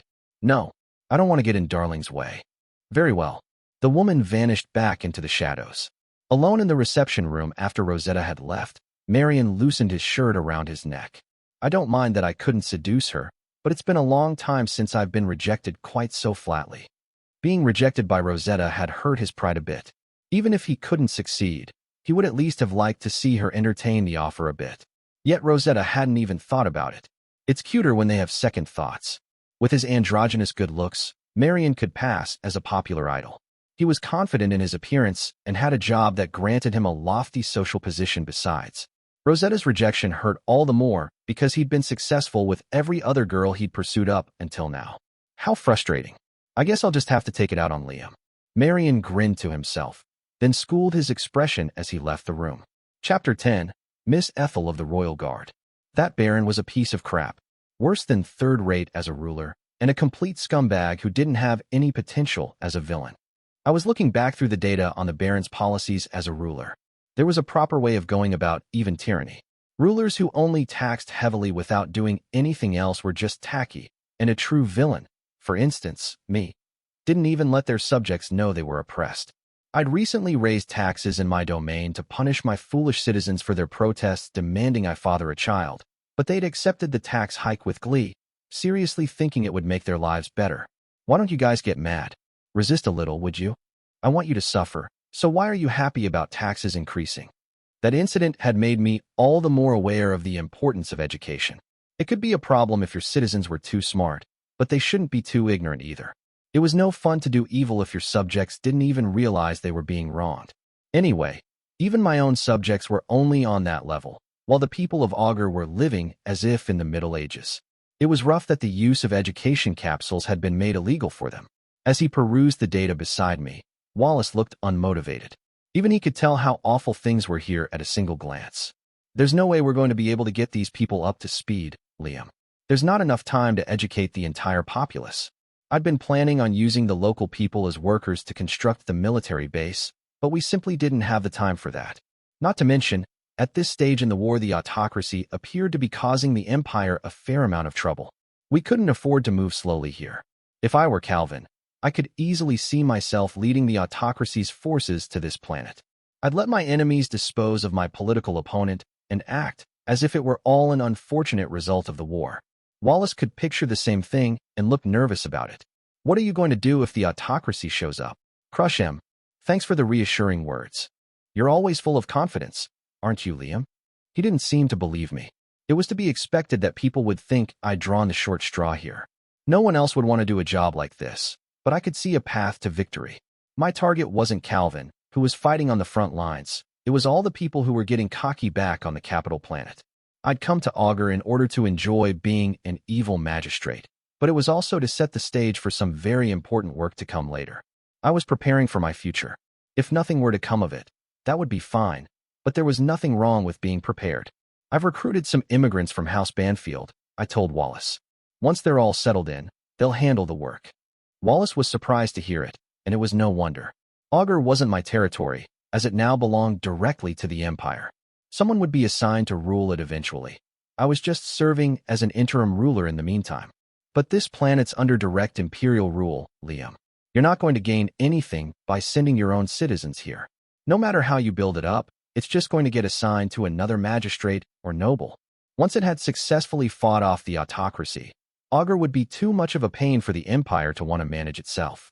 It would be handed over to an up-and-coming noble, or else sold off. Any time and effort I poured into it would just be wasted, or so it would seem on the surface. Making sure such effort wasn't a waste was what made a villain a villain. You don't have to worry about it, I told Wallace. For now, all we need to do is construct a splendid military base for the Empire's sake. We've got all the materials we need now, so we'll start with building a spaceport. Now, Wallace, I planted a hand on his shoulder and smiled. I think it's time for you to go down to the surface. Huh? Why, you're kidding, right, Liam? I can direct things just fine from space. As Wallace threw a fit about going down to the surface, I snapped my fingers, and the royal guard stepped forward to drag him off the bridge, one guard on either side of him. As I watched him go, I commanded him, "You're going to construct some public works on the surface. You've done it before, so it should be easy for you. Don't worry, you'll be promoted to bureaucrat status once that's all done." Of course, there was no point in an empty promotion like that for Wallace, since he would have his own territory at some point in the future. He knew that as well as I did. Wallace was on the verge of tears. "Wait, I don't want to live like prehistoric people. If you don't at least guarantee me proper food and shelter, I won't be able to sleep at night." I thought he was blowing things out of proportion, speaking about Augur's society as if it were truly prehistoric, but that was just how it seemed in this universe. Wallace was hauled away, and the bridge was once again quiet. I turned to the knight next to me and told him, "You'll be doing some work for me as well, Claus." "Yes, sir," he said, showing no other reaction. That simple response was great. Claus knew exactly what his role was without me having to explain it to him. It had been the right choice appointing him my head knight. He was a way better option than those other two talented idiots. Claus was plenty talented himself, but he didn't have the issues with personality that the other two did. He was perfect for the role of House Banfield's head knight. Now, let's lay our trap on planet Augur. Ships loaded with immigrants from House Banfield, as well as equipment and building materials, descended to the planet from space. Watching them arrive was a group of royals who served as representatives of the people of Augur. The royals representing the planet's various nations watched the ships with complex emotions, since they had been told that only their god possessed ships capable of traveling through space. Many of them wondered if it was servants of their god descending in those ships. Standing beside a king with a splendid white mustache, a beautiful princess trembled with anxiety. "Your Majesty, what is happening? We've never had so many divine servants arrive like this in ships before." Thousands, then tens of thousands of people poured forth from the ships, and there seemed to be even more still coming. It was an unbelievable sight. Just as bewildered, the king told his daughter, "I do not know either, but you are the current offering. You must fulfill your role no matter what happens." The beautiful princess clutched at her dress anxiously when she heard the word offering. She had been taught that as royalty, this was her duty. "I know," she answered firmly. The Baron had regularly demanded offerings from the planet's royal families. Not only did he take their beautiful princes and princesses, but even pressed them to give up valued treasures. The Baron had taken great pleasure in destroying those objects right in front of them. The royalty of planet Augur had no choice but to accept this treatment, though the king and princess both knew the fate that awaited those sacrificed as offerings. They understood they would likely never see each other again. It was the same for the other assembled royals, and a sense of grim resolve hung over all of them. Just then a particularly spectacular ship descended to the planet. A smaller vessel emerged from it and flew over to where the royals had gathered, and when it alighted its hatch opened. Tall armored knights stepped out from the vessel. They were just the sort of people the royals would expect to see guarding their god. The royals all prostrated themselves on the ground. Seeing this, the knights hesitated for a moment before asking their leader, "Sir Claus, what is this?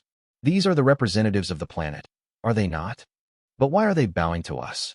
Unlike his subordinates, who were bewildered by the royals' behavior, the knight called Claus remained composed as he explained the situation to his men. The former baron forced these people to worship him as a god. He restricted information and technology to control his people. The knights' faces twisted in disgust as they muttered, "How disgusting." The royals were utterly confused by this exchange, which was nothing like those that had occurred between their visitors in the past.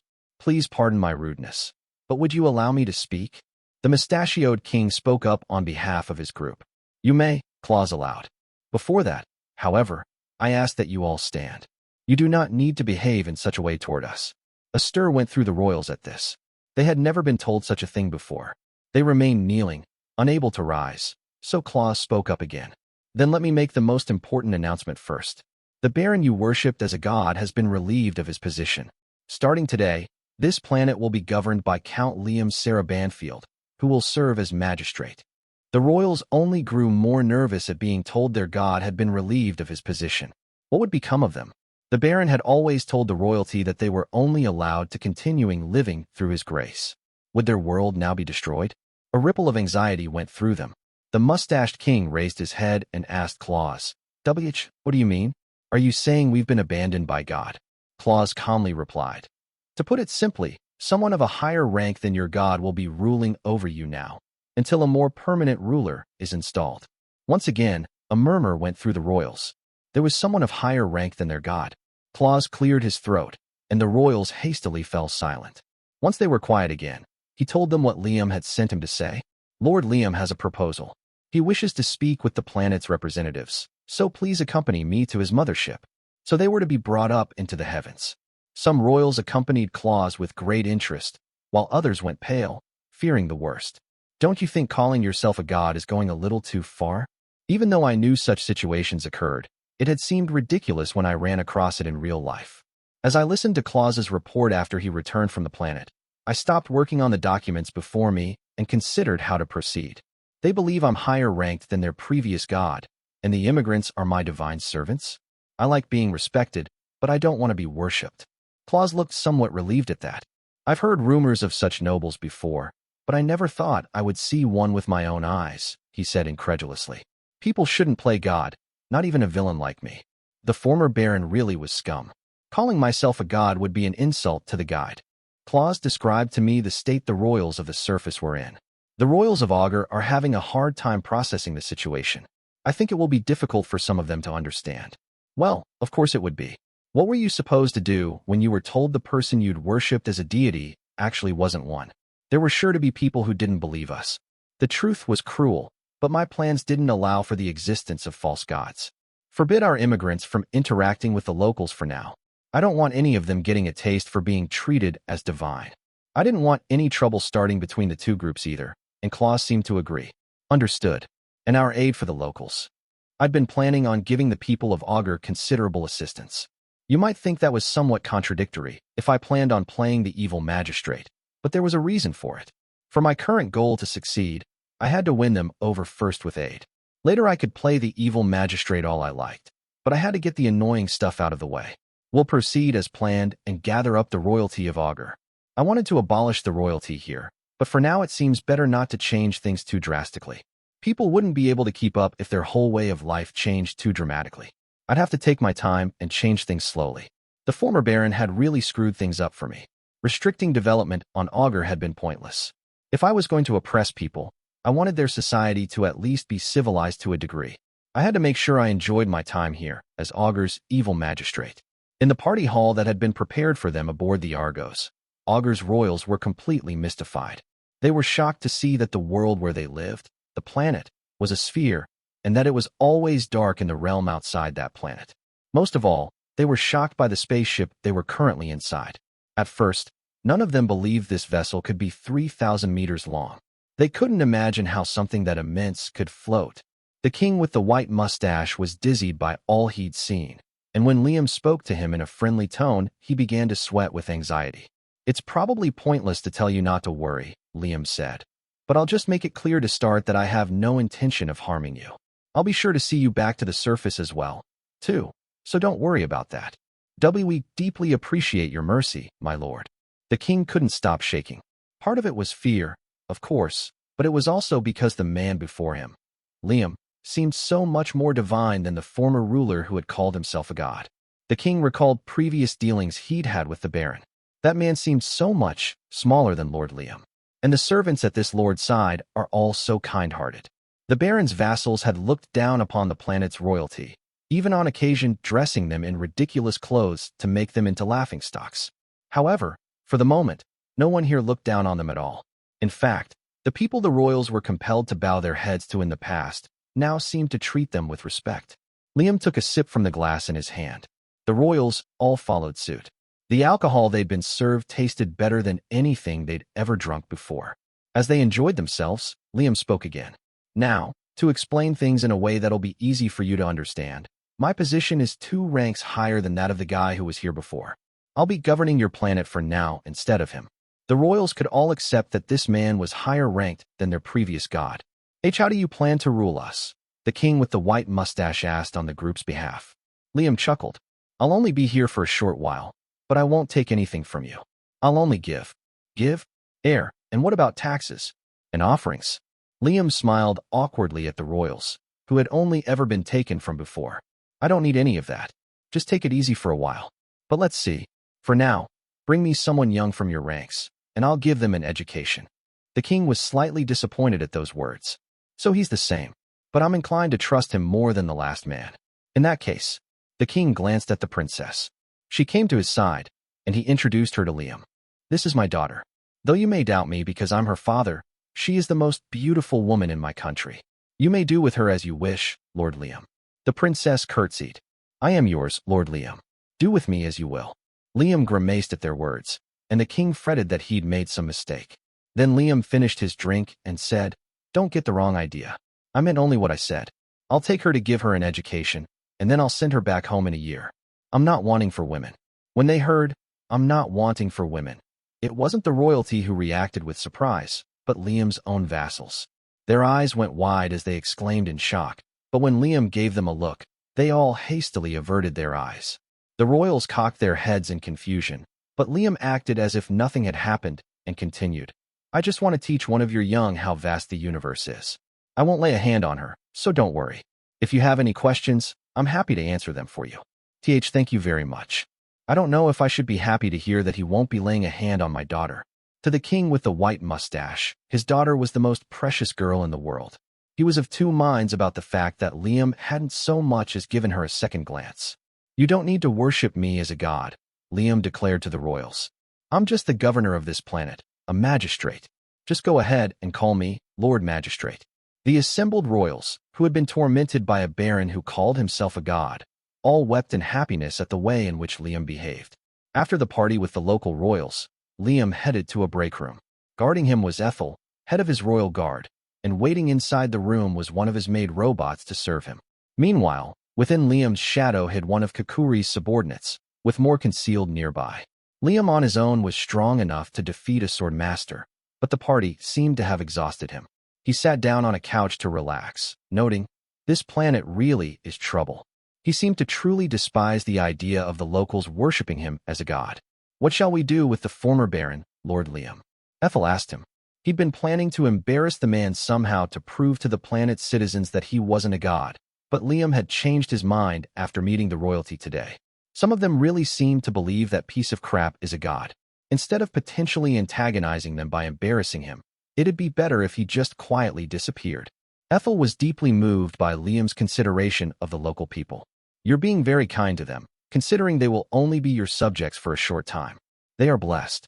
These words had come from the heart, a product of her deep respect for Liam. But he didn't take her praise that way. Trying to flatter me? No, I truly feel that way. Right? Oh, I almost forgot.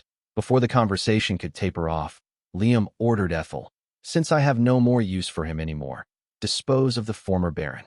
Ethel shuddered at the complete lack of emotion in his voice. Very well. Immediately after treating his subjects with respect, he shows no mercy whatsoever to an enemy. Lord Liam truly is the embodiment of the ideal noble. In addition to skill, loyalty was required to serve in the royal guard. They were the very best of the knight corps to which people like Tia and Marie belonged, and an excess of loyalty was standard among them. Chapter 11. A Black Nemain. It was half a year after my appointment as magistrate to Planet Augur. On the planet's surface, Wallace assiduously completed public works projects one after another with the help of the immigrants from House Banfield's domain. I'd entrusted all of the annoying work, like adjusting the civilization of the locals, to him. That left me with one problem, however. On board, I sighed in my office after finishing all my work as magistrate for the day. A reply to my complaint came from Amagi, who was standing by at my side. That is good. It is proof of the excellence of your vassals, master. Excellence, eh? Yeah, I guess so. My office was on my flagship, the Argos. There was a government building on the surface, now with an office reserved for the magistrate, but I was more comfortable with the facilities I had on the Argos. I didn't need to go all the way down to the surface when I could just as easily do my work from my ship, but that was the problem. If I could simply do my work on the Argos, my subordinates wouldn't ever give me a chance to go down to the surface. If I made any attempt to do so, I had about 1,000 people clamoring to accompany me as guards and support staff. How was I supposed to play evil magistrate like that? While I was lost in thought, Amagi alerted me to an incoming message. Master, you have a call from House Banfield's fleet. Connect them. The upper body of a young officer was projected above my large desk. Lord Liam, we've discovered a suspicious fleet in Augur's vicinity. According to our reconnaissance fleet, There's very likely a space pirate base somewhere near here. They're requesting reinforcements from the main fleet. I rose from my seat. That sounds like the perfect way to kill time. Get the Avid ready for deployment immediately. I ordered the soldier, who frowned awkwardly. What is it? I asked him. Sir Claus has forbidden your deployment, Lord Liam. At present, we are under Sir Claus's command, and as you are acting as a magistrate on behalf of the Empire. Claus was now the commander of House Banfield's fleet, whereas I was nothing more than a magistrate in service to the Empire. Of course, this was only a technicality. If I really wanted to, I could take command of the fleet, but that would put its members in the position of disobeying their official commander, Claus. Connect me to Claus. Yes, sir. The soldier said a little too enthusiastically. He patched me through to my head knight. Now Claus was displayed before me, looking as composed as always. What can I do for you, Lord Liam? It's about the space pirate base. I'm going to deploy in the Avid. Lord Liam, as you currently serve as magistrate, you cannot leave Planet Augur's vicinity. Please leave this matter to us. But I want to go. I told him. I wasn't so naive as to think he'd give in if I was forceful with him, though. Not only was Claus a talented guy, he also stated his objections bluntly. You are the head of House Banfield, Lord Liam. There are tasks that only you can carry out, and there's no reason for you to head out on unnecessary tasks like this. Please restrain yourself. Against Claus's reasonable arguments, all I could muster was an emotional outburst. It would have worked on Tia and Marie, but Claus was far too strong an opponent. I have the final say. You guys have to do what I tell you, don't you? Yes. I merely convey to you the consensus of House Banfield as a whole, Lord Liam. What? After your disappearance when you were summoned, any number of your subjects were greatly concerned for your safety. All right. He was referring to the incident in which I'd fled Amagi and Brian's nagging by going through a magic summoning circle that had caused certain idiots to go on a rampage, throwing my domain into complete chaos. That was enough to lead even me to reflect on my actions somewhat. Losing you would deal a fatal blow to House Banfield, Lord Liam. We all became quite aware of that recently. I have been asked by multiple concerned parties to see that you sortie less often from now on. Apparently, it really was the consensus of House Banfield. I searched for the words that would convince Claus, but couldn't find them. In the end, he even brought Amagi into it. Miss Amagi has made that same request of me. She asked that as your head knight. I personally see to it that you refrain from going on sorties yourself. Huh. I turned to Amagi, who bowed her head deeply to me. I apologize for going to the head knight without consulting you, master. I am prepared to accept whatever punishment you deem fitting. Considering everything that had happened lately, I saw no means of forcing my way into the field this time. Fine. I won't deploy. I sank back into my chair, staring up at the ceiling. I am grateful for your understanding. Please leave all miscellaneous tasks to us. The call ended, and Claus's image disappeared. I sighed. House Banfield's army is too well-manned now. There's no room for me there anymore. There was a very real possibility that I'd finish my role as magistrate without even having to do anything. I'd never imagined the people working for me would be so competent that it would become a problem for me. Amagi stood before me, her back straight. This is how things should be. There is no longer any need for you to act recklessly, master. Please do not go into battle needlessly in the future. In the wake of the events Claus had mentioned, Amagi really didn't want me fighting anymore. The chaos House Banfield had fallen into when I went missing had really freaked Brian out too. He'd been lecturing me a lot more than usual lately. Do you really think I'd lose? I was a selfish, evil lord. I couldn't just stay out of battle forever. While I was considering just how long I'd have to be good before I could go out and fight again, Amagi's expression changed. She closed her eyes, her voice trembling slightly. I am worried about you, master. Several inexplicable things have happened to you in the past. That is what concerns us. It was true that I'd gotten caught up in all sorts of strange incidents in the past, but I'd gotten through it all thanks to the guide's help. Still, I couldn't stand seeing Amagi so anxious. I get it, I said reluctantly. Thank you, master. Amagi bowed, then left the room, probably off to bring me some tea. I shook my head. Guess I won't be getting out of this just by telling her not to worry. As I racked my brain for some way to still enjoy myself playing the evil magistrate, I suddenly thought of Nida, my co-worker from my past life. He was someone you would call an otaku, always going on and on about his hobbies to me. Since I wasn't very familiar with the stuff he talked about, most of it went in one ear and out the other. I did, however, remember something he told me once that had caught my interest. That's right, a mask. Having successfully prevented Liam from deploying, Claus sat expressionlessly on the bridge of the Argos. His stomach hurt. Why does everyone force these impossible tasks on me? I'm only head knight by chance here. He was terrified that he'd incurred Liam's wrath during their last conversation. I had to say all that as his head knight, though. It is true that people come to me with their concerns about Lord Liam every day. Everyone wanted Claus, as Liam's head knight, to tell him things they themselves couldn't say to his face. Frustratingly, these were all things set out of concern for Liam's safety and the good of House Banfield. Had these people only been acting out of self-interest, Claus could have simply ignored them. I know someone has to say it, but why does it have to be me? I'm head knight in name only. All these expectations of me, they're so heavy. The burden of being head knight was far too weighty for him, yet he still faithfully tried to carry out his duties. That was Claus. Everyone around him, of course, was shocked by what had just occurred. They had all assumed he'd fail to persuade Liam, and that their lord would be out there fighting in the Avid whether they liked it or not. He really stopped Lord Liam from deploying. I thought there was no way. No wonder Lord Liam made Sir Claus head knight. To the crew on the bridge and Claus's own subordinates, the sight of someone objecting to Liam, the absolute authority of House Banfield, was stunning. Their gazes gathered on Claus in respect, as if to say, "That's Lord Liam's head knight. All right." Still on duty, Claus maintained his neutral expression, only voicing his complaints on the inside. Ugh, can't someone else get promoted and take over as head knight for me? 3 months later. This is our resupply? Incredible, as always. How many thousands of ships is that? Just goes to show how serious House Banfield is. A lot of escort ships with them too. The spaceport up above Planet Augur was a military base that was currently still under construction. Parts of it remained unfinished, so it would be some time yet before it could fulfill its function, but it made do as a spaceport in the meantime. The people who worked there were busy processing the arrival of a transport fleet from House Banfield. A few people were staring in awe at the thousands of transport vessels coming in as I passed by them dressed in work clothes. I was drifting through the zero-gravity corridors on my way to a hangar where one of the vessels had just landed. No one's noticing.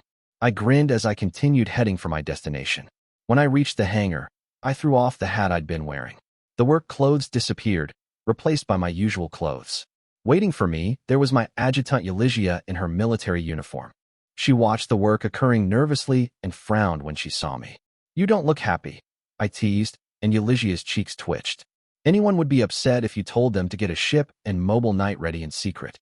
It wasn't easy evading the eyes of your head knight, you know. I'd asked Eulygia to bring a mobile knight and ship for my personal use, and she'd sneak them into this transport fleet. Since it was a secret to even my allies, it must have been quite difficult for her to arrange. Turning my head away from the pouting Eulygia, I eyed the box-shaped transport vessel in front of us.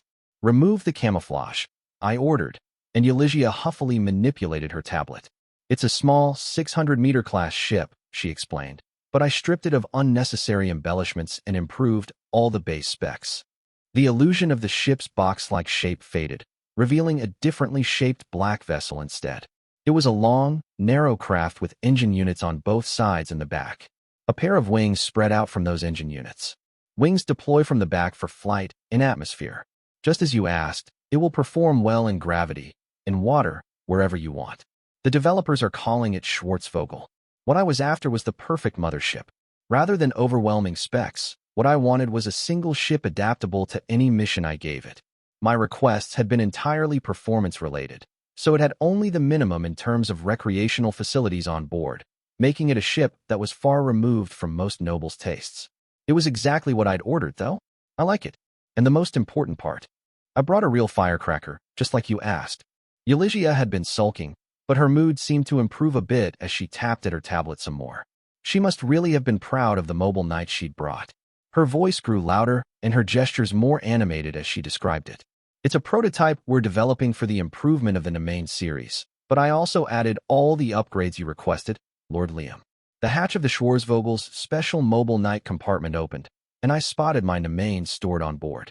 Other than the red visor covering its face area, it didn't look much different from a normal domain craft.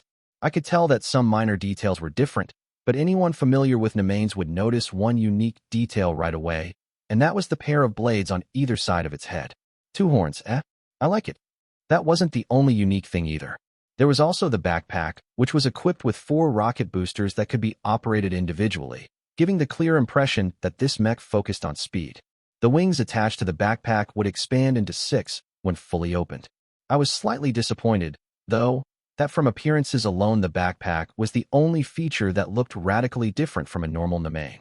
Probably accelerates pretty fast, I commented, and Eulygia seemed to guess what I was trying to say. In turn, I assumed from her expression that the craft's body had been pretty souped up.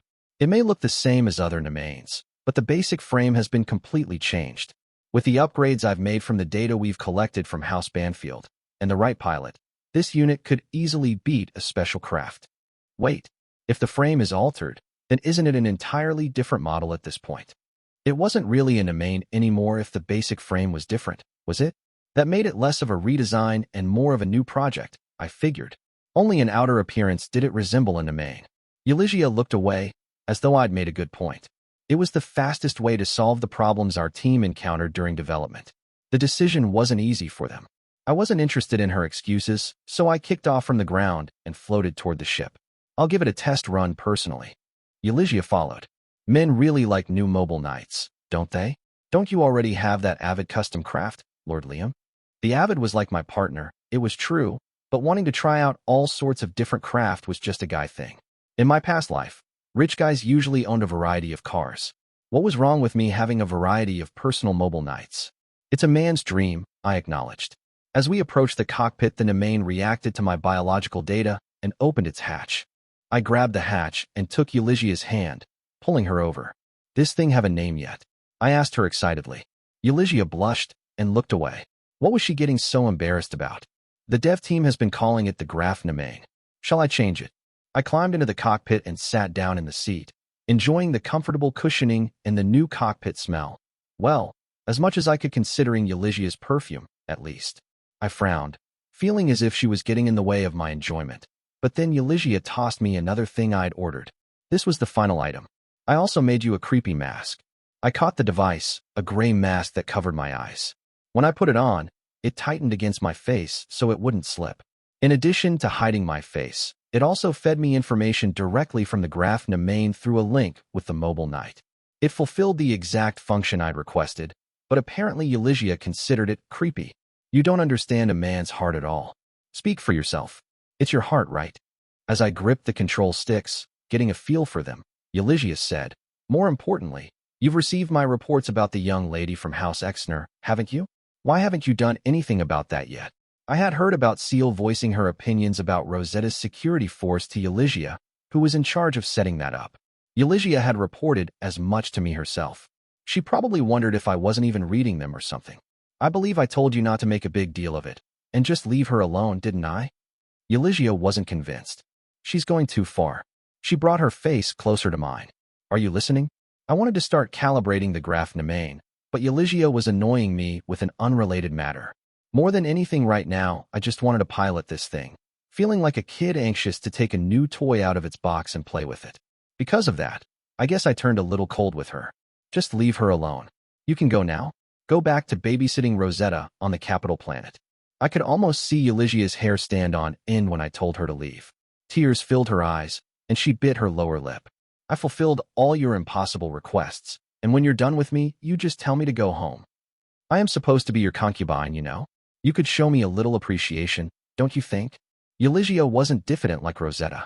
She was upfront with her demands for gratitude. She used to be so competent. What had happened? I brought my face up to Eulygia's with the mask still on, and when our noses were almost close enough to touch, she leaped back, red up to her ears. Huh, she cried. Hold on a second.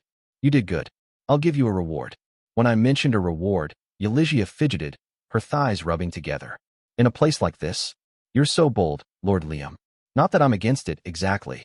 Huh. I shoved Eulygia, and she spun out of the cockpit. I'll transfer it to your account later. As she revolved in midair, I caught a glimpse of something red beneath the skirt of her military uniform. Flashy as always. If you don't like it, then don't look. Eulygia yelped, holding down her skirt. Then don't show me. Come on, get back here. I closed the hatch and caught Eulygia gently with the Graf Nemain's arm. She clung to its fingers, glaring at me once she'd stopped spinning. Sticking out her tongue out at me, she sped to the back of the hangar. Well, she's as personally disappointing as ever, but she is good at her work. Once I was piloting it, the Graf Nemain indeed felt like a firecracker. Reminds me of the first time I got in the Avid. I mused. Now, will you fulfill my expectations? I couldn't wait for the Graf Nemain's test flight. Euligia fumed as she left the Schwarzvogel's hangar, an endless stream of complaints about Liam spilling from her lips. This is what I get for finishing his request in such a short time? If I hadn't negotiated with the third weapons factory, this job would have taken years to complete. I really pushed myself to get it done. Without question, it was thanks to Euligia that the Schwarzvogel and Graf Nemain had been created so quickly, yet Liam's words of gratitude had been next to nothing. It's not enough to just give me some bonus money. Shouldn't there be, some other stuff? Instead, he treats me like garbage.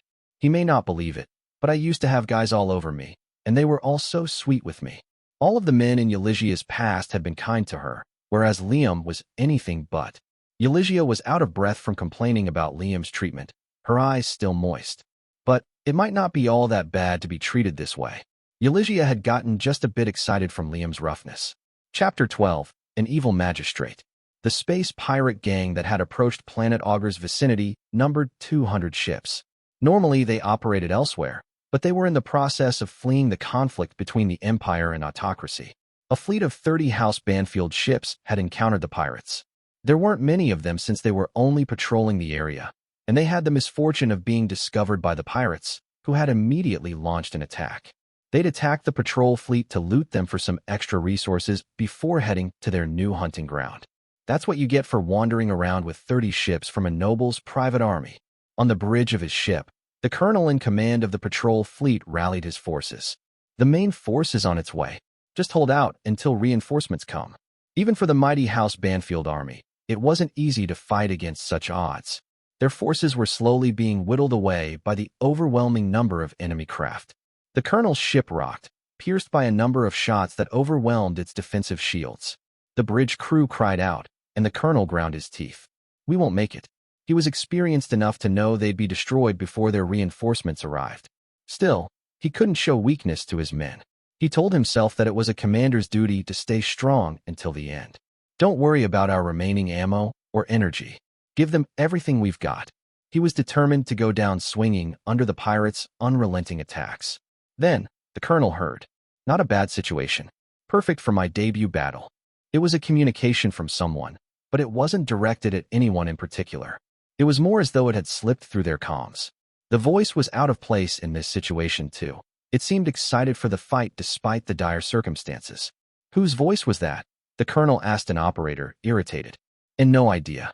It displays as unknown, but the signal registers as an ally. The operator replied, bewildered. The colonel couldn't believe his ears. How can it be an ally if it's unknown? Hurry up and identify it. Why, yes, sir. That was when a ship appeared before them. The vessel immediately engaged the space pirates, deploying a squad of mobile knights. The mobile knights were Nemains, but they weren't the right color for the Nemains in use by House Banfield. These were also of unknown affiliation, while registering as allies. The unknown ship has deployed mobile knights. What is this? Before the operator could explain the situation, the colonel saw it for himself on the monitor. Black Nemains. Equipped with boosters on their backs, the Black Nemains charged into the pirate fleet, after which there was an explosion. A pirate ship blew up. Another one did the same. Then they heard the same voice coming through their communication system. A little overly precise, but not bad.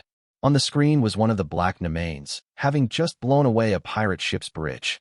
The colonel and his men held their breath at the sight of the black craft standing atop the burning pirate ship. The Royal Guard rushed to sortie after the Graf Nemain had already deployed. Ethel was concerned about Liam, who had gone on ahead of them. We were supposed to sortie at the same time. It wasn't that the Royal Guard was late, but that Liam hadn't been able to restrain himself and had gone ahead without them.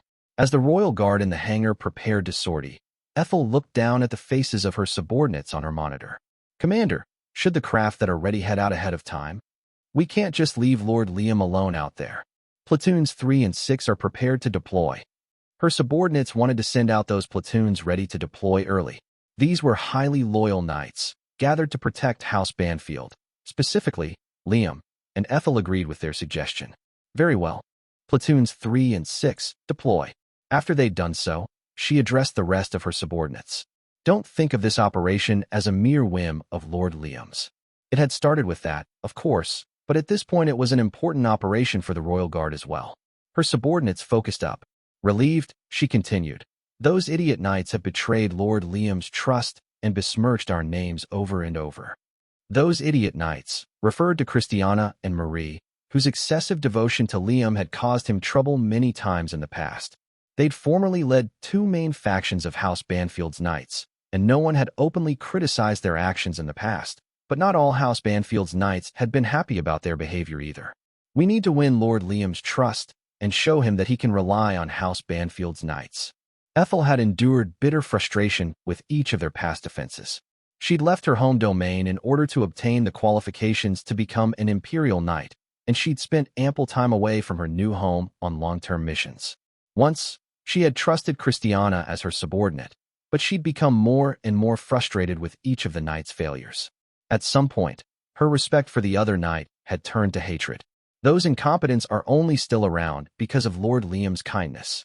I won't ever forgive them for what they've done. When they'd gone past causing trouble for Liam and outright betrayed his trust, Ethel had even considered killing them. To her, Christiana and Marie were now both hateful enemies. Those idiots disgraced the Order of Knights, and right at Lord Liam's side too. They shouldn't think there will always be a place for them in the Knights. She would chase them out of the ranks of knights and win back Liam's trust. That was Ethel's goal. Show Lord Liam what you can do. This is the very reason we exist. The feel of the Graf Nemain wasn't too bad. It could keep up with piloting that was on the reckless side, and it was fun for me to pilot a mobile knight other than the avid. Now, let's have a little fun, shall we? The Graf Nemain reached behind its back, drawing guns from holsters mounted at its waist.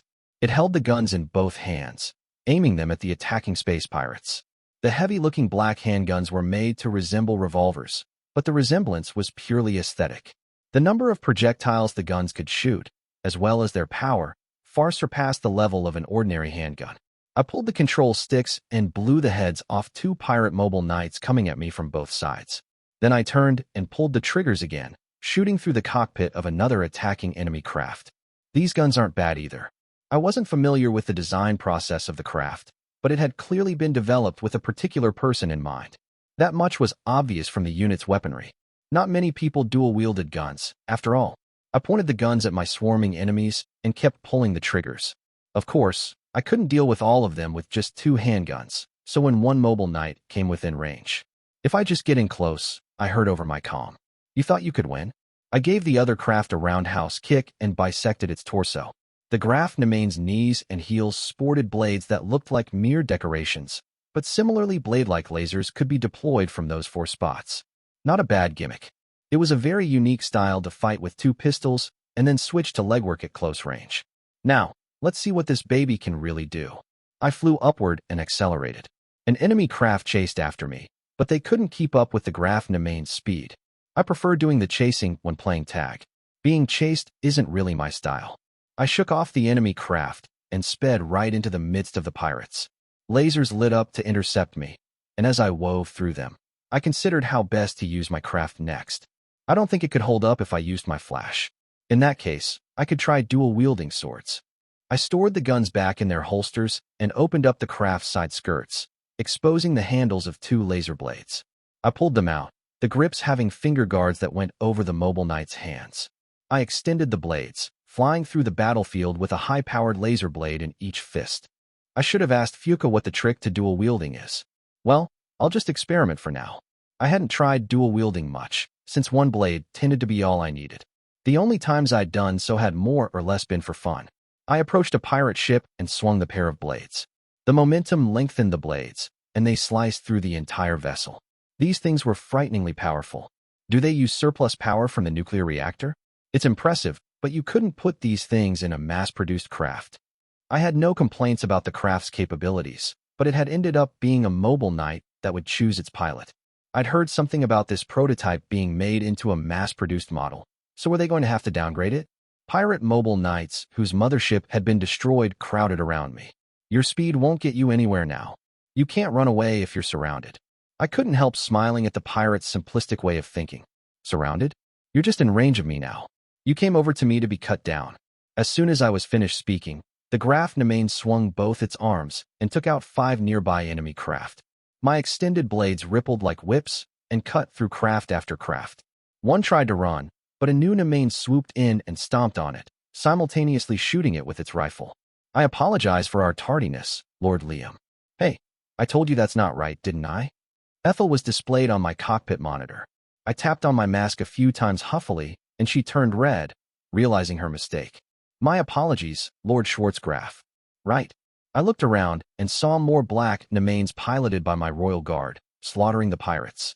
The black Nemains had been tailored to my royal guard, with a base color of black and gold detailing and a patterned effect on the chests and shoulders that gave them a real special unit look. Of course, the modifications went beyond custom paint jobs. The mobile knights of my elite royal guard were of much higher performance than regular Nemains, with all sorts of customizations. They may have looked no different from the standard Nemain, but they were about 10% more powerful. I want to see what the mothership's capable of too, I told Ethel. Understanding my meaning, she ordered her subordinates, begin bombardment. The Schwarzvogel's crew sought confirmation.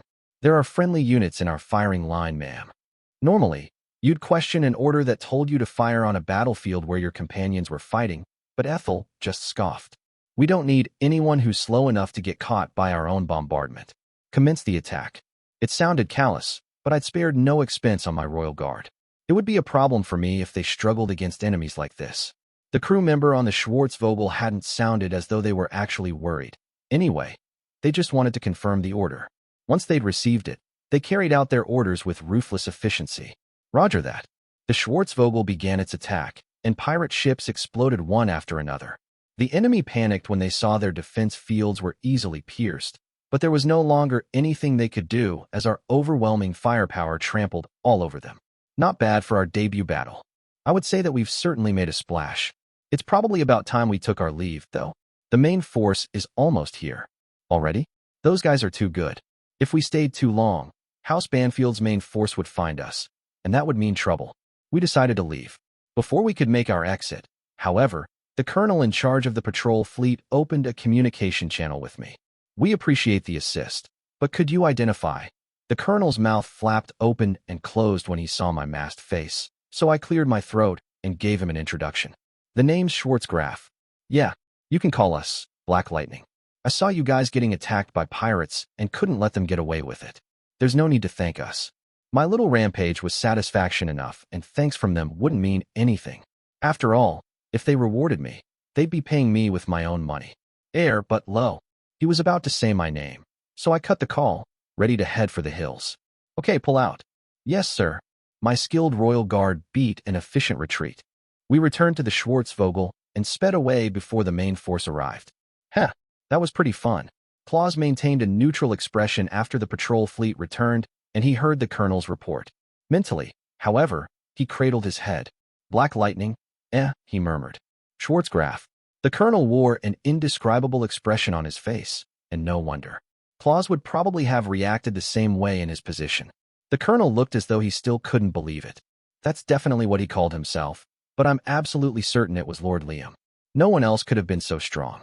Sir Claus, is there some meaning behind Lord Liam's actions? Something like a top-secret mission. Why would their lord go on top-secret missions in a mask? The question perplexed Claus more than the colonel.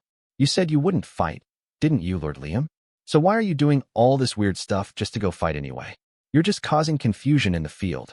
Claus sighed. It's not a top-secret mission. I'll confirm things with Lord Liam myself. Where is he? He asked a nearby subordinate, who immediately checked Liam's schedule. The subordinate's face twitched.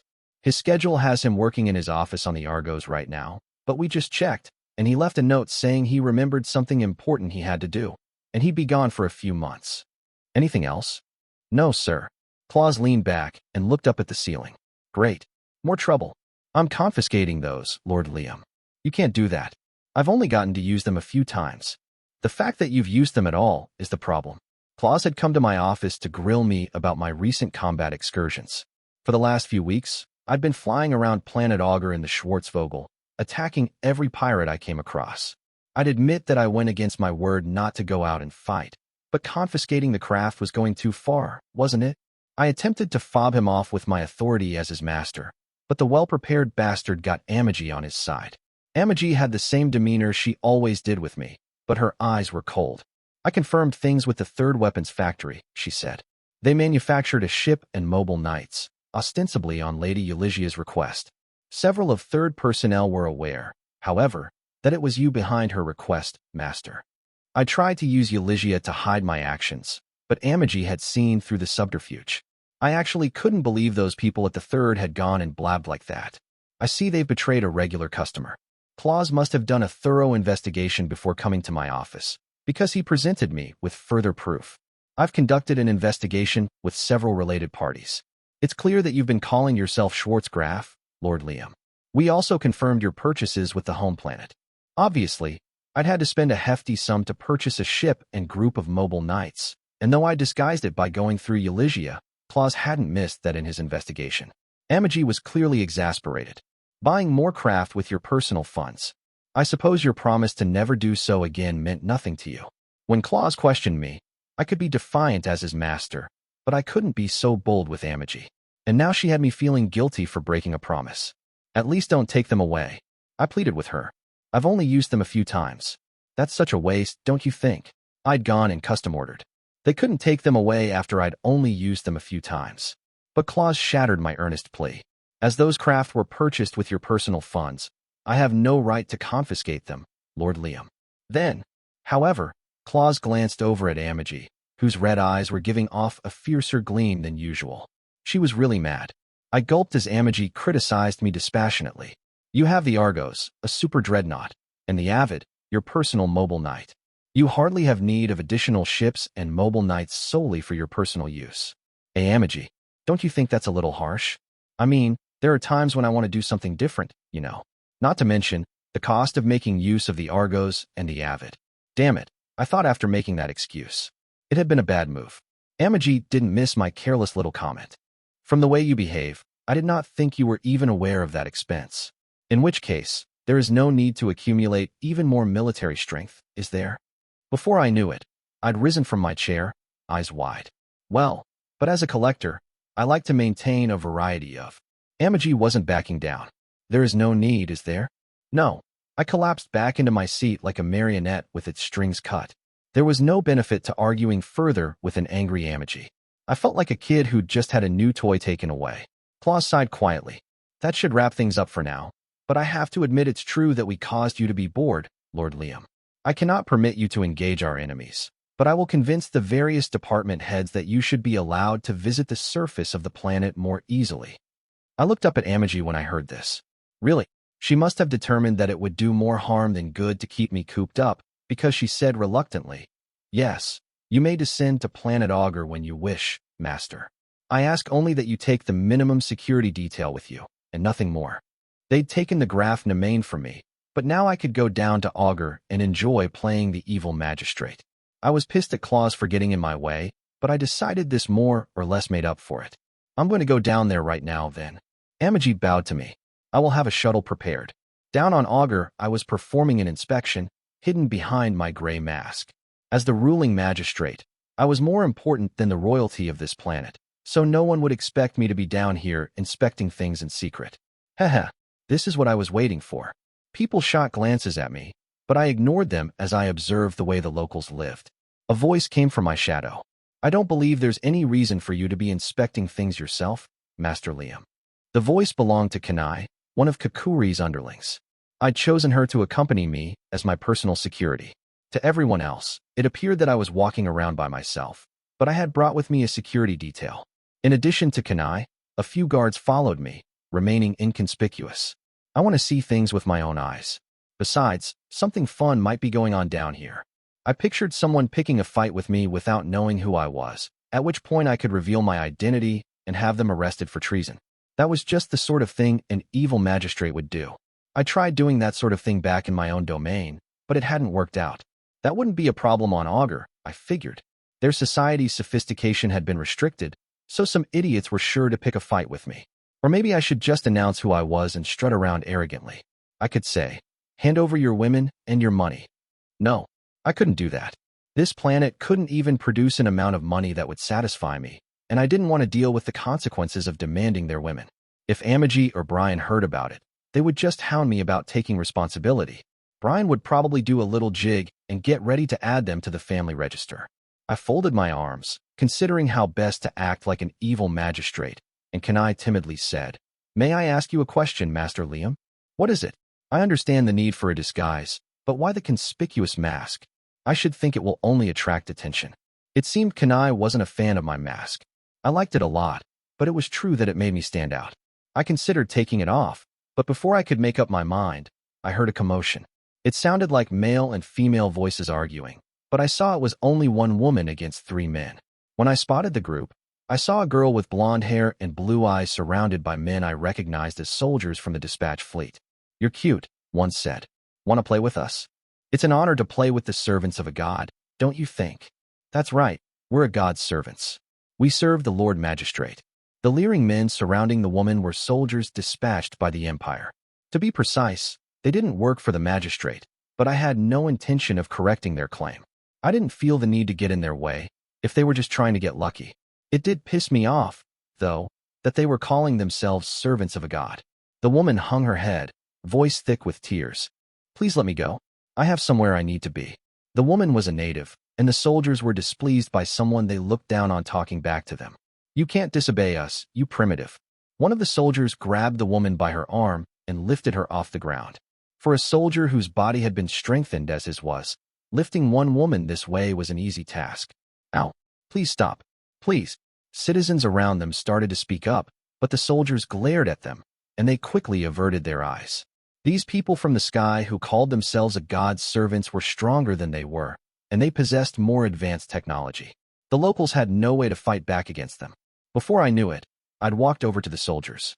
I was quite clear with my warning that no idiots were to go around calling themselves servants of God. I didn't expect the dispatch army to misbehave. One of the soldiers reached out to me. "Who's this kid with the stupid mask? Don't touch me."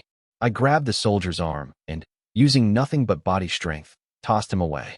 He crashed into a wooden building, looking as if he had no idea what had just happened. Pathetic. This is the kind of trash they sent as a dispatch force. The remaining 2 scowled in anger and moved to draw their weapons. When I saw that, I felt myself smile. "Kanai," I said, and a sword arose from my shadow. I gripped its hilt and swung, and the 2 soldiers lost both of their arms. It happened instantaneously, and not only the people watching, but even the soldiers themselves had wide eyes, unable to process what had just happened. The soldier I'd thrown had drawn his gun, but Kanai would subdue him. The ones missing their arms sank to the ground, sobbing and moaning. I looked down at them and smirked. "Who's a servant of God? Did the magistrate not warn you about doing stupid crap like this? Are your heads just for decoration?" When I put my blade to their necks, the soldiers at least figured out that I was a knight, and they panicked, thinking they'd been discovered by someone from House Banfield. "We're sorry. We were just joking." "You called yourself a servant of God as a joke? That's even worse." I smirked down at them. The soldiers pressed their foreheads to the ground. "Please, please have mercy." I tossed my sword back to Kanai. "Idiots." When I turned to leave, the girl I'd rescued called out to me. Thank you for saving me." The girl thanked me even though she'd gone white from the ghastly sight she'd witnessed. She looked kind of familiar, but I couldn't remember where I'd seen her before. She glanced down at the soldiers. She must have thought they'd be in trouble left like this. We should treat their wounds quickly, shouldn't we?" It was a fine idea in theory, but with the level of medical technology on this planet, anything the locals could do would probably just make matters worse. It'd be better for them if we just left them alone for now.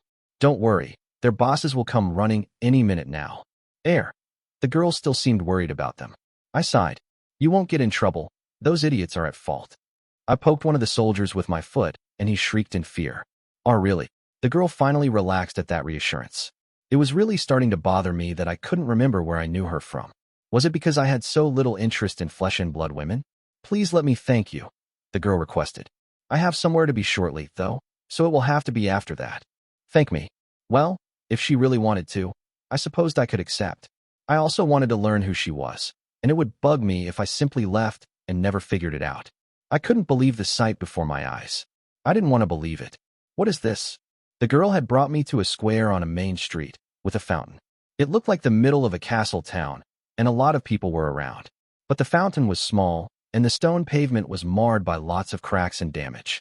To my eyes, the place was pitiful, but that wasn't the problem. The problem was the statue at the center of the fountain. The girl I'd saved stood in front of it and put her hands together in prayer. The sight of an innocent girl praying sincerely made for a pretty picture, and she probably looked angelic to anyone who wasn't me. I glanced around and saw other natives doing the same thing. When the girl finished praying, she turned and smiled. This is a statue of the god who came from far away and watches over us. I come here every day to pray.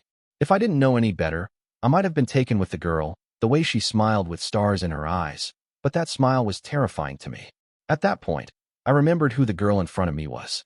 She was the daughter offered to me by that king with the splendid white mustache, a princess of this planet. Gee God! I looked up at the statue and trembled. It wasn't the greatest likeness, but the statue could only be of me. My double stood on a pedestal in the middle of the fountain, striking some kind of pose that probably represented peace or compassion or something. Yes, the princess said with a brilliant smile. Lord Liam Sarah Banfield. Not only did he free us from the evil god who once tormented us, he protects us as well. Before I realized it, I'd collapsed to my knees. I had told them so many times I wasn't a god, so why were they worshipping me here? This was so much worse than just calling myself a god's servant. Concerned, the princess darted to me and rubbed my back. It was a human virtue to show kindness to someone like this. But this girl was a nut job who worshipped me. Are you all right? You aren't hurt, are you?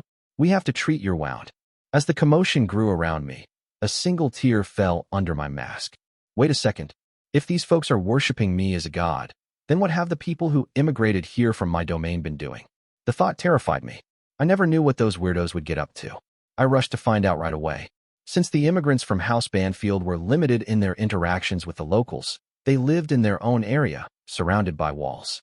Still, it wasn't as if they had no outside contact whatsoever. They were aware of what was going on with the locals.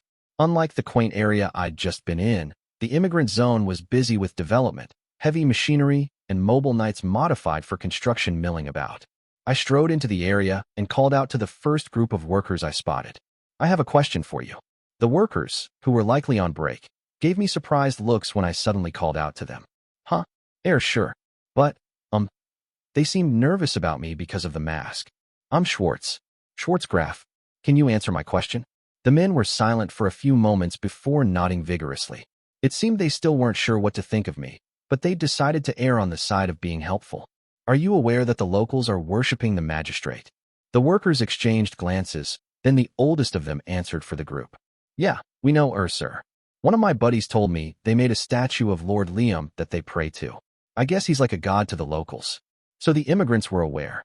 It's not happening here though, right? If they had a statue of me in here too, I was thinking about chopping it into little pieces with my sword. Thankfully, the man shook his head. I hear some guys wanted to put up our own statue, but they couldn't get approval. Never thought I'd be jealous of the locals here. Heh. He apparently meant he envied the way the locals weren't regulated as the immigrants were, but he didn't seem too earnest about it. Has word gotten around about this? I asked. Yes. Damn. Sorry for bothering you. I hurried back to the Argos, spewing curses the entire time. After Liam had left, the workers all discussed his appearance. That was Lord Liam, right? Why was he wearing that weird mask? How should I know? Schwartzgraf is like an alias, right? Why was their lord observing their work with a mask on? It was a real head-scratcher for the workers, but simply wondering about it wouldn't get them an answer, so one changed the subject. Anyway, we're not allowed to worship Lord Liam, but nobody said anything about worshipping the masked Schwartzgraf, right? Hey, good point. Now we can build a statue, and we won't get in trouble. Thus, a statue of Schwartzgraf was built, since he claimed he wasn't Liam. Chapter 13, Planet Augur. Those stupid idiots. I screamed in my office on the Argos, as I received a report from the surface. The report came from Wallace, who, despite his earlier complaints about going down there, was heartily enjoying Planet Augur. He must have proven more adaptable than he thought, because he was liking life much more than he'd expected. His report was full of things I didn't want to hear. Aren't you happy everyone worships you? Who told them to worship me like a god? And I don't want sacrifices. Who told them to offer up those? Ever since being appointed magistrate of Augur, I'd been ruling it just as I'd told the royals I would. I gave them anything they didn't have enough of, and I protected the planet from outside threats. I'd come out here ready to enjoy playing the evil magistrate, but after seeing them worshipping me like a god, the fun had completely gone out of it. I was being good and remaining in the Argos to do my work, but I didn't even need to go to the surface to hear about all the problems going on down there. One problem was sacrifices. They want to give offerings to their new god. Your charisma's really something else, Liam. Wallace made his report elegantly, sipping some auger-grown tea. I wanted to punch him in the face as hard as I could. Well, I guess I can hit him when he comes back to the ship. For now, solving this problem comes first. Make them stop. Where did this even come from, anyway? Well, they call them offerings, not sacrifices. It's probably because the last lord made them give him tons of offerings, right? The previous lord had made the people of Augur hand over young, beautiful men and women as offerings. It was in poor taste, but I wasn't really one to talk since I'd sort of done the same thing. However, I would never call myself a god and demand sacrifices. Even for a villain, there were lines you didn't cross. It would be rude to the guide. Their former lord, the Baron, had gotten in the way of my fun. The bastard. Unfortunately, I'd already dealt with the guy, but there truly were too many worthless nobles in the Empire, weren't there? Including me, of course. All my other work was proceeding steadily, but the Baron's awful legacy still tormented me. At least, I thought that was the only problem I had. By the way, Liam. What? Your former subjects, the immigrants, must have been influenced by the locals. They got all riled up, saying that the locals couldn't outshine them, and they want to hold a festival to worship you. I thought it seemed like fun, so I kind of approved it, Wallace said, without a trace of guilt. This was his revenge for my bringing him here, I was certain. My face froze as I imagined a festival for worshipping me. The disrespect it would show toward the guide was mortifying. What frustrated me more than anything was the fact that my former subjects, the immigrants, were competing with the locals. I'd heard a little about that, but I couldn't stand how blatant they were being. Why are you guys so stupid? Why would you compete over worshipping me when I've shipped you out to the middle of nowhere like this? I mean, what the hell kind of competition is that, anyway? Rejected. Rejected. I reject all of it. I'm outlawing religion entirely. They think nobles are gods. I'm going to be sick. Personally, I think you should give it your approval. Otherwise, I don't care what you think. I'm the law. I'm the rules. I cut off the call with Wallace and heaved a sigh. Gods were supposed to be more like, well, like the guide. He'd reincarnated me into this universe and gifted me this fun life.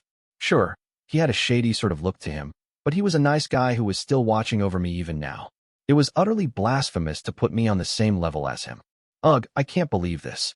Everything else is going so well. This just pisses me off all the more. With the call over, Amagi, who had been standing by quietly, could now speak. Master, development of Planet Augur is proceeding on schedule, but it will take time to further the education of the residents. It was true that if changes were too rapid, the locals wouldn't be able to keep up. If rushing their advancement would only result in failure, it would be better if I took the time to do things properly. Yeah, their way of looking at things probably won't change in the short time I'll be serving as magistrate.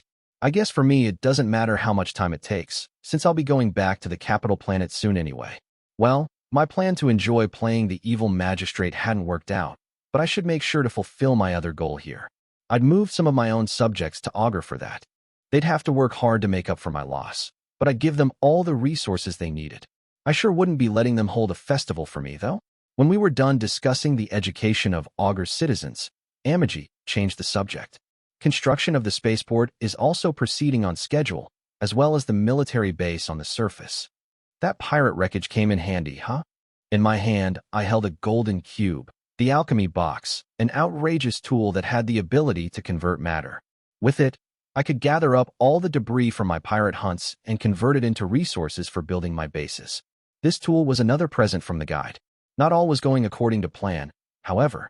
Our development of Planet Augur is attracting attention, Amagi warned me. Some nobles are alarmed by the speed of our progress. A map of the region of space around Augur was displayed atop my desk, with lines showing the routes that could be traveled to other planets and bases via long-distance warp. It looked to me like a crummy 3D model, though. So we've got some neighbors who aren't happy about the development, Yes, no one is likely to start anything with the autocracy war going on, but I have received several reports of ships entering our territory without authorization. In other words, the war was the only thing keeping them from stirring things up. As soon as I was gone, they might pretend to be pirates and loot the area. It wasn't realistic for me to come save them every time they were attacked, and I didn't want to have to go to the trouble anyway. In which case, what should I do? Well, it was simple. Guess I should go introduce myself. Amagi cocked her head expressionlessly. There were those who found this mannerism of hers unsettling, but she was obviously just being curious, so I thought it was cute. Introduce yourself? To whom? To my old co-worker's family. I called up Neos at the 7th Weapons Factory, and her sleepy-looking face was displayed on my monitor. Her glasses were crooked, and it looked as though she hadn't touched her hair at all since waking up. She'd probably answered the call in a rush without thinking, but I really felt that she should pay a little more attention to her appearance. "You look like a mess." She seemed a bit embarrassed to be caught sleeping, but her annoyance at being woken up won out in the end. I was sound asleep. If anything, you should be impressed that I answered so quickly. I felt a little bad for waking her up, but when I checked the time at the 7th Weapons Factory, I saw it was around noon there. I had assumed she'd be awake then, so I was just as surprised as she was that I'd woken her. "Were you on the night shift, or pulling an all-nighter, or something?"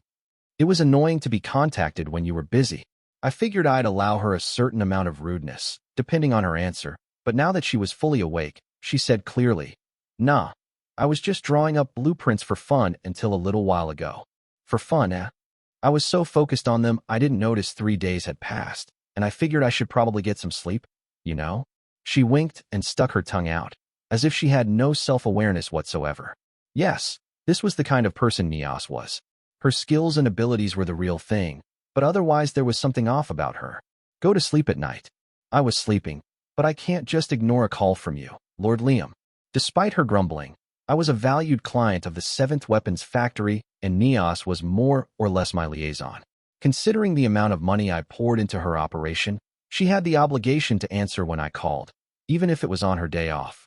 She was more than well paid enough for that, and in fact it kind of pissed me off that I was paying her to work on what should have been a day off for her.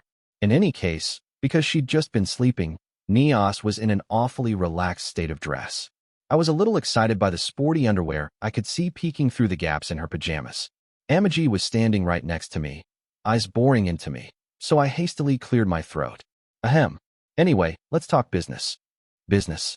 You mean you're going to buy some more of our products? You are, right? Mentioning money seemed to wake Neos up completely. She adjusted her glasses and put on a serious face. So this is what it means for someone's eyes to light up. Ever since I'd met her, she'd been the mercenary type. A new ship, some mobile nights, and some other stuff. I want them on the double. You've got plenty of leftover stock, right? You don't have to put it that way. They're just waiting their turn in the warehouse. Business as usual for you guys. If they had extra stock lying around, I could find a use for it. It came down to that. Neos looked mystified, though, as if she found it strange that I'd be buying ships and mobile nights from them. "I'm happy that you're purchasing items from us, of course, but I haven't heard anything about House Banfield losing any of its arsenal lately. Does this have something to do with the autocracy?" Neos was of course aware of my appointment as Planet Augur's magistrate. She was probably curious why I was stocking up on military equipment when she hadn't heard that I'd lost any battles. "It does, but it won't be me using them." I grinned, and for a moment Neos appeared to ponder my words before giving up. She sighed. "What are you planning this time?" "They're just presents. Is it so strange to give nobles suffering in the war with the autocracy some cutting-edge equipment as gifts?" "Well, if it's just aid for the war effort, that's not really odd. So what kind of numbers were you thinking?" I hadn't considered numbers at all, so I looked up, running some calculations. However, I quickly grew bored and stopped trying to get the math exactly right. "Oh, 10,000 ships to start." When she heard that number, Neos's jaw dropped. She stayed still, her mouth hanging open, for some time. On the front lines of the war with the autocracy, Calvin, in command of the Empire's forces, widened his eyes at the report he'd just received from a subordinate. He'd been in the middle of a war meeting in a large council room filled with soldiers. The report, delivered by a noble who dashed into the room, was more than enough to shock him. "Liam's behind our army?" He'd never expected Liam to show up anywhere near the battlefield, and the other nobles of his faction and the soldiers fighting with him felt the same way. They had no time to deal with Liam right now. Losing his composure, Calvin raised his voice without meaning to. Who's responsible for this? He certainly hadn't called Liam to the war zone. That battlefield worked in Liam's favor, after all. Calvin was having enough trouble with the autocracy, so Liam showing up at the rear of his forces was a nightmare. He felt as if he were trapped in a pincer attack between the two of them. Seeing Calvin's panic, a young noble raised a hand and stood confidently. He'd been sent to replace another lord who had fallen in combat. "Your Highness, let's use this opportunity to crush Liam. We just need to let the autocracy through to the rear and allow the two to destroy one another," he suggested. This was met with disapproval from both the soldiers and the other nobles. "Absurd. That would mean allowing the autocracy into Empire territory. I swear, young people these days. Even if we could take out Liam that way, if we lost ground to the autocracy, it would just do more damage to His Highness's reputation. The young noble frowned at this talk of reputation. He couldn't seem to accept that argument. But Calvin was relieved by the other nobles' reactions. For the most part, they were in agreement. Some of the younger members among them needed more experience, but the majority of his faction felt that they shouldn't make any careless moves. Calvin pulled himself together. We'll focus all our energies on the autocracy for now. We'll keep an eye on our rear, but I don't want anyone starting anything with Liam. We can't fight on two fronts right now. For the moment, Calvin wanted to avoid conflict with Liam more than anything. After the meeting, a couple of young nobles sat grumbling in the ship's lounge. His Highness is too afraid of Liam. He'll lose his chance at victory this way. Can the Crown Prince of the Algorand Empire really be so faint-hearted? Currently, only people affiliated with the young nobles were in the lounge, so they could complain to their heart's content. The heirs to their families had already been killed off in the war, and they were aiming to take over in their stead now. Many family heirs and promising young people had met their end in the war with the autocracy. These younger nobles wanted to make a name for themselves in the war, but the reality was that they were fighting an entirely defensive battle. There wouldn't be grand opportunities for heroism like the young people expected. Sitting on the bar and watching them was the guide. I just love foolish young people, especially when they don't even know how foolish they are. He got down off the bar and spread his arms wide. Black mist filled the room, which the young nobles breathed in. Their eyes became bloodshot, and their words grew more and more extreme. Maybe it's time to take matters into our own hands. Good idea. Even if we disobey orders, if we can take out Liam doing it, there's no way we'll get in trouble. I can't wait to kill that bastard. The youths toasted to their ill-advised ideas. The guide had done nothing more than give them a little extra encouragement, yet the results spoke for themselves. Haha, that should do to move things along for now. It's unfortunate that I don't have the power to do much more at this point, but I suppose I'll just have to be satisfied with this. He'd absorbed enough negative emotions on the battlefield to recover his energies somewhat, but he was still far from 100%. At least he'd been getting plenty of practice lately in using small amounts of power more efficiently, though if he were at full strength he wouldn't need that skill in the first place. Curse you, Liam. Soon, I'll finally be freed from those nauseating feelings of gratitude from you. Chapter 14. The Dwar Autocracy. The autocracy's invading force consisted of 3 million ships, whereas the Algorand Empire defended their territory with 5 million ships. In the control room of the autocracy's fortress-class flagship, Isel studied a simplified map of the battlefield. Calvin's pretty tenacious. Isel was surrounded by brave warriors, almost all of whom had been bested by him and now followed him as a result. They all shared a warrior's bond, won through battle. Even his military advisors were muscular, formidable-looking men. One of those advisors said to him, "The prince is merely hiding by focusing on defense, but the empire has its fair share of powerful warriors. Our allies are having a tough time against them." It's true. Isel wasn't surprised to hear it. After all, their enemy's forces outnumbered them by 2 million. Still, something's not right. I'm sure Calvin surrounded himself with elites, but the rest of their forces just seemed cobbled together. Isel crossed his arms and perused the map's data on their enemy's forces. The ships around Calvin were cutting edge, but if he looked at the bigger picture, some 40% of the Empire's force appeared to consist of outdated ships they'd scraped together to boost their numbers. The autocracy, on the other hand, used no outdated vessels. Since power was everything to them, war was considered holy. It was unthinkable not to show care in the equipment one used, so their military was kept much more strictly upgraded than the Empire's. Isel held his hand out. I can't keep screwing around with Calvin forever. We should hurry up and settle things soon. Thus, Isel's fleet began to close in around Calvin's.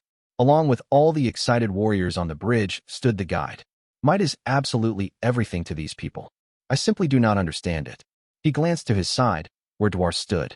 The guide took a deferential attitude toward him. Such dependable pawns you have. I see why you like that boy Isel so much, Dwar.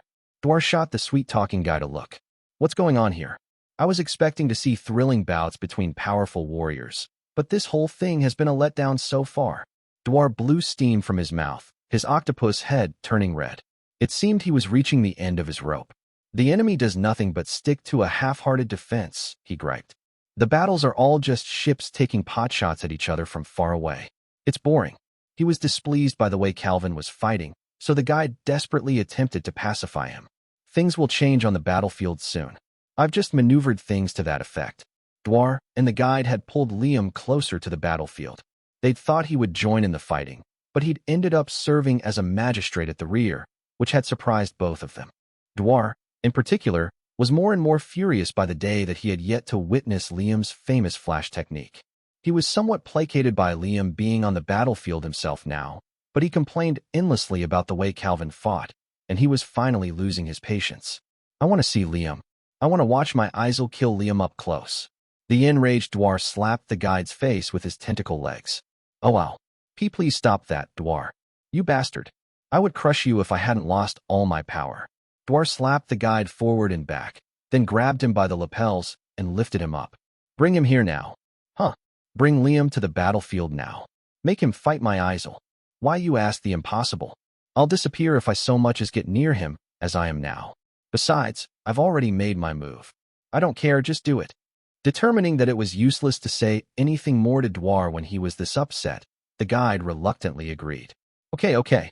You should just have agreed in the first place, stupid. The guide clenched his fists before the angry Dwar. You call me stupid? You'll be next, after Liam. Telling himself he had to be patient, the guide disappeared.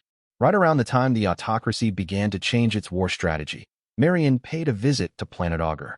He crossed his arms in front of a large monitor aboard his ship as it arrived in Augur's spaceport. The spaceport displayed on the screen was still under construction. At the moment, it more than fulfilled its function, but with construction continuing, it was sure to grow even larger. Marion broke out into a cold sweat as he considered the speed with which Liam had constructed this enormous spaceport. He's a monster, just like I heard. If he's built all this in such a short time, I guess I can't criticize his work. Marion was visiting Augur on an inspection to see whether Liam was performing his role as magistrate adequately. Though this was the outward reason he had come, in reality, he was there to sabotage Liam for Cleo and Lady Annabelle, to trap him somehow. Well, the spaceport may be fine, but I'm sure if I dig I'm bound to find dirt somewhere. And if I don't, I can just make some up. At first, Marion approached Liam as a friend, trying to find his weakness in order to use Liam for his own ends. Then he'd met Randy, Lady Annabelle, and Cleo, and Marion's life had changed dramatically.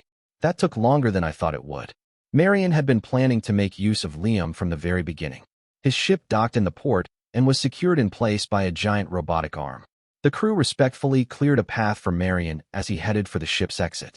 As an official of the capital planet, an inspector, Marion ranked high above the crew members, indicating just how powerful officials were in the Empire. He disembarked and found his escorts waiting for him in the hangar. They were knights who served Margrave Algren. Since these knights served the main Algren line, Marion found it a bit odd that he hadn't been met by knights who served his father, the Viscount. Is there a reason you're the ones greeting me? He asked them. We were ordered by the Margrave to welcome you here with all respect, sir.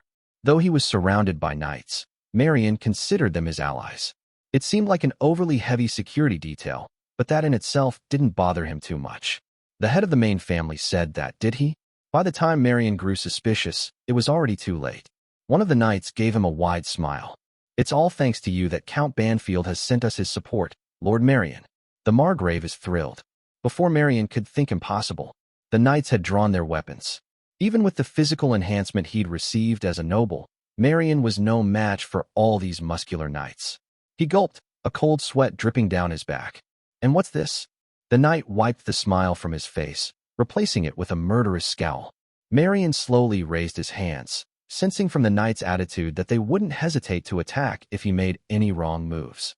Seeing that, another knight said coldly, Count Banfield is waiting for you. Lord Liam is? What's going on? Why is Liam's name coming up? I never introduced him to the main family.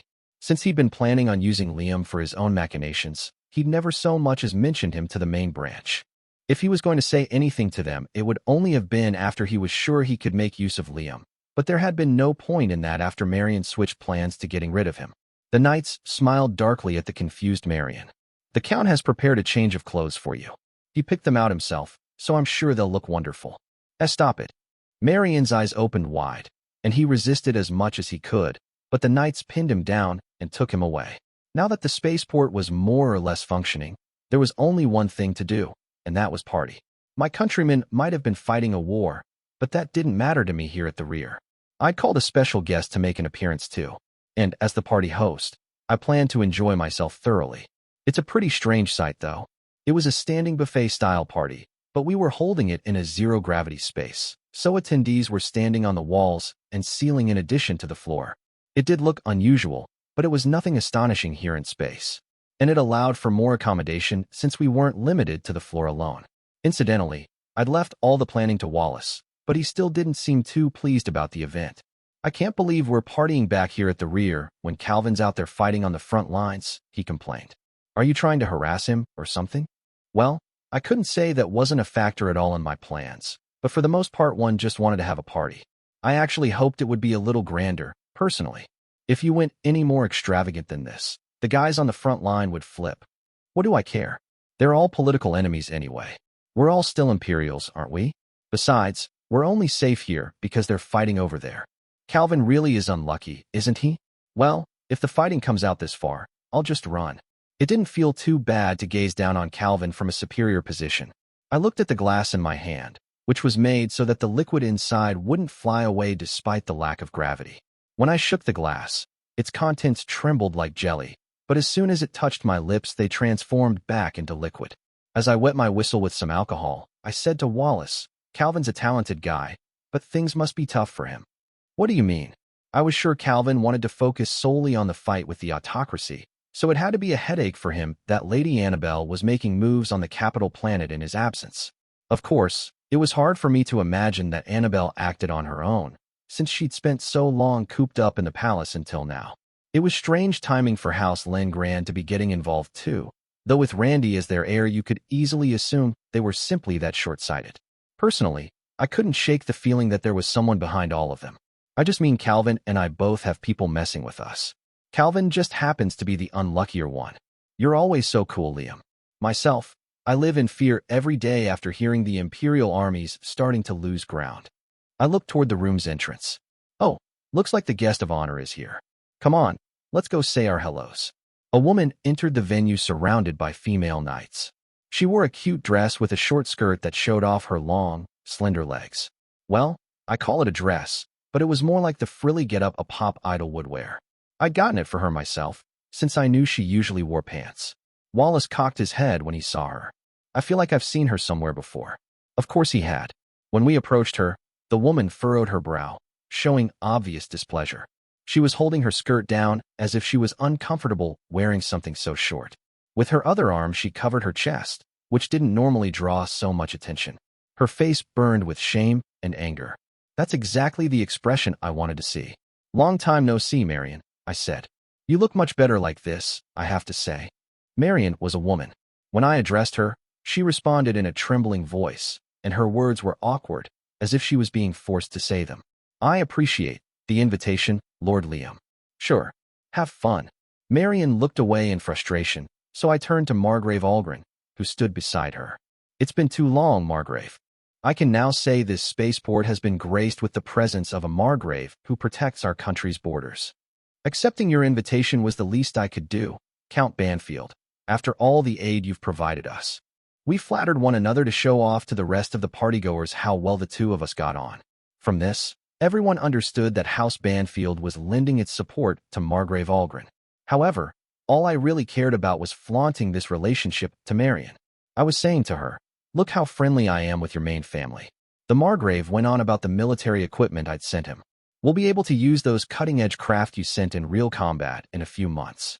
This is a great relief to us. I'm glad to hear it. At first, Marion was shocked as she listened to my conversation with the Margrave, but her expression quickly changed to anger. The Margrave's eyes were cold as he looked at her. I hear you looked after Marion while she was on the capital planet too. Yes, we got on quite well, I'd say. Wouldn't you, Marion? I grinned at her, and Marion looked away, not meeting my eyes. She must have felt humiliated, being forced to appear at this party in that cute outfit. Or maybe she was frustrated that I'd seen through her plan.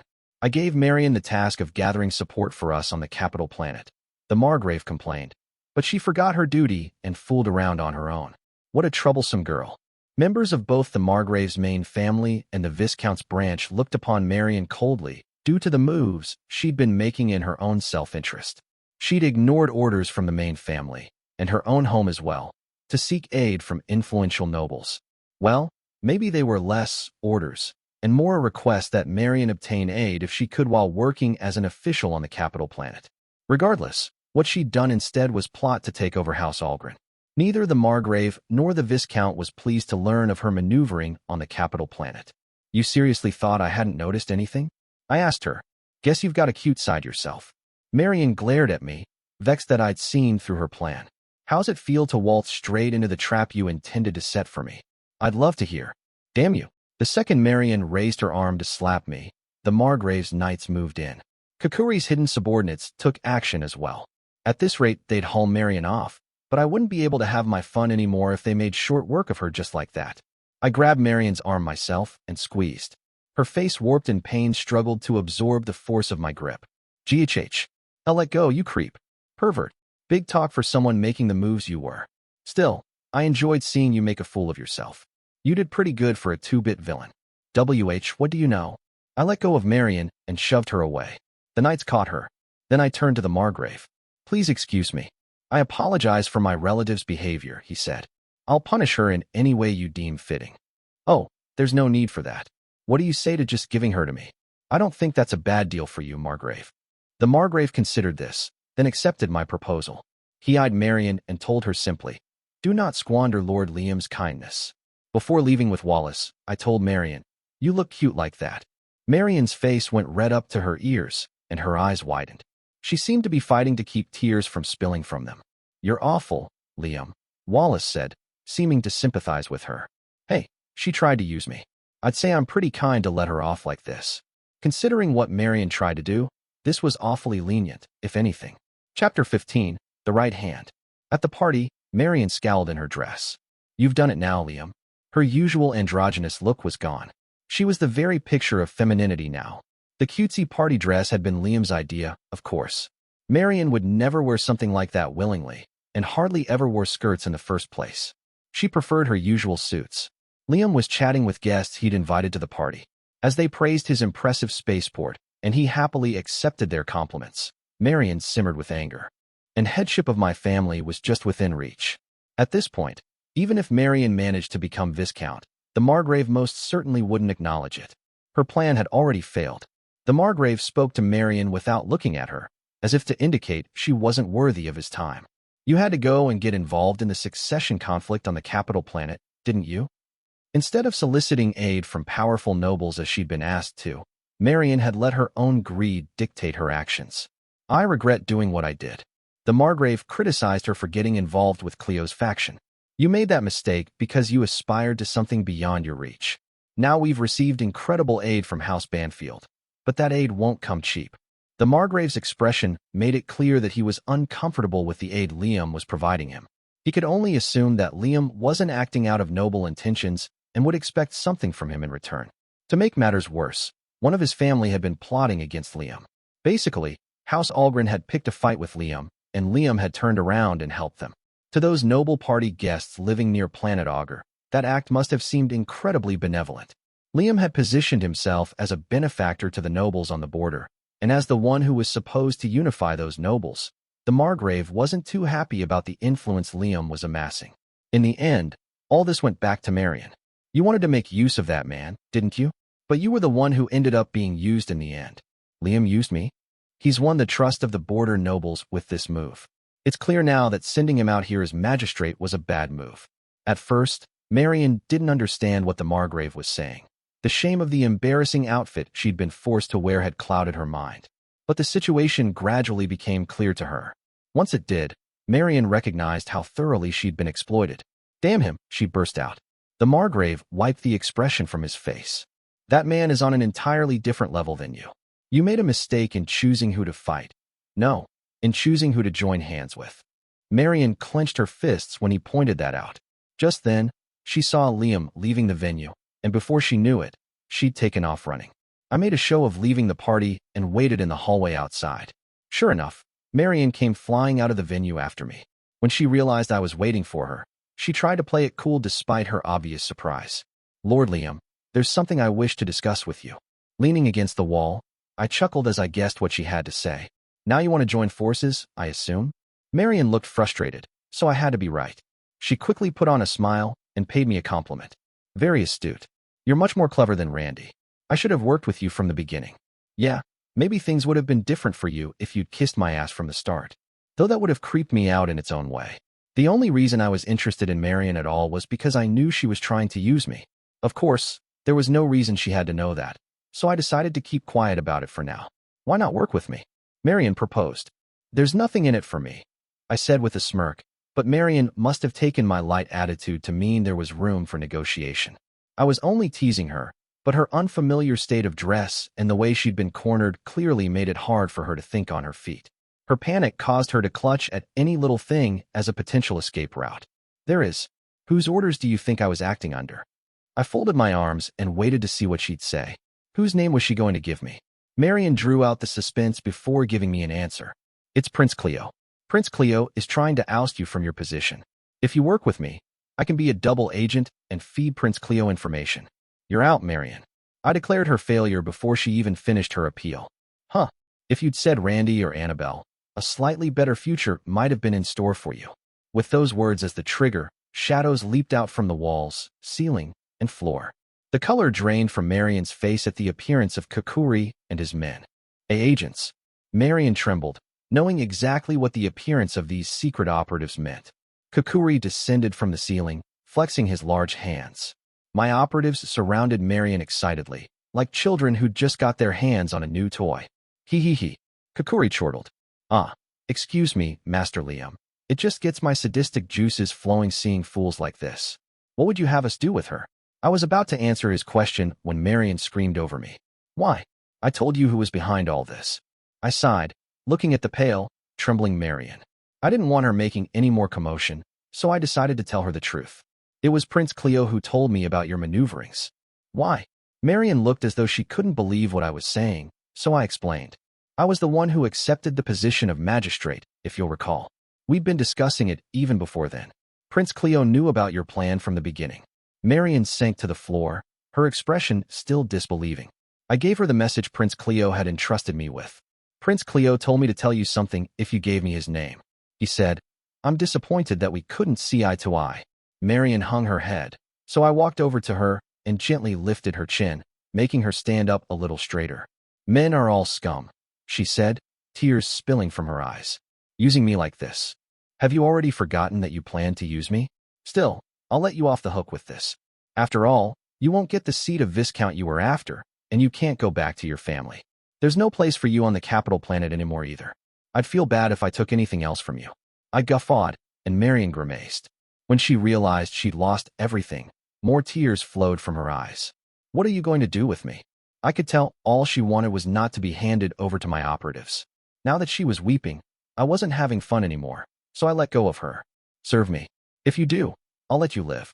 Meanwhile, Calvin's forces had received word of the structure of Liam's fleet.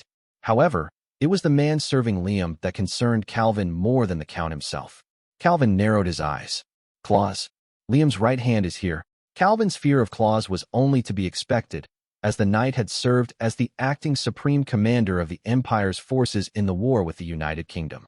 Anyone who hadn't been there fighting in the war themselves assumed that Claws had commanded the troops in Liam and Cleo's place.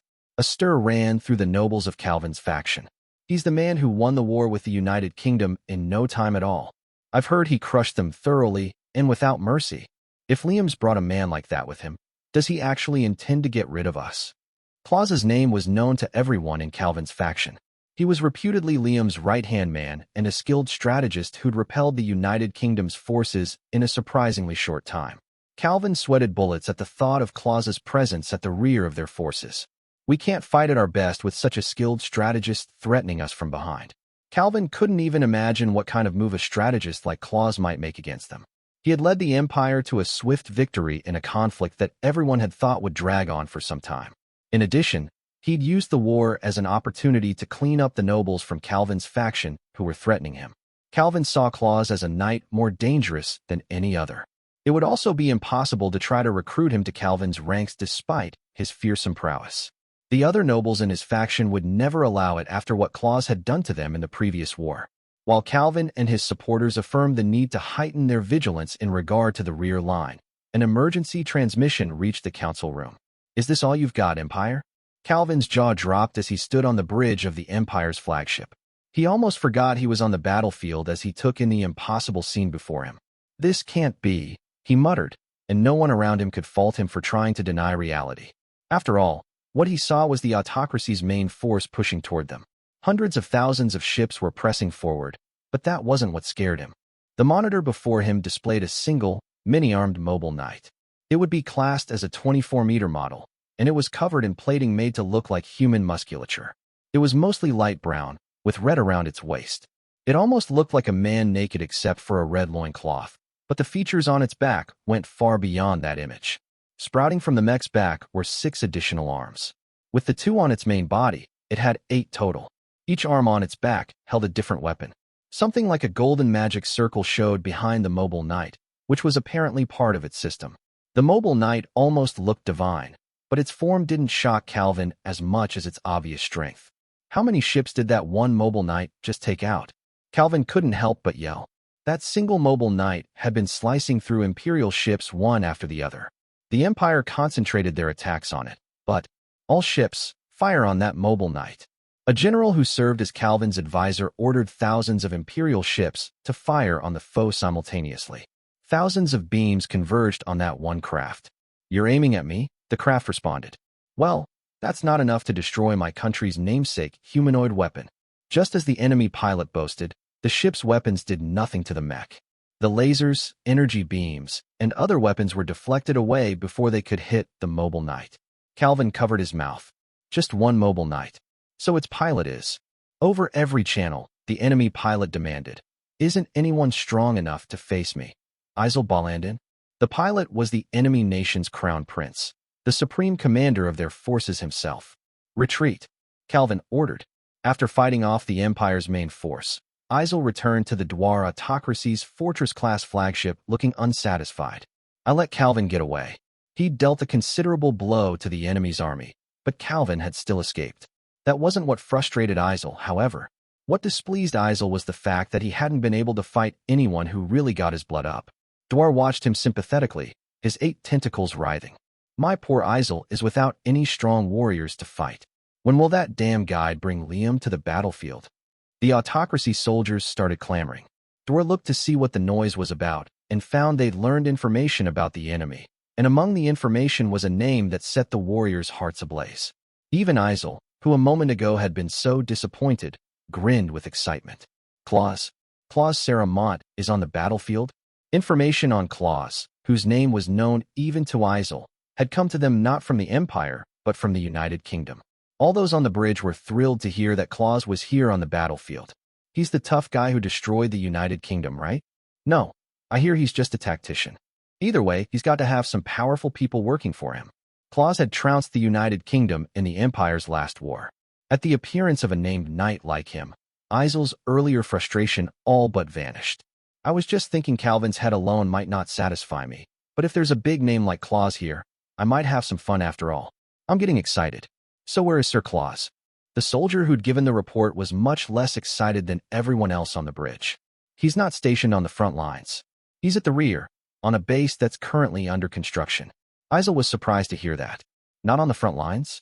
Why? Shouldn't a first-rate knight like him be positioned there?" To the people of the autocracy, it would make even more sense for Claus to serve as the enemy's supreme commander than Calvin, so they couldn't believe he wasn't commanding the fleet. One soldier brought up the planet where Claus stationed on the monitor. I don't know why, but they positioned Sir Claus on a planet at the rear of the Empire's forces, where their defenses are awfully thin. The Empire's famed general was in the underdefended rear. From that, Isel reached a single conclusion. So that's what's going on. They planned to lure us there and crush us. They were trying to draw the autocracy's forces into their midst. A military advisor cracked his neck.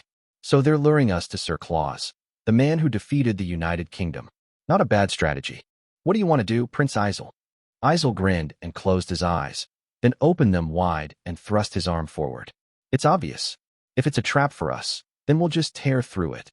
He commanded them to charge forward, as if to say they needed no strategy beyond that, and the troops around him all cheered.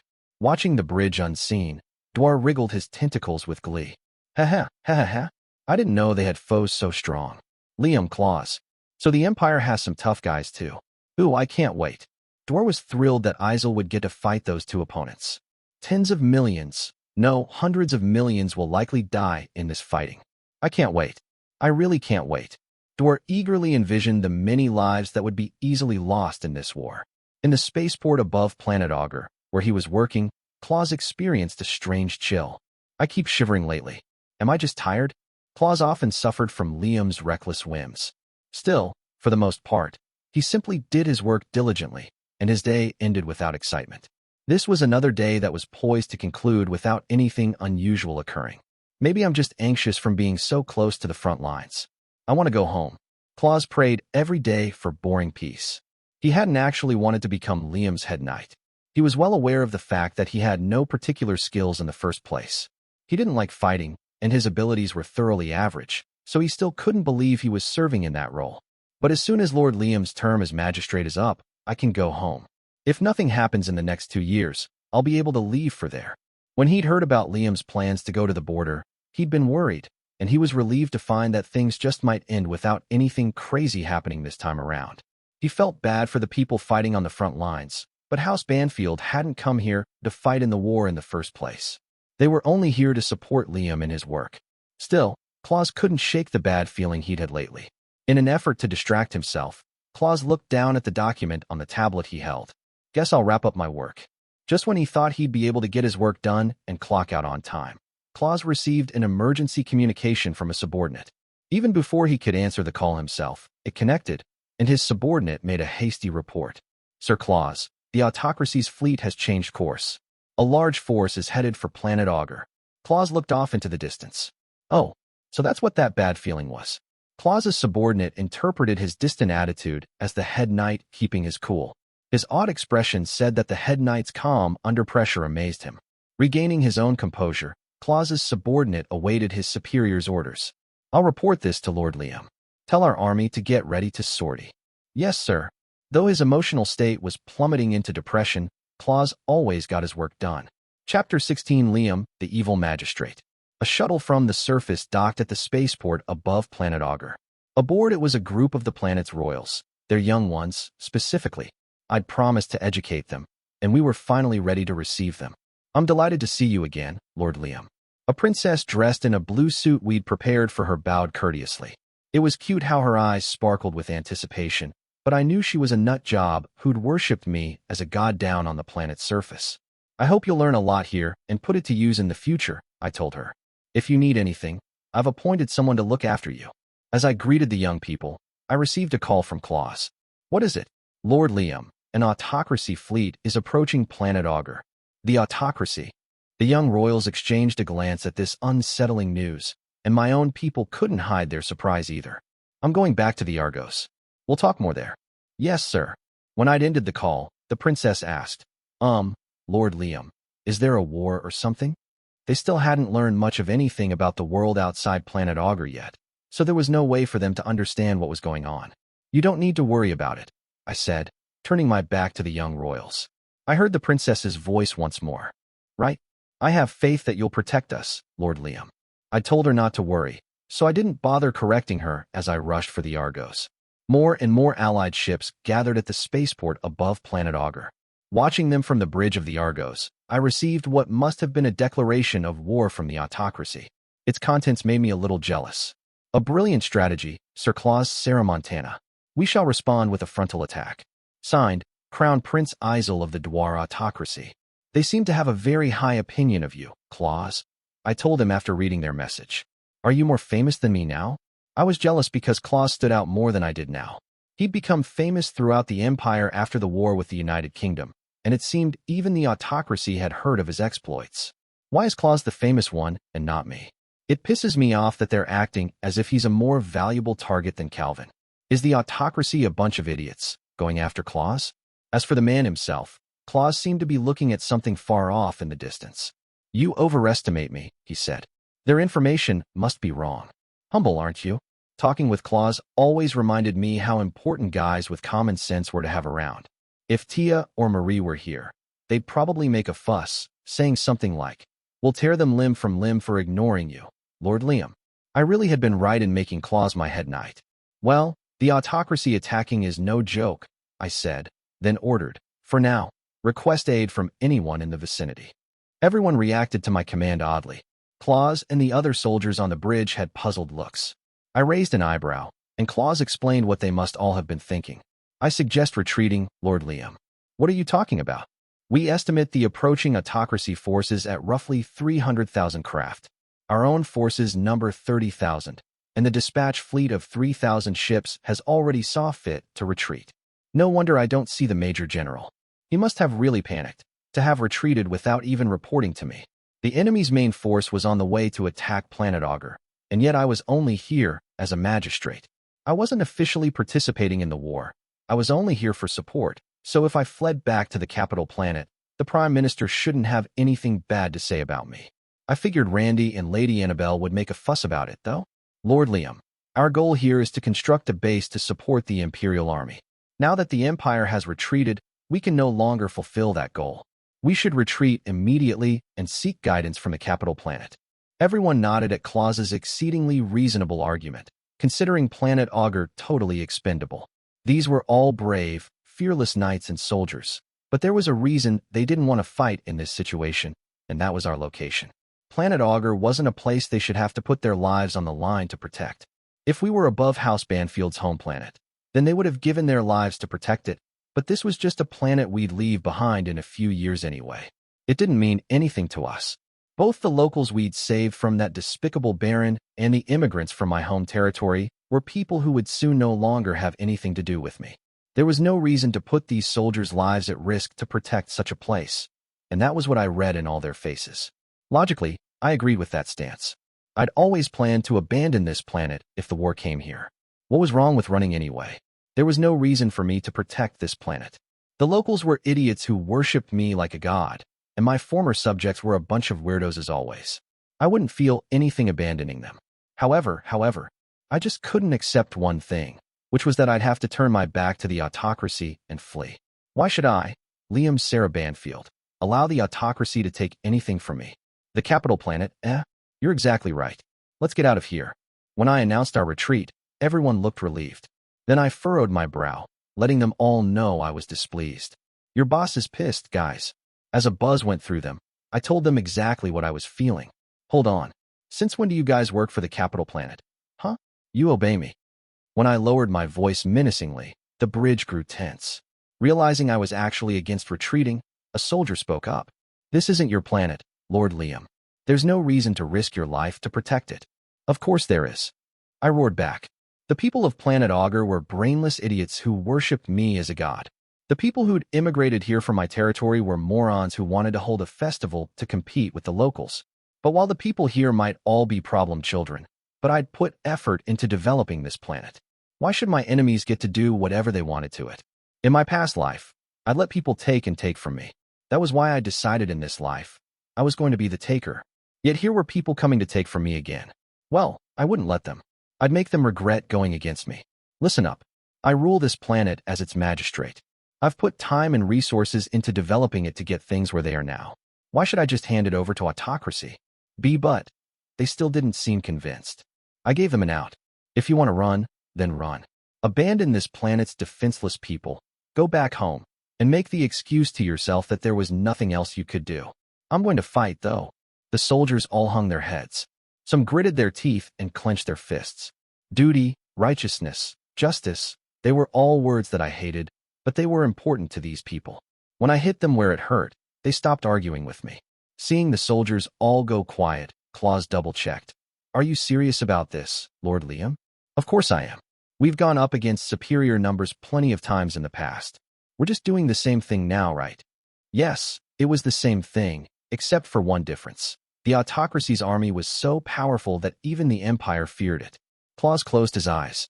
The autocracy are not the same as the previous foes we've fought. They've managed to best the Empire's elite forces. Are you going to run then? The autocracy had to be pretty powerful if they'd repelled Calvin's main force, so even Claus was getting cold feet about facing against such an opponent. Or so I thought. I cannot flee and abandon my lord. I am still a knight, after all. Seeing how undaunted Claus was, All the others seemed to calm down as well. Well, aren't I lucky to have a head knight I can rely on? You jest. Surely you have more reliable knights. In any case, if we're going to fight, we'll need to prepare ourselves. We won't be able to protect Planet Augur from the autocracy without a strategy. The enemy has 300,000 ships. What's the Imperial army doing? One soldier displayed holographic data and maps in the air around us, extrapolating the current state of affairs from what they saw. The Imperial army's in a state of confusion, since the main force announced their retreat. Not many of them will pass by Planet Augur on their present course. We could probably gather 60,000 or so of the close ones, but those ships won't be much help. The only ships in range to help us were outdated models, part of the forces Calvin had scraped together. There weren't many of them either. The positioning of the forces near Planet Augur seemed almost intentionally malicious to me. The only person who would deploy the ships that way was Calvin himself, but he couldn't afford defeat at this stage. If he let the autocracy get all the way to Planet Augur, his reputation was sure to take a hit, and Prince Cleo would pull even further ahead in the succession conflict. Well, either Calvin plans on taking this opportunity to kill me, or this is someone else's plot. I fell into thought. Lord Liam, I recommend we bolster our forces with whatever allies are available, said Claus. He was apparently of the opinion that we should join forces with the outdated ships. I'll leave it to you. Do as you will. 60,000 of Calvin's ships had retreated to the vicinity of Planet Augur. They were a force of outdated vessels that weren't likely to come in handy for much of anything. But the one thing they didn't lack was pluck. Do you really intend to fight against the autocracy with us? I was presently communicating with the lieutenant general who had temporarily been put in command of the fleet. We really do, I replied. I'm impressed you haven't fled the area, though.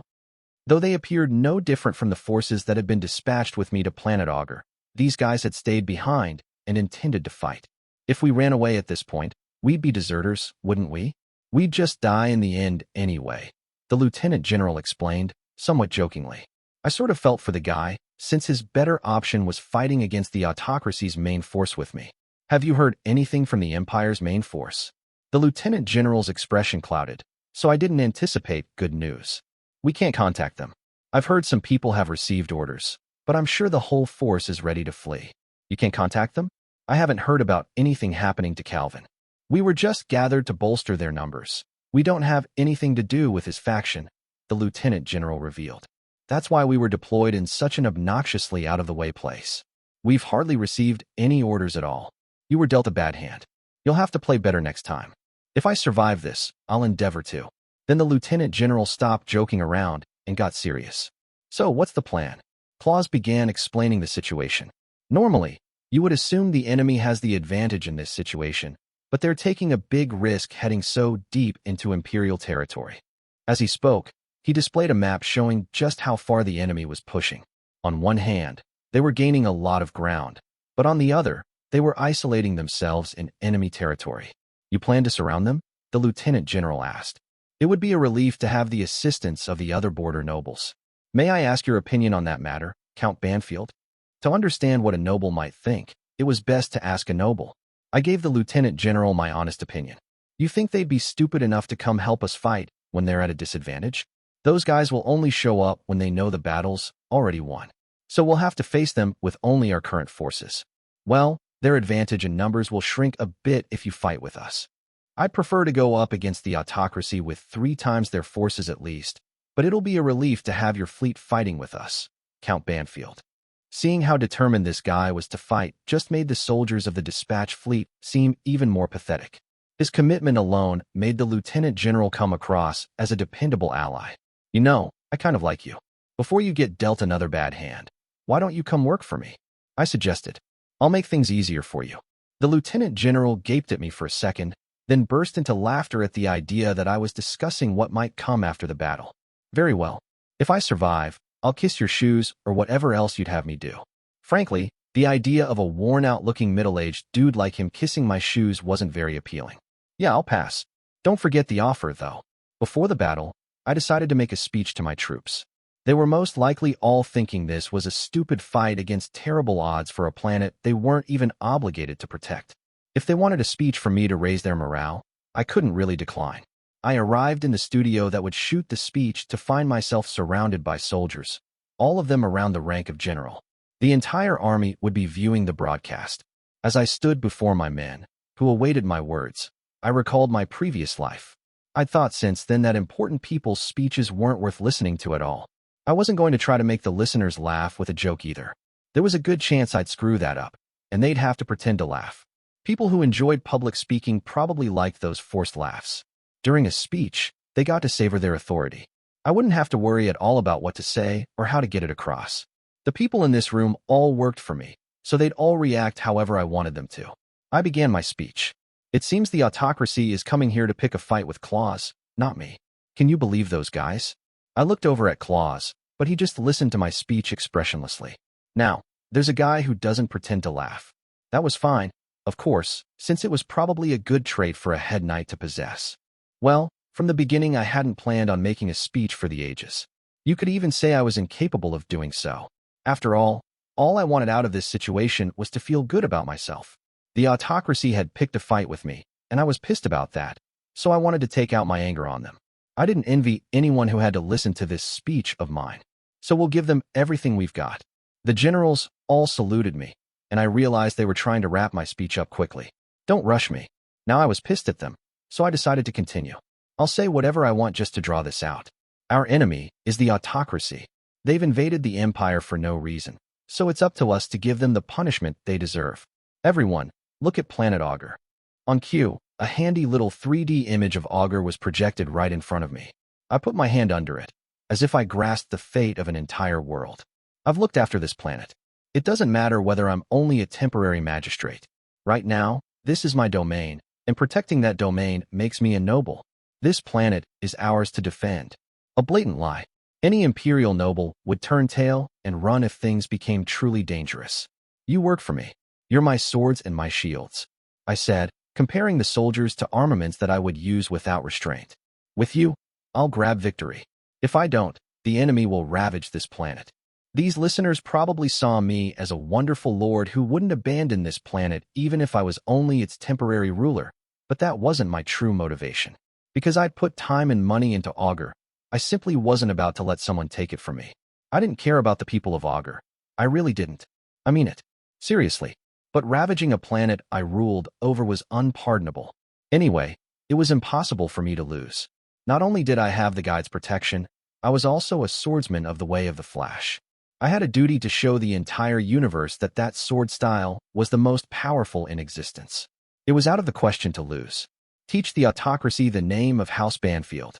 Use their loss to carve into them just who it is that protects this place. The assembled soldiers all saluted once more in unison. The knights performed their customary salute as well, wrapping up my meandering speech perfectly. I'd said some meaningless stuff in the middle, but having a good clincher at the end really made me feel like I'd pulled off a good speech overall. Given all my empty rambling, however, my subordinates' eyes glimmered with relief now that I was finished. Aren't you guys a little too happy that I'm done? I knew I'd gone on for a bit, but they could at least try to stay professional. I decided not to condemn them, though, since they at least seemed motivated to fight against the autocracy. In any case, that was probably enough for today. I thrust an arm out and ordered everyone into action. All forces sortie. Crush the autocracy's main force. At those words, the fleet took off. The autocracy's main force was puzzled to find that the fleet they'd been expecting to encounter on the way to Planet Augur was no longer there. On the bridge of his Fortress-class flagship, Isel considered the matter with arms crossed. They pulled back the meager forces they had stationed here. Isel hadn't been expecting to get this far completely unscathed. His men felt the same way. There weren't any traps on the way here either, one said. You don't suppose they didn't have a strategy from the start, do you? Everyone around that soldier shook their head as if saying that he didn't get it. This is the enemy's strategy. The enemy is Sir Claus, you know. Some people say the United Kingdom essentially lost to him alone. This quiet, it's the calm before the storm. The warriors all found the strange tranquility unsettling, as did Isel. The calm before the storm? He said. I don't hate it. Every element of a strategy created by someone like Claus was surely meaningful. Everyone felt that way. However, we've spotted the Imperial fleet. What the? Stay calm. Isel shouted to the panicked operator. Why yes, sir. An Imperial fleet in formation is visible. I estimate their numbers at 60,000. A fleet of 60,000 ships was lying in wait for the autocracy, but their formation made the men on the bridge doubt their eyes. The enemy couldn't possibly believe those 60,000 outdated ships could stand up to the autocracy's 300,000, could they? Is this part of their strategy, or just a warm-up match? Isel mused. Who cares? Cut through them. At his command, 300,000 autocracy ships charged toward the enemy. The lieutenant general sweated profusely as the autocracy's fleet barreled toward them. Isn't 300,000 ships overkill? Wouldn't 100,000 be enough? The enemy wasn't yet close enough to see with the naked eye, but they were close enough to engage, and they numbered 300,000. The lieutenant general's fleet, on the other hand, had been scraped together from 60,000 outdated ships. Guess we got unlucky, thinking the enemy probably wouldn't attack Augur. I can't believe we got caught up in some noble's faction squabble. The lieutenant general figured that his fleet had only been a sacrificial pawn in Calvin's ploy to kill Liam. He felt keenly that it wouldn't hurt Calvin one bit to lose them, since they weren't part of his faction. Still, I can't believe they're going after Sir Claus so seriously, not Prince Calvin. What are they really thinking? Claus was famous even in the Imperial Army as Liam's right-hand man, and for the brilliant victory he'd won over the United Kingdom. Those in the Imperial Army all knew his name and considered him someone they could learn from.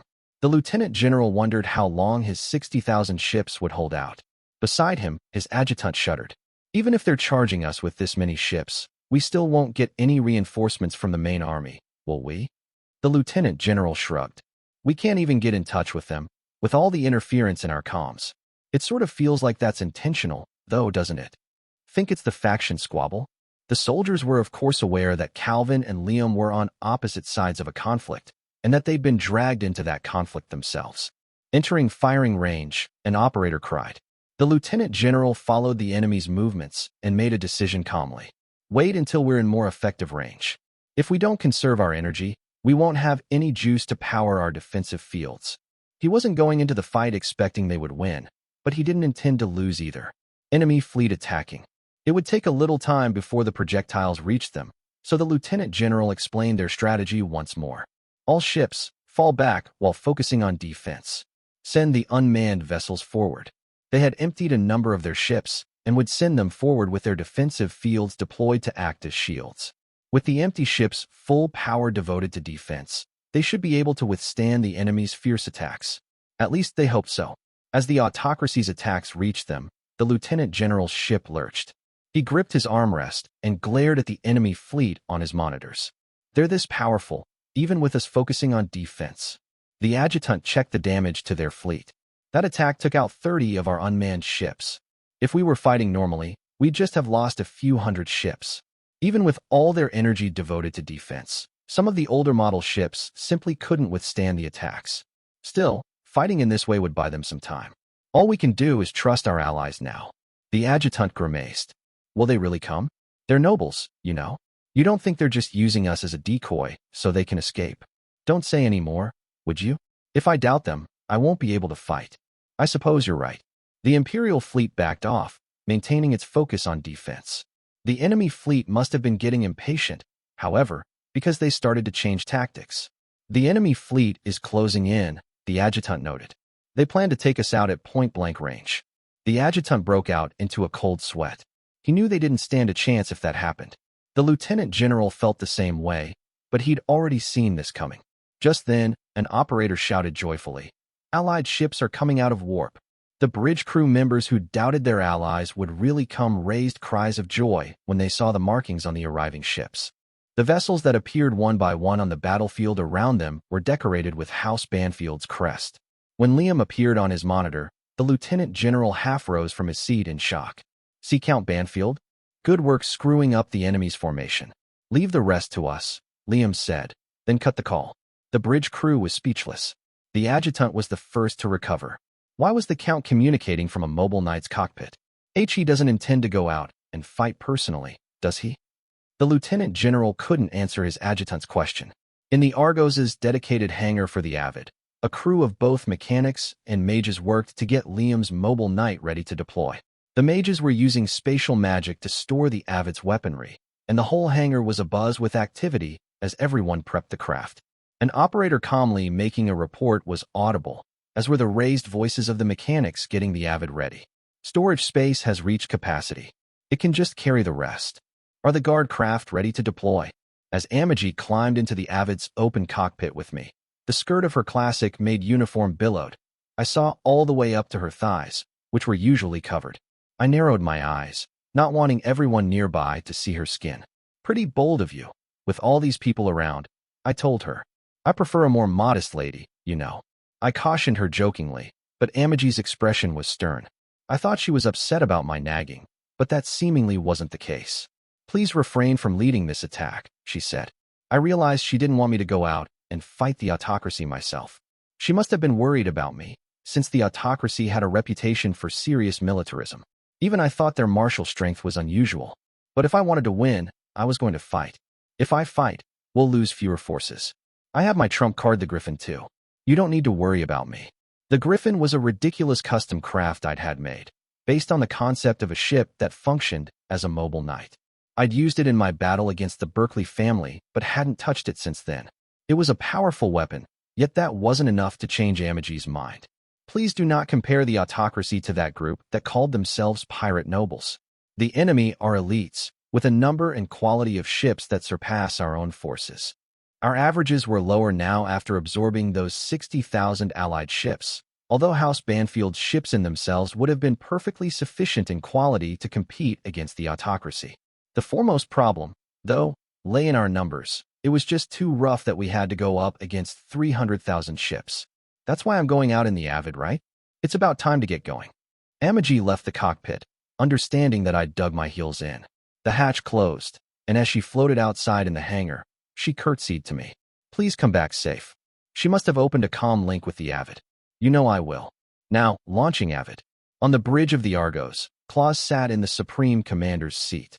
Liam had foisted command on him, saying he was going out to fight himself.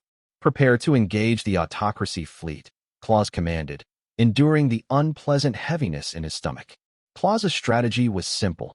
Their allies would act as bait, leading the enemy to disrupt its own formation. Then House Banfield's fleet would charge them. That was all there was to it. He hadn't had time to prepare anything more complex. Prepare to launch all mobile knights. Make sure the Royal Guard know not to leave Lord Liam's side. Claus gave his orders calmly, but on the inside, he was so nervous he felt as though his heart might burst. Charging against a force that's 10 times our size at this scale, they're going to burn right through our allies. He could just picture the enemy's 300,000 ships surrounding their 30,000 and beating the stuffing out of them. They had another 60,000 allies, but they were unlikely to help with anything but distracting the foe.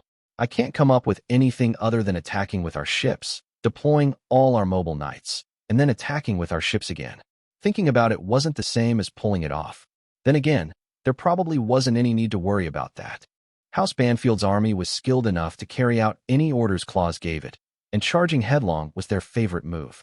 But Lord Liam shouldn't be out there fighting himself, should he? He's the one person who should be as far away from the battle as possible. This was no time for Liam to fool around on the battlefield, but as he was determined to deploy, there was nothing Claus could do to stop him.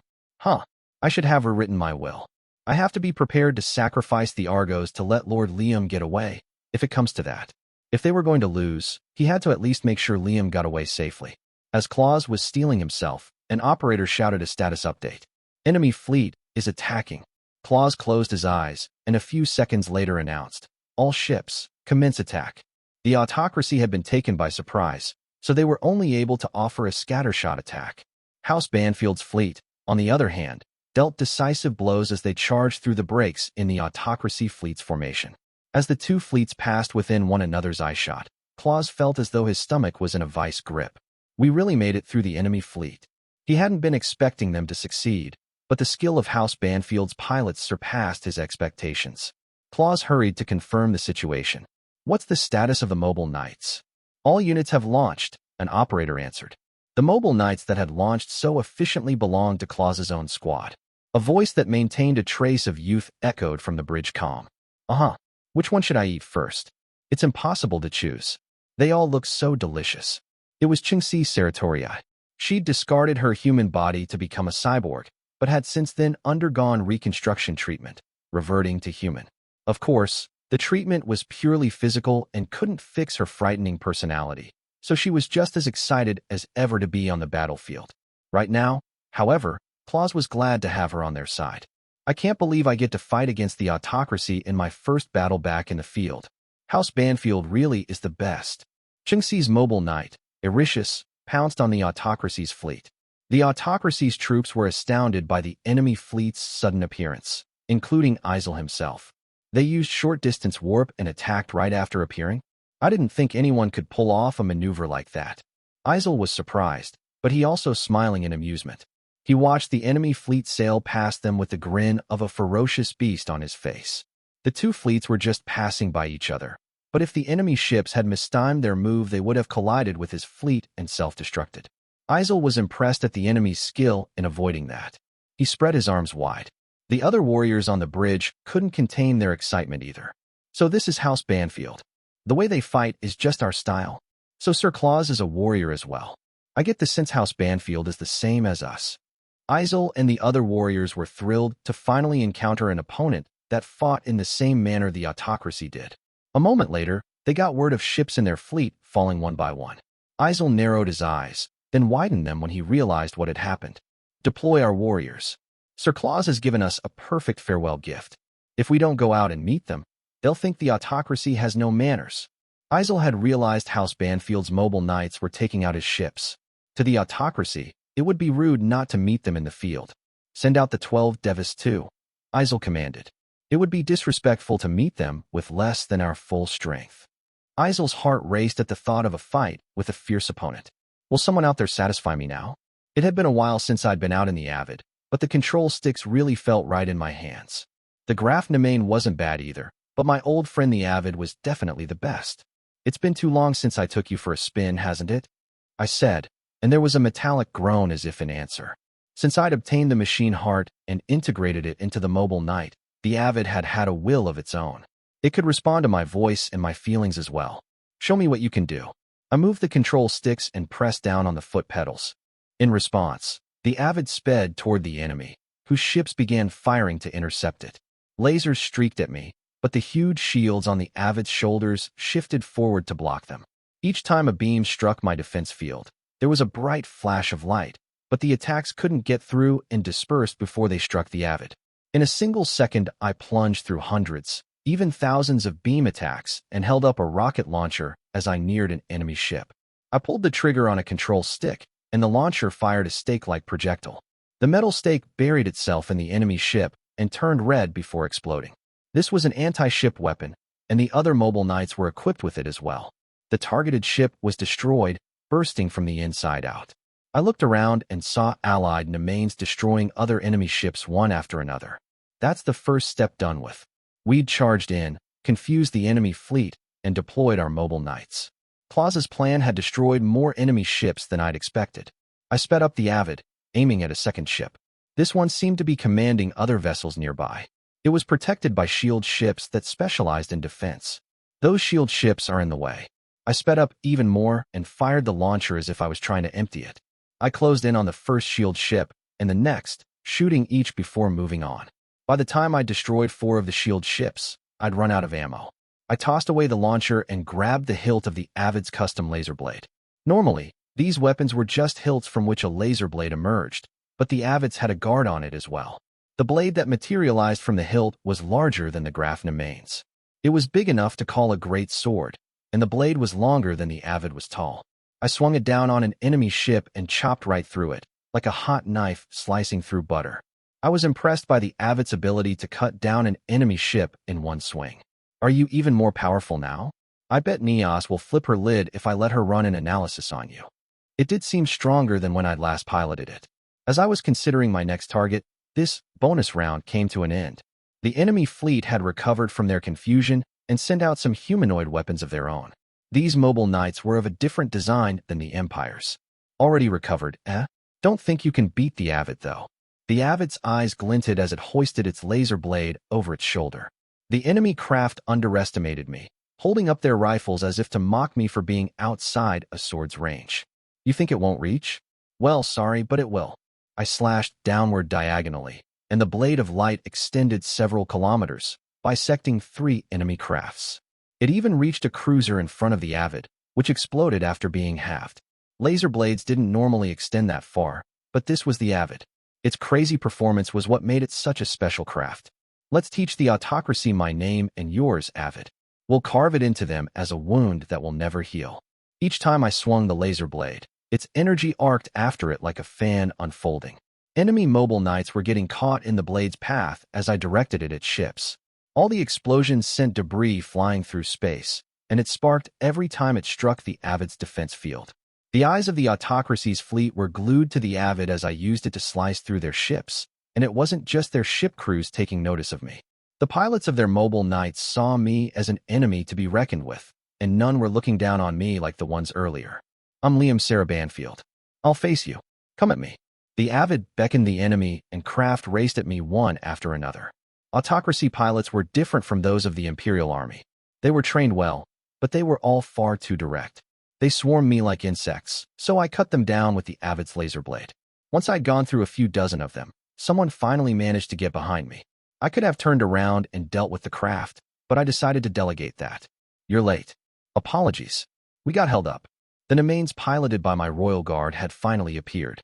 Each was customized somehow, but they were all painted the same color. Ethel positioned herself to protect the Avid from behind. I've got your back.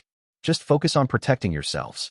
Now then, I pointed my laser blade at the enemy craft continuing to gather in front of me. Ladies and gentlemen of the autocracy, allow me to make you regret trying to lay a hand on my planet. You were the ones who started this fight. You could have just played nice and chased Calvin around instead. Behind the Avid materialized several containers bearing magic circles for spatial magic. The muzzles of laser weapons and firearms poked out of these containers. Don't think of the Avid as a normal mobile knight. The gun muzzles all spewed flames at once, blowing away the enemies around me. I was going to make it so the people of the autocracy shivered whenever they heard my name. Chapter 17 Liam and Isel.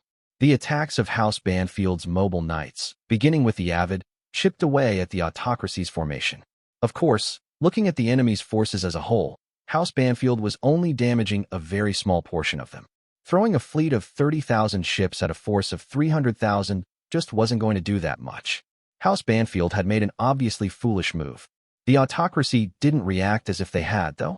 As Isel watched the battle unfold from the bridge of the Fortress class, his heart raced at the exploits of House Banfield's forces.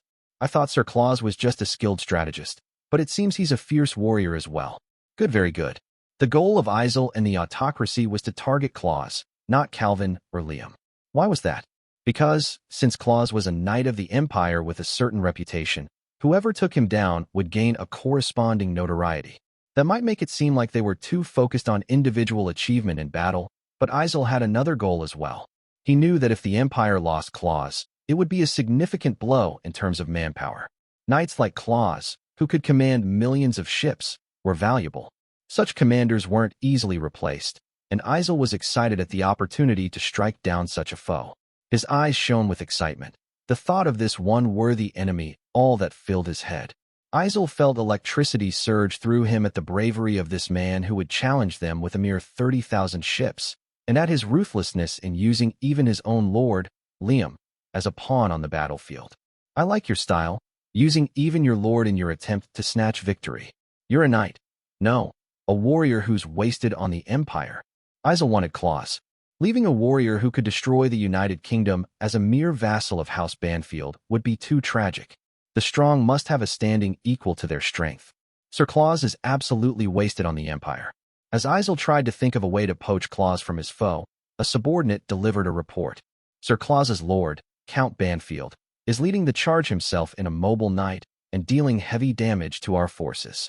Isel wasn't overly surprised by this news, but he commended the Count on his mettle to fighting on the front lines himself. He can't compare to Sir Claus, but the enemy's leader is a fine warrior himself. He's more than worthy of challenging us. I'll engrave House Banfield's name into my heart. He thought of Liam as a fine warrior, but nothing more. That was, until the next report he received. Prince Isel, one of the 12 Devis under your direct command, Mate Hodge, has fallen in battle. Isel's eyes went wide. What did you say? At first, he couldn't believe the report. After all, the 12 Devis were warriors he'd personally selected. They were fearless, powerful comrades who'd fought alongside him on countless battlefields. They served as the central power of Isel's army and had buried countless foes prior to now. They were armed with cutting-edge humanoid weapons crafted by the autocracy. It was ridiculous to even think them capable of losing. Thus, Isel grinned. "Who took him out?" he asked, smiling despite just having learned a dear friend had died. Liam Sarah Banfield.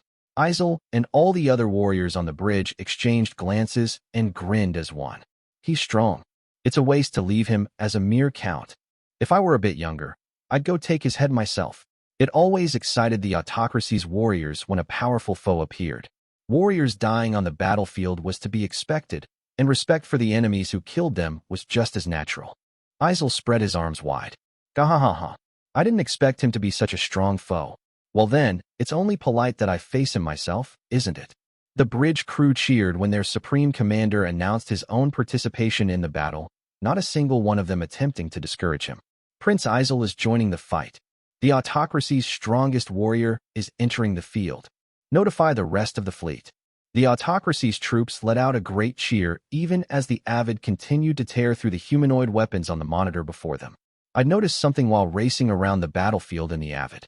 Are these guys actually crazy? In the Empire, the autocracy was viewed as Shimizu or Kamakura warriors were in my previous existence. They fought without fear on the battlefield, and seeing this firsthand really made me understand how unnatural it was.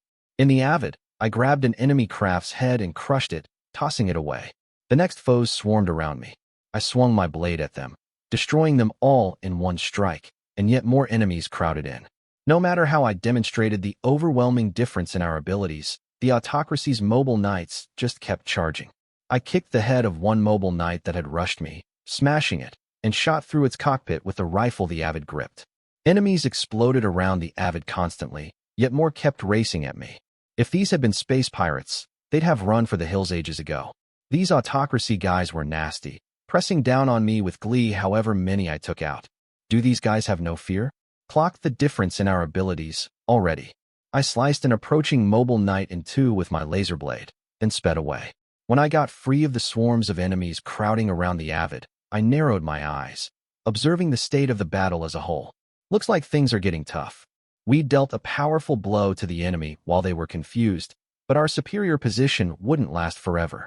Eventually, they would overwhelm us with sheer numbers. House Banfield's mobile knights fought fiercely, but they were starting to be pushed back. Do I use my trump card now, or? Before I could decide, I sensed something in the distance. That's going to be trouble. Isn't it just great to be surrounded by enemies everywhere you look? The Arishis that Chengxi piloted was unique in that its inner frame was exposed.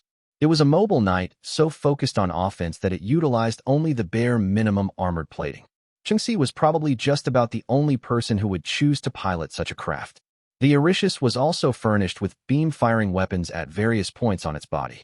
It excelled at both long and short-range combat, with its meager defenses being its only significant weakness.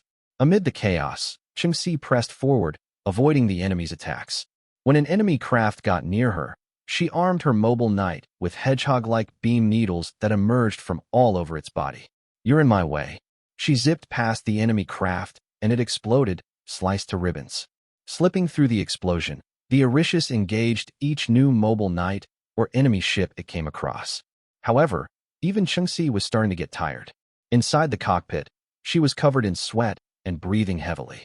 Haha, I'd like to play more, but my energy reserves are getting a little low.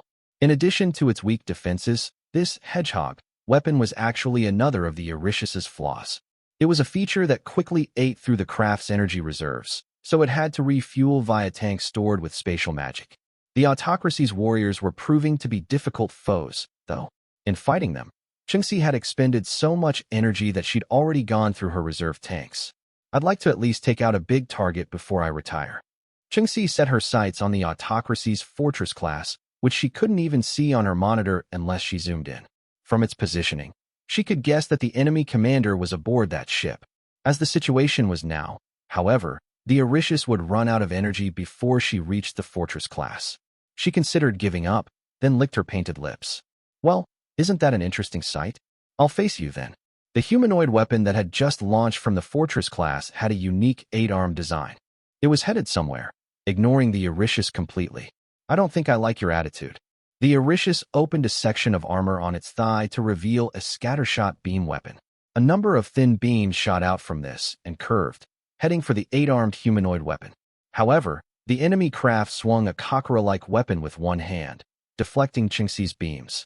Sorry, but I don't have time to play with you. Count Banfield's waiting for me. Hearing Liam's name, Qingxi opened her mouth wide to laugh. There's no need for you to face him. You'll be dying here, after all. The Arishus sped toward the enemy craft, which signaled the guard craft around it to stand down.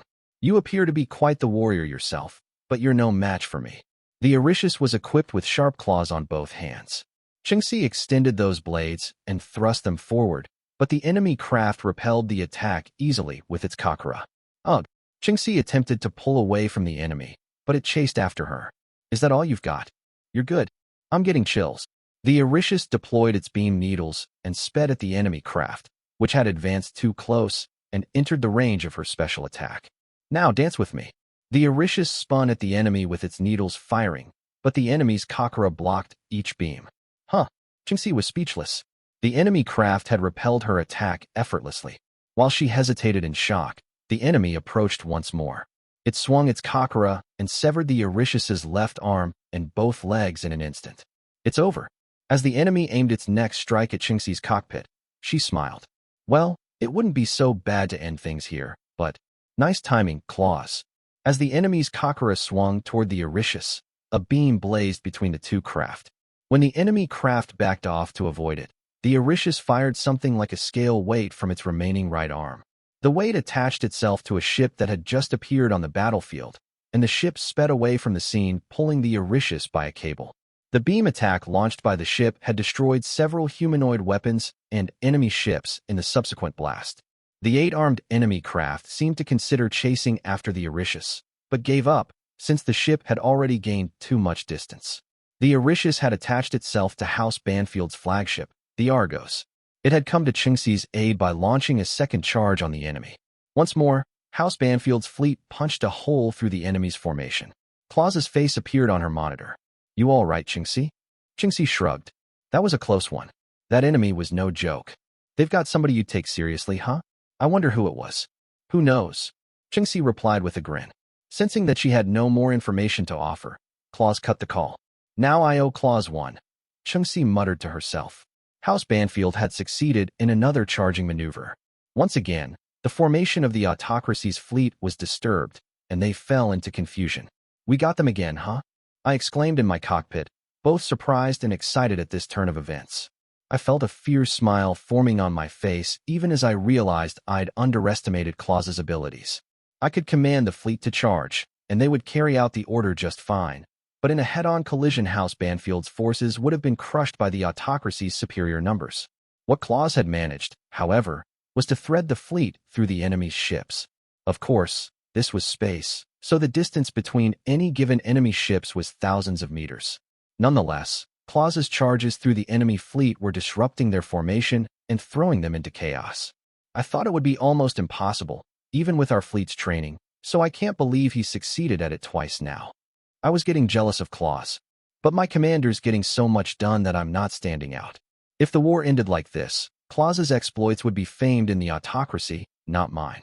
I held my head for a moment, then brushed my bangs back. Now that Claus has confused the enemy again, this is my chance. Avid, summon the Griffin. The Avid's movements altered at the keyword Griffin. An automated voice announced, spatial magic output at maximum. Removing locks on subspace hatch. Activating Griffin. A huge magic circle extended 10 kilometers behind the Avid. From it emerged the bow of a ship. The enemy realized the Avid was about to do something major and concentrated their attacks on the magic circle, their humanoid weapons charging at the Avid itself. Presence of enemy craft confirmed. Commencing counterattack. The enormous ship exiting the magic circle began to attack even before it had fully emerged.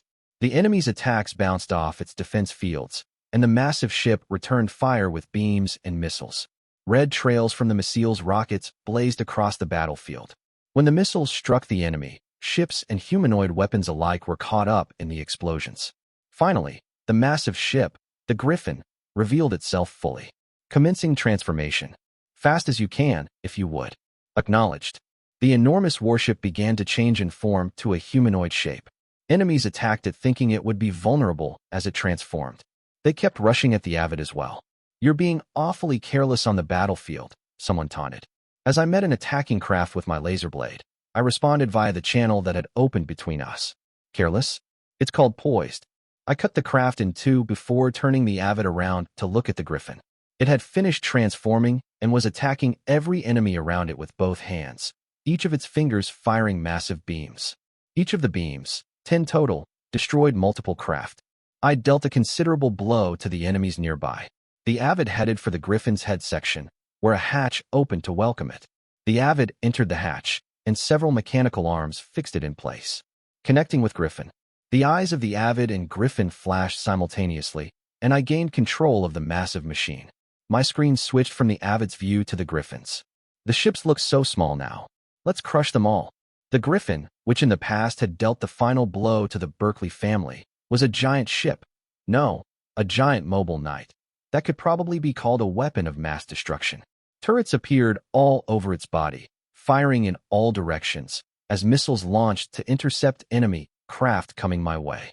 The Griffin dealt a heavy blow to the enemy fleet. Pretty cool, huh? I'm told this is the ultimate mobile knight. In attempting to give a mobile knight a ship's capabilities, the 7th Weapons Factory had arrived at the somewhat backward conclusion that they should just make a ship into a mobile knight. One might think such a plan was stupid, but I didn't hate that kind of stupidity. The Griffin cleaned up all the enemies around it and headed for the center of the enemy fleet's formation. Ships gathered in front of the Griffin in an effort to stop it, firing upon it in unison. You work together well, but that's pointless with this thing. The Griffin pressed its fingers together, and an enormous blade formed from its beam launchers. I swung it at the enemy ships directly in my path and struck every one of them, and a few off to the sides as well. Despite the racket, I could hear enemy transmissions. Somebody stop that giant humanoid.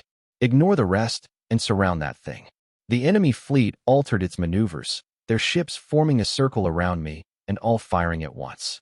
Not a bad move. The Griffin was bathed in the enemy's concentrated fire, but its hull was composed of rare metals. I'd splurged on the components that made up its interior as well, so it was basically an enormous version of the Avid. Rare metals like orichalcum and adamantite, things that showed up in games, were pricey, given their scarcity and quality as materials. Frankly, they were in a different league entirely from the more common metals typically used in the construction of ships and mobile knights.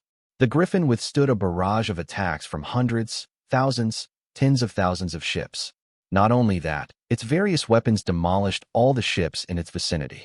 I glanced at the state of the battle on my cockpit screens and found that the enemy's formation had collapsed once more.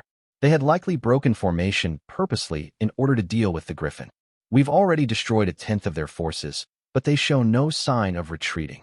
One of the autocracy's characteristics was that they paid no mind to the loss of their own members.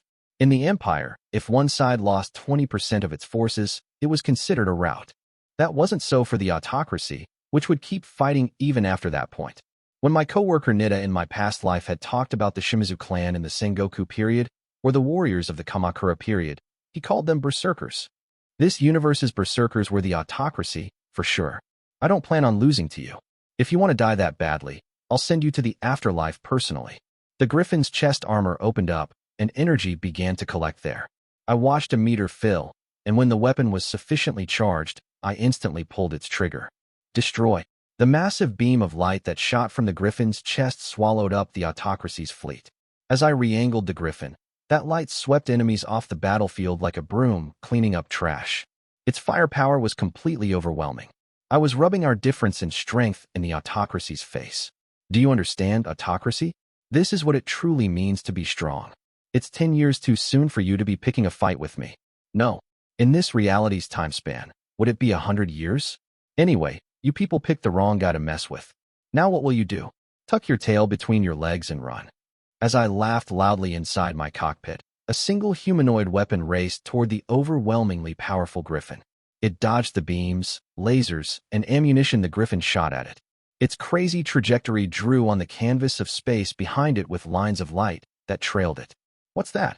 While I watched the complex patterns of lines, almost worried I'd get tangled in them, the enemy reached the Griffin. The humanoid weapon announced itself through an open channel.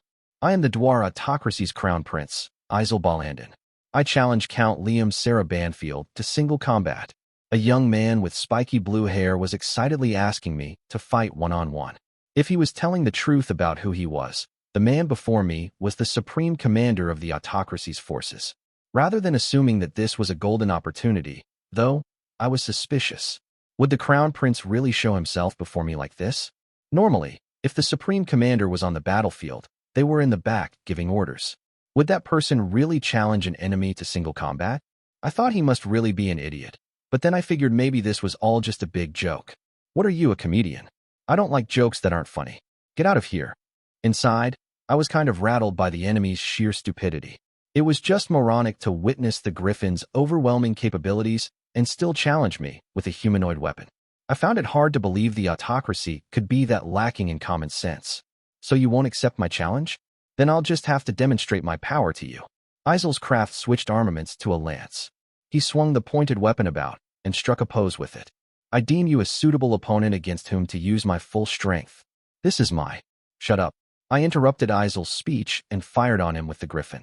The chest beam had heavily drained its energy reserves, but it still had enough juice to fire some beams from its fingertips.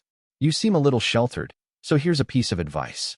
Only announce your name on the battlefield to people weaker than you.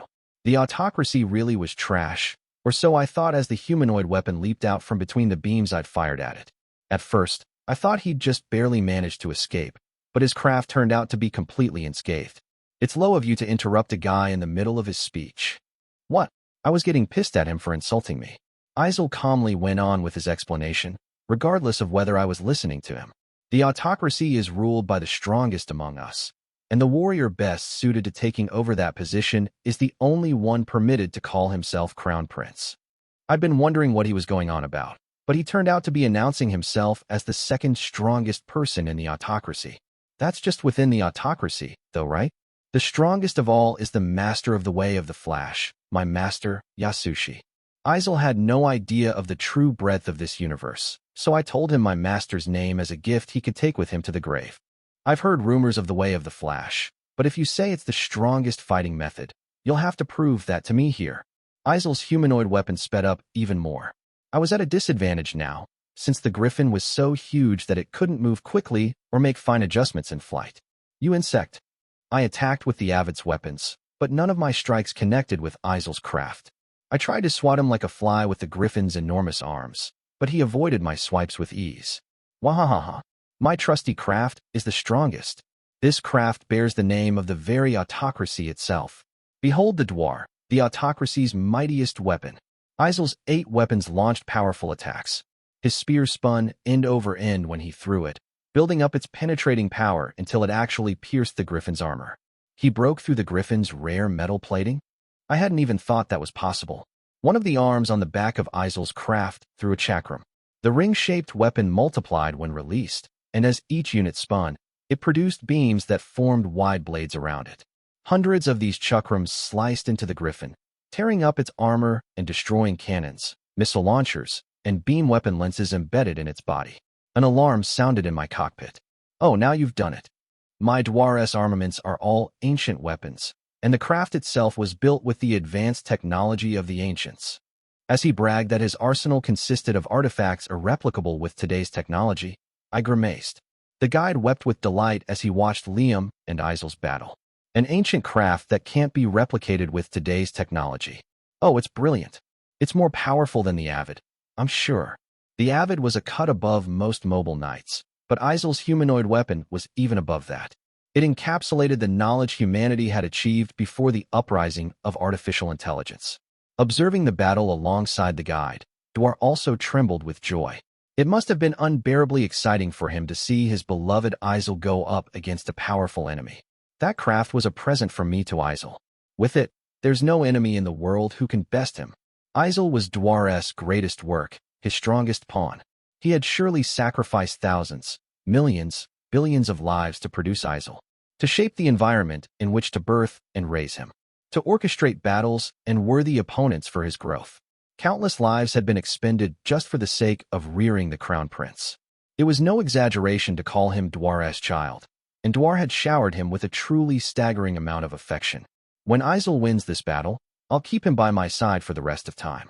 He'll be the ultimate warrior I finally perfected. Dwar planned to make Isel into a being like himself and the guide. The guide responded with applause. Fantastic. The sheer number of lives sacrificed, all to produce one sublime warrior. As he said this, the guide watched the griffin slowly crumble in his peripheral vision. He could hardly contain his excitement anymore. As he praised Dwar, his exhilaration reached its peak. Excellent. Liam is finally finished. Dwar rubbed what must have constituted his chin as he observed the griffin's slow destruction. That boy isn't a bad warrior himself, he noted, complimenting his son's adversary. A fine contribution to the completion of Isel's journey. Despite praising Liam, Dwar only saw him as a footnote to Isel's story. Dwar couldn't imagine Liam recovering from his position. Laughing, the guide shouted at Liam, aware of course that the boy couldn't hear him. Well, Liam, how does it feel to go up against someone truly strong, in a full-fledged ancient weapon to boot? You and the Avid don't stand a chance against them. The griffin was being slashed to pieces before the eyes of the guide and Dwar. Meanwhile, the bridge of the flagship Argos was in chaos. The griffin's damage level is in the red. It can't take any more. The mobile knights are all reaching their technical limits. No one can assist. The enemy fleet's still attacking. Liam had never once struggled on the battlefield before. The soldiers who had previously had absolute faith in the Avid and the Griffin couldn't hide their panic as they watched the enormous craft crumble. The same went for Claus, of course, but he had to command the fleet in Liam's place. We'll head to Liam's aid ourselves, he declared coolly. Once we collect Lord Liam, we'll remain on the battlefield as the fleet's rear guard. Claus had decided to slow the autocracy down to give Lord Liam the chance to escape. The bridge crew responded to Claus's command with different expressions. Some were confused, others trembled. Most had expected they would die one day as soldiers and wore looks of grim determination. For the most part, the crew of the Argos consisted of elite soldiers, so most stayed fairly calm in the face of this development. I'm sorry, but you're going to have to throw away your lives along with me, Claus told them. It was natural that Claus would remain behind to command the fleet as the rearguard, but this was not out of simple loyalty. House Banfield is done for if we lose Lord Liam here. Claus knew exactly what would happen, because he'd already witnessed it once. House Banfield was completely unable to function without Liam. Not only that, but Liam was heavily involved in the Empire's succession conflict. Cleo would be in a terrible predicament without him. The succession conflict would heat up again, and the entire Empire could be thrown into chaos. Claus foresaw the huge influence Liam's life was sure to have on the Empire's future. Lord Liam just needs to survive. We'll do whatever is necessary to make sure that happens. Even if Claus didn't make it, House Banfield had plenty of other skilled people able to replace him. Tia and Marie were more than competent as long as someone reined them in. To put it somewhat dramatically, there may have been replacements for Claus, but there wasn't one for Liam. Contact Lord Liam. I'll explain that. Then they heard Liam's voice on Isel's open channel. Now you've done it, you ignorant little prince. If you're going to be cocky, I'll get serious. Liam had lost his cool and still planned on fighting with Isel. When he realized Liam intended to continue fighting, Claus panicked. What? Lord Liam, you can't. Escape at once. Unaware of his head knight's agitation, Liam told Isel, I'd planned on capturing you and handing you over to the Empire, but I'm going to kill you right here and now. Isel was thrilled at this announcement. You're something else, Banfield. You're the only one who's ever kept up that attitude with me once they saw me get serious. You're just the kind of opponent I've been looking for. Thus, the bell rang for round 2 of Isel and Liam's match. Chapter 18 Spectators. I couldn't forgive Isel, who'd attacked my planet just because he wanted to fight. I felt truly murderous at his idiotic glee over battling strong opponents. You would attack Augur just for that? You make me sick. I decided to kill him. Once I'd made that call, I checked the Griffin's status. Its plating was in shambles, it had lost its left arm, and it had been pierced in so many places there were holes here and there. Several explosions had already occurred within the craft, and at this point it was struggling just to keep moving. A red alert was still sounding inside the cockpit, warning me about each component that was in danger. The self-repair function was active, but it couldn't keep up. It was clear that if I kept fighting like this, I'd just lose to Isel. This thing wasn't cheap, you know. With the Griffin's maintenance costs, I could have paid for the maintenance of an entire fleet of ships. The development and construction costs had been astronomical as well, and I would never have had the thing created if it didn't fulfill some manly dream of mine. In its present state, repairing this massive, transforming ship built from rare metals would probably take years. The Avid's engine groaned, almost as if it were roaring in fury. At the same time, several items popped up on my main screen requesting my authorization. I raised an eyebrow at the contents of these requests. Is this because of the machine heart? You want to take revenge for the Griffin? Fine. Do as you like, Avid. The Avid was just as furious as I was. It was angry that Isel had toyed with the Griffin and upset by his bragging about his own craft. It seemed the Avid wanted to prove that as my trusted partner, it wasn't inferior. Once I gave the Avid my authorization, it purged the connections keeping it in place inside the Griffin. My monitor switched from the Griffin's view back to the Avid's. The Avid knocked away the arms that had secured it and leaped out through the open hatch. Outside, Isel was still merrily destroying the Griffin, but he turned to face us when he realized we'd exited the ship. So you finally came out. Now, Count Liam, it's time for our duel. I couldn't stand how amused he was. Did he think he'd get away with breaking my precious toy? The Avid's reactor was generating excess energy. Sparks crackled as that energy escaped from its joints. Sorry, but you'll be going up against the Avid. Seems you've pissed it off. Isel was confused. What are you talking about? Is that an assistant pilot or something? I want to fight with you. Pilot was probably a fitting word for it. Sure, but I'd say right now Avid's the main pilot, and I'm the assistant. So you're running away? I laughed at his attempt to provoke me. If you were really strong, I'd have run away before the fight began. Think carefully about why I'm here fighting you. It's obviously because I know I can win. Victory, like everything else, was promised to me because I had the protection of the guide, and I never failed to prepare for victory. I'd continued piloting practice since coming to Planet Augur, and I never took a day off my way of the flash training. As I gripped the control sticks, a crack ran through the Avid's plating. Red lights spilled out from the crack, making it seem like the Avid would burst into pieces at any moment. 3 minutes. I'll give you 3 minutes, Avid. I set a timer on the monitor, and the Avid groaned in response. Isel pointed one of his humanoid weapons at the Avid. The sphere in its hand fired hundreds of lasers with homing functionality. The Avid couldn't avoid them, and they struck its armor. However, they did no damage. The plating merely turned red where it was hit. Still, I was impressed with the weapon's ability to pierce my defense field at all. That won't be enough to take you down, eh? Well, that's just what makes you a worthy opponent. Isel cried.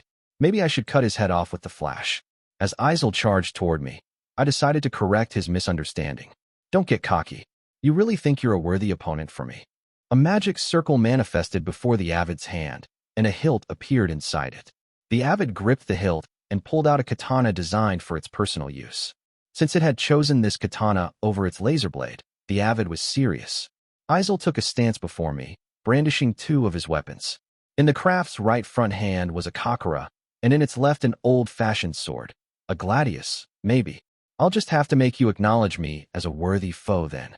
I'll slice through you with this sword, which can nullify any field, and smash you with this kakara that can control armies. As the sword Isel's craft held glowed, the defense field around the Avid was neutralized. At the same time, wrecked enemy and allied mobile knights that floated around us began to reactivate. I narrowed my eyes at the sight of the dead craft rising again like zombies. A sword that cut through defense fields, and a kakara that controlled destroyed mobile knights. They were certainly both incredible weapons, but they'd both be useless. The Avid swung its katana, slashing through the reactivated humanoid weapons and mobile knights. The sight shocked Isel. You destroyed them all by striking once. Done bragging about your weapons? Get serious already. That should make him wary of me. You've got more of those things, don't you? Isel charged at me, all 8 weapons readied. His humanoid weapon, which was as large as the Avid, closed the distance in an instant. For its giant size, it moved swiftly. It swung its sword down, but the Avid avoided the blow by a hair and swung its katana. Isel's kakara deflected the blow. Are you predicting my moves? But I've got. Is his craft predicting the future? I muttered. Is it using some kind of foresight? Isel's craft seemed to be anticipating the Avid's movements by utilizing either some sort of sophisticated algorithm or a magical technique. As the 2 craft clashed, continuing to predict one another's movements, I needled Isel. You think that's enough to call yourself a worthy enemy for me? You must have fought a lot of weaklings. Predicting an enemy's movements was one of the basics of the way of the Flash. The Avid kicked aside the lance Isel thrust out, slicing through another weapon with its katana. The portion that had been hacked off immediately liquefied and returned to the craft, restoring the weapon to its previous form. Regeneration, eh? That's right. However much you slice it up, my baby will regenerate. You won't even be able to scratch me with pitiful attacks like that. Both the craft and its weapons would liquefy and regenerate if portions were severed. The Avid could slice away at Isel's craft, and he'd still have the advantage. Ancient weapons really were something. The Avid slashed the stomach of Isel's craft, and I felt the attack connect with the cockpit.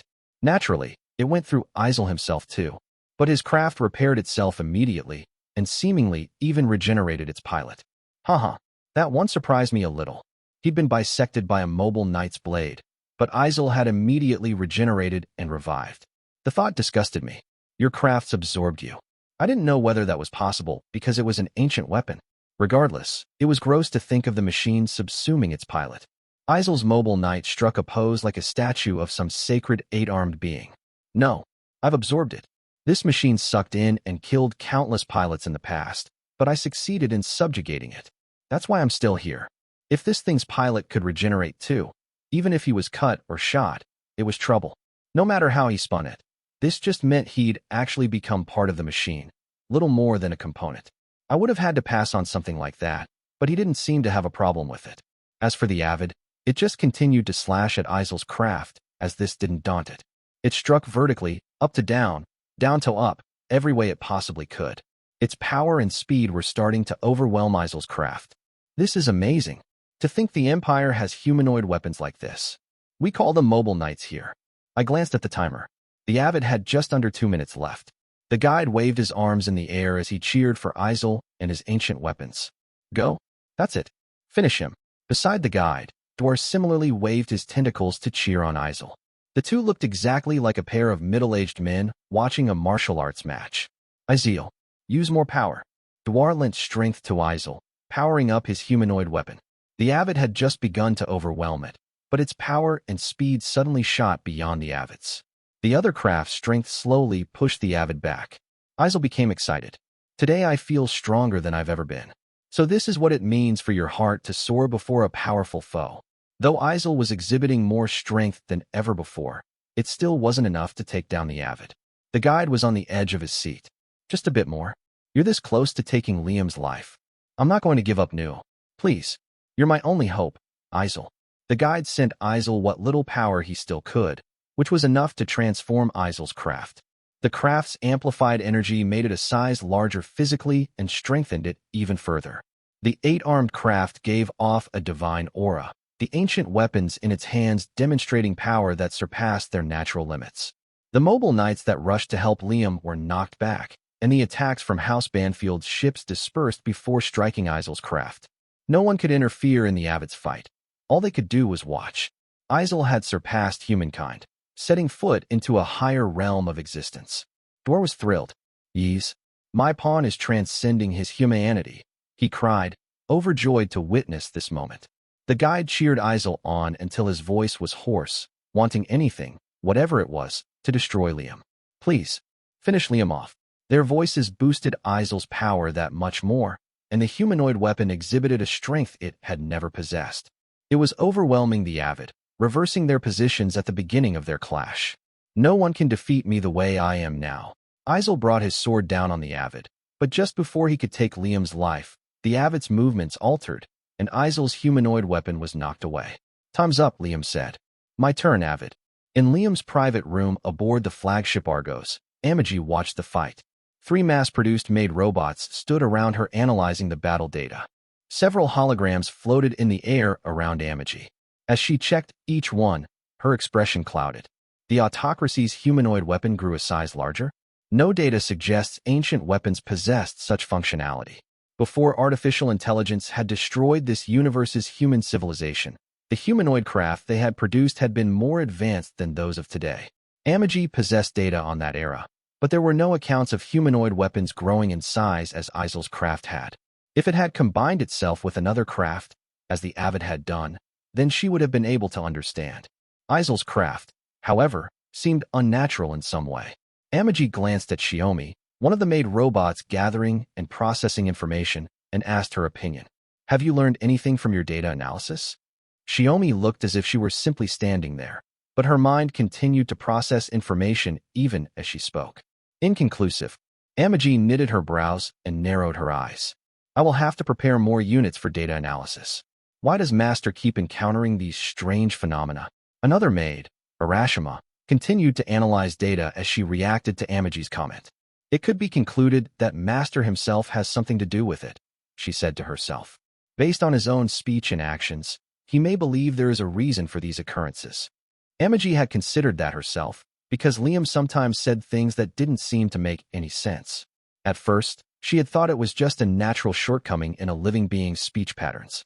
Artificial intelligence accepted a logical speech and actions as a matter of course in human beings, since living beings sometimes displayed behaviors that couldn't be explained in strictly rational terms.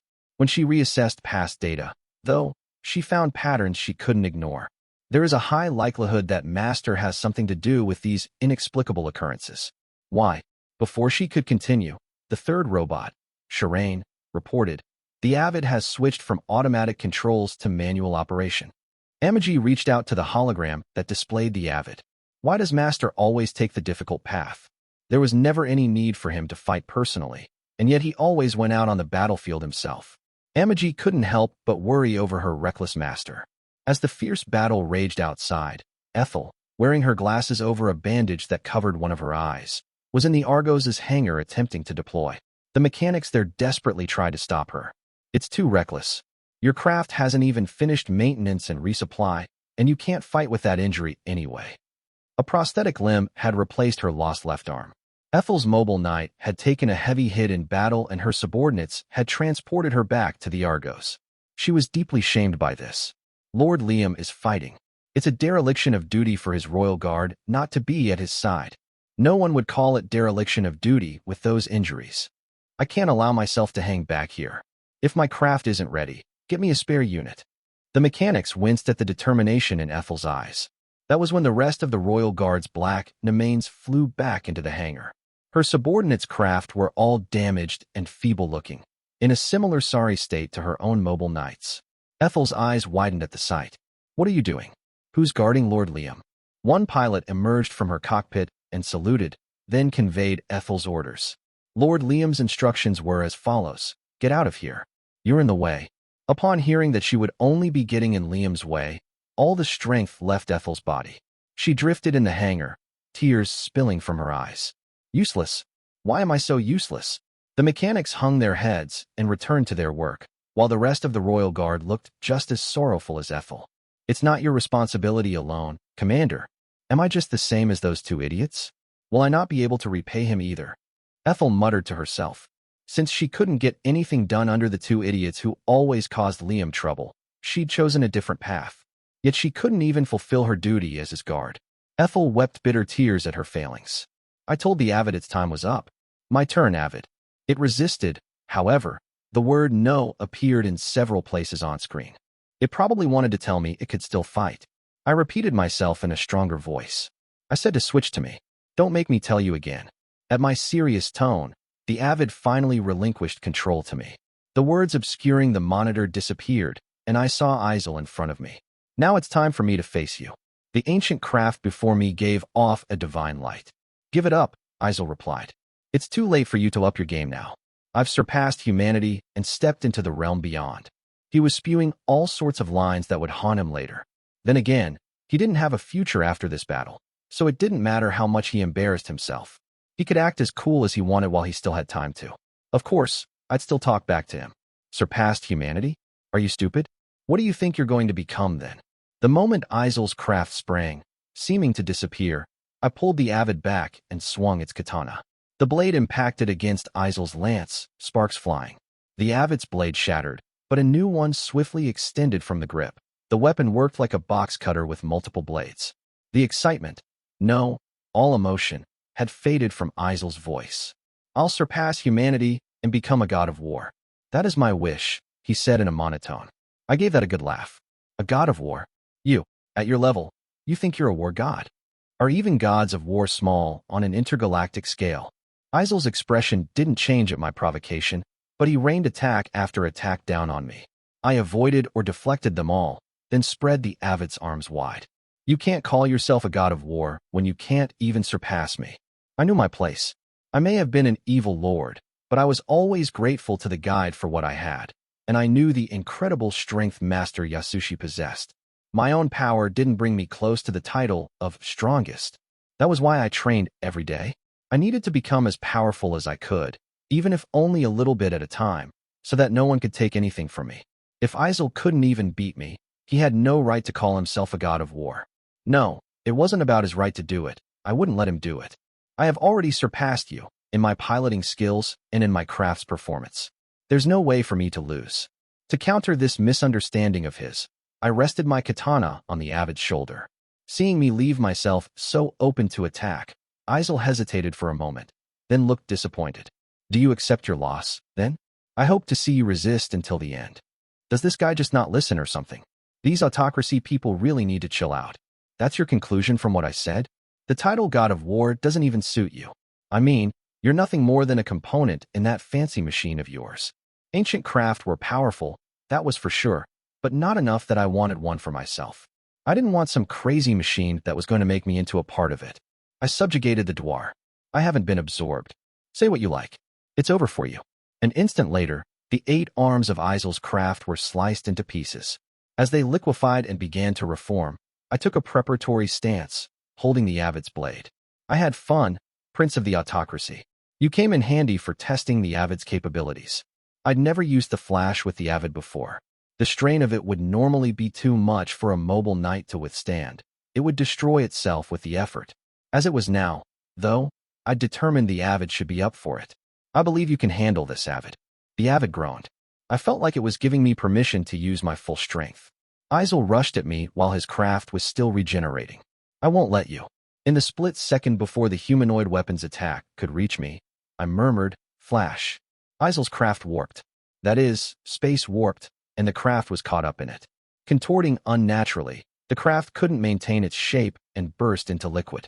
In that warped state, though, it couldn't regenerate. Each time it tried, it burst into liquid again. Trying to return to its original shape only furthered its distortion. Gah. The same went for the pilot, Isel. He burst apart repeatedly, trying to reform and failing. The sight of him writhing in pain was just pitiful, a sad man absorbed by a machine out of his desire to become strong. This is the fate of someone calling himself a warrior. However, the avid wasn't unscathed either. Its joints were groaning, and though the machine heart was working to repair the damage, I didn't think it would make it in time. All this after one strike, huh? Well, should I just be happy I managed a single strike at all? I'd finally replicated the flash using a mobile knight, but even now, the avid could only handle using it once. After failing to regenerate any number of times, Isel couldn't even remain in human form. He appeared in a small window on my monitor, hacking up blood. Incredible. I've lost. Can we talk at the end? If you want.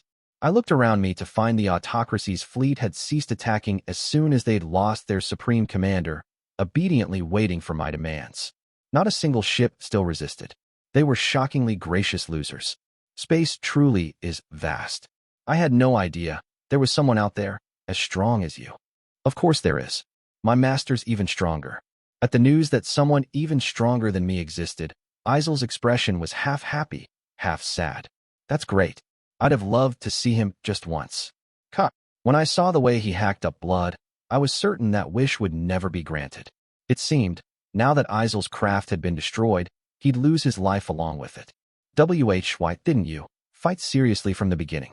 You didn't need that behemoth. You're stronger this way. When he claimed the avid alone would have been enough, and I hadn't needed to combine it with the griffin, I gave him an exasperated look. This is a war. I just determined that the griffin would be better for thinning your numbers. The griffin demonstrated its true worth against the larger groups of foes. The avid was definitely strong, but the griffin had been optimal for the situation I was in. War? That's right. I guess it is. I forgot. That fight was so fun. When was the last time? I had so much fun. I want to fight again. Isel expired, and the craft liquefied completely, dispersing into space. He'd wanted to fight until the very end. Huh? Just what did this guy think life was about? I didn't want a life that was nothing but war. I was going to enjoy my days here, trampling other people as an evil lord. Still, meeting his end on the battlefield was probably just how Isel had wanted to go. What a troublesome bunch, I muttered. Then again, Isel stayed true to himself up until his last moments, and as an evil lord I could commend him for that. The avid could barely move, but it haltingly raised its sword into the air all the same. Liam Sarah Banfield has defeated the enemy's supreme commander, Isel Balandin. When I formally announced my victory, I heard House Banfield rejoicing over my comms. I was curious about what the autocracy's response would be, though. The autocracy commends your performance in battle. Lord Liam Sarah Banfield, Sir Claus Sarah Mott, be well until we fight once more. Although they still held the advantage in numbers, the autocracy's fleet began to retreat. I wanted to pursue them, but my own fleet was too exhausted for me to push them. At some point, the Royal Guard's Nemanes had come to surround the Avid. Are you all right, Lord Liam? I'm more worried about the Avid than myself. Also, Isel's craft's been liquefied, but collect that liquid and send it to the 7th Weapons Factory for analysis, would you? Why, yes, sir. I'd annihilated the thing, but if I gave the remnants to Neos, she might be able to get something useful out of it. If I told her the liquid was the wreckage of an ancient craft, she'd probably tackle the investigation with glee. After witnessing Isel's defeat, Dwar was in a daze. For his part, the guide had depleted all his power as well, returning to the form of a hat alone. He trembled with fury. Warping space? That's completely unfair. How did he even do that? Somebody explain it to me. In the end, the battle had been ended with a completely mind-boggling move that had distorted space. The guide just couldn't take it. Isel had undoubtedly been one of the strongest humans in existence. A talented pilot whose humanoid weapon had superior specs to the Avid, and yet Liam managed to defeat him. How the hell can I beat Liam? The guide sobbed. Dwar grabbed the hat, which was the guide's entire body at the moment, and squeezed it in one tentacle. Oh, ouchie. Hey, what is he? Dwar's head was bright red and giving off steam. He must have been furious. What do you mean? How did you make him like that? Dwar must have thought the guide was responsible for Liam's prowess. The guide frantically tried to correct his misunderstanding. I want to know how things ended up this way too. Dwar tossed the guide aside, and the hat crumpled. How could you? His tentacles thrashed in rage. I'll kill him. I'll kill him personally. He'll pay for killing my precious Isel. He will. Dwar was serious about going after Liam's life, and the guide smirked at the sight. Well, he would have smirked if he wasn't currently a hat, but he was smirking on the inside. Ha ha ha. It was a failure this time around, but at least Dwar is serious now. Liam won't be long for this universe. Liam wasn't grateful to Dwar. He wasn't even aware of his existence. Dwar had no reason to fear Liam's gratitude the way the guide did. He was sure to be a formidable enemy for Liam. Chapter 19, The True Victor. The first thing House Banfield's forces did upon returning to Planet Augur was hold a funeral. In the battle with the autocracy, we'd lost thousands of ships and mobile knights, along with their crews and pilots. In my mourning clothes, I stood silently in front of the memorial erected to commemorate them. What are you thinking? Claus asked, standing beside me. He was probably suspicious of the way I stood silently before the monument.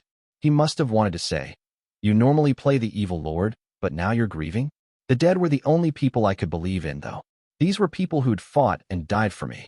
Their deaths were the very proof of their loyalty. I'm sure some had despised me. They had the right to disparage and hate me. Still, they'd obeyed my orders and fought. It was only natural I should mourn their deaths. Oh, nothing. If I said I was praying for the dead, he wouldn't believe me, and the dead themselves would just tell me it was too little too late. I mourned only for my own satisfaction. Be sure to reward the families of the deceased handsomely, I told him. Yes, sir. I turned my back to the monument and walked off.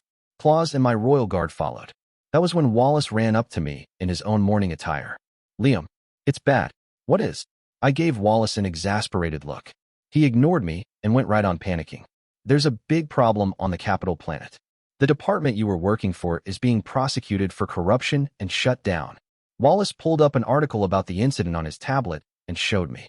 It indeed regarded my workplace from before my assignment as magistrate. Ah, that. Yeah, my noble training will end soon. Wait, what's that supposed to mean? It's not good if your workplace gets shut down, is it? Worst case scenario, Imperial investigators might charge in here and take you in for questioning too, right? Wallace was making a big deal about this, but I wasn't worried, so I kept on walking. He scurried after me, annoyed by my blasé attitude. They could make you redo your training as punishment, you know. You should be more concerned about this. You don't have a good relationship with House Langrand. I told him the reason I wasn't surprised. I was the whistleblower. I didn't like how they chased me out, so I collected evidence of corruption and turned it in. It was a lot of work getting it all done before end of day. Of course, once I decided to blow the whistle on them, it got my motivation going, because it was kind of fun. They say it's common courtesy to clean up when you leave a place, right? I decided to clean up my whole workplace. It was their own fault in the first place for chasing me out like that and leaving evidence of their corruption behind. When I'd turned in the evidence to the Prime Minister, I'd left it in his hands what to do with Randy and the rest. Wallace's face twitched. You shut them down just because you didn't like it there? Well, there's that.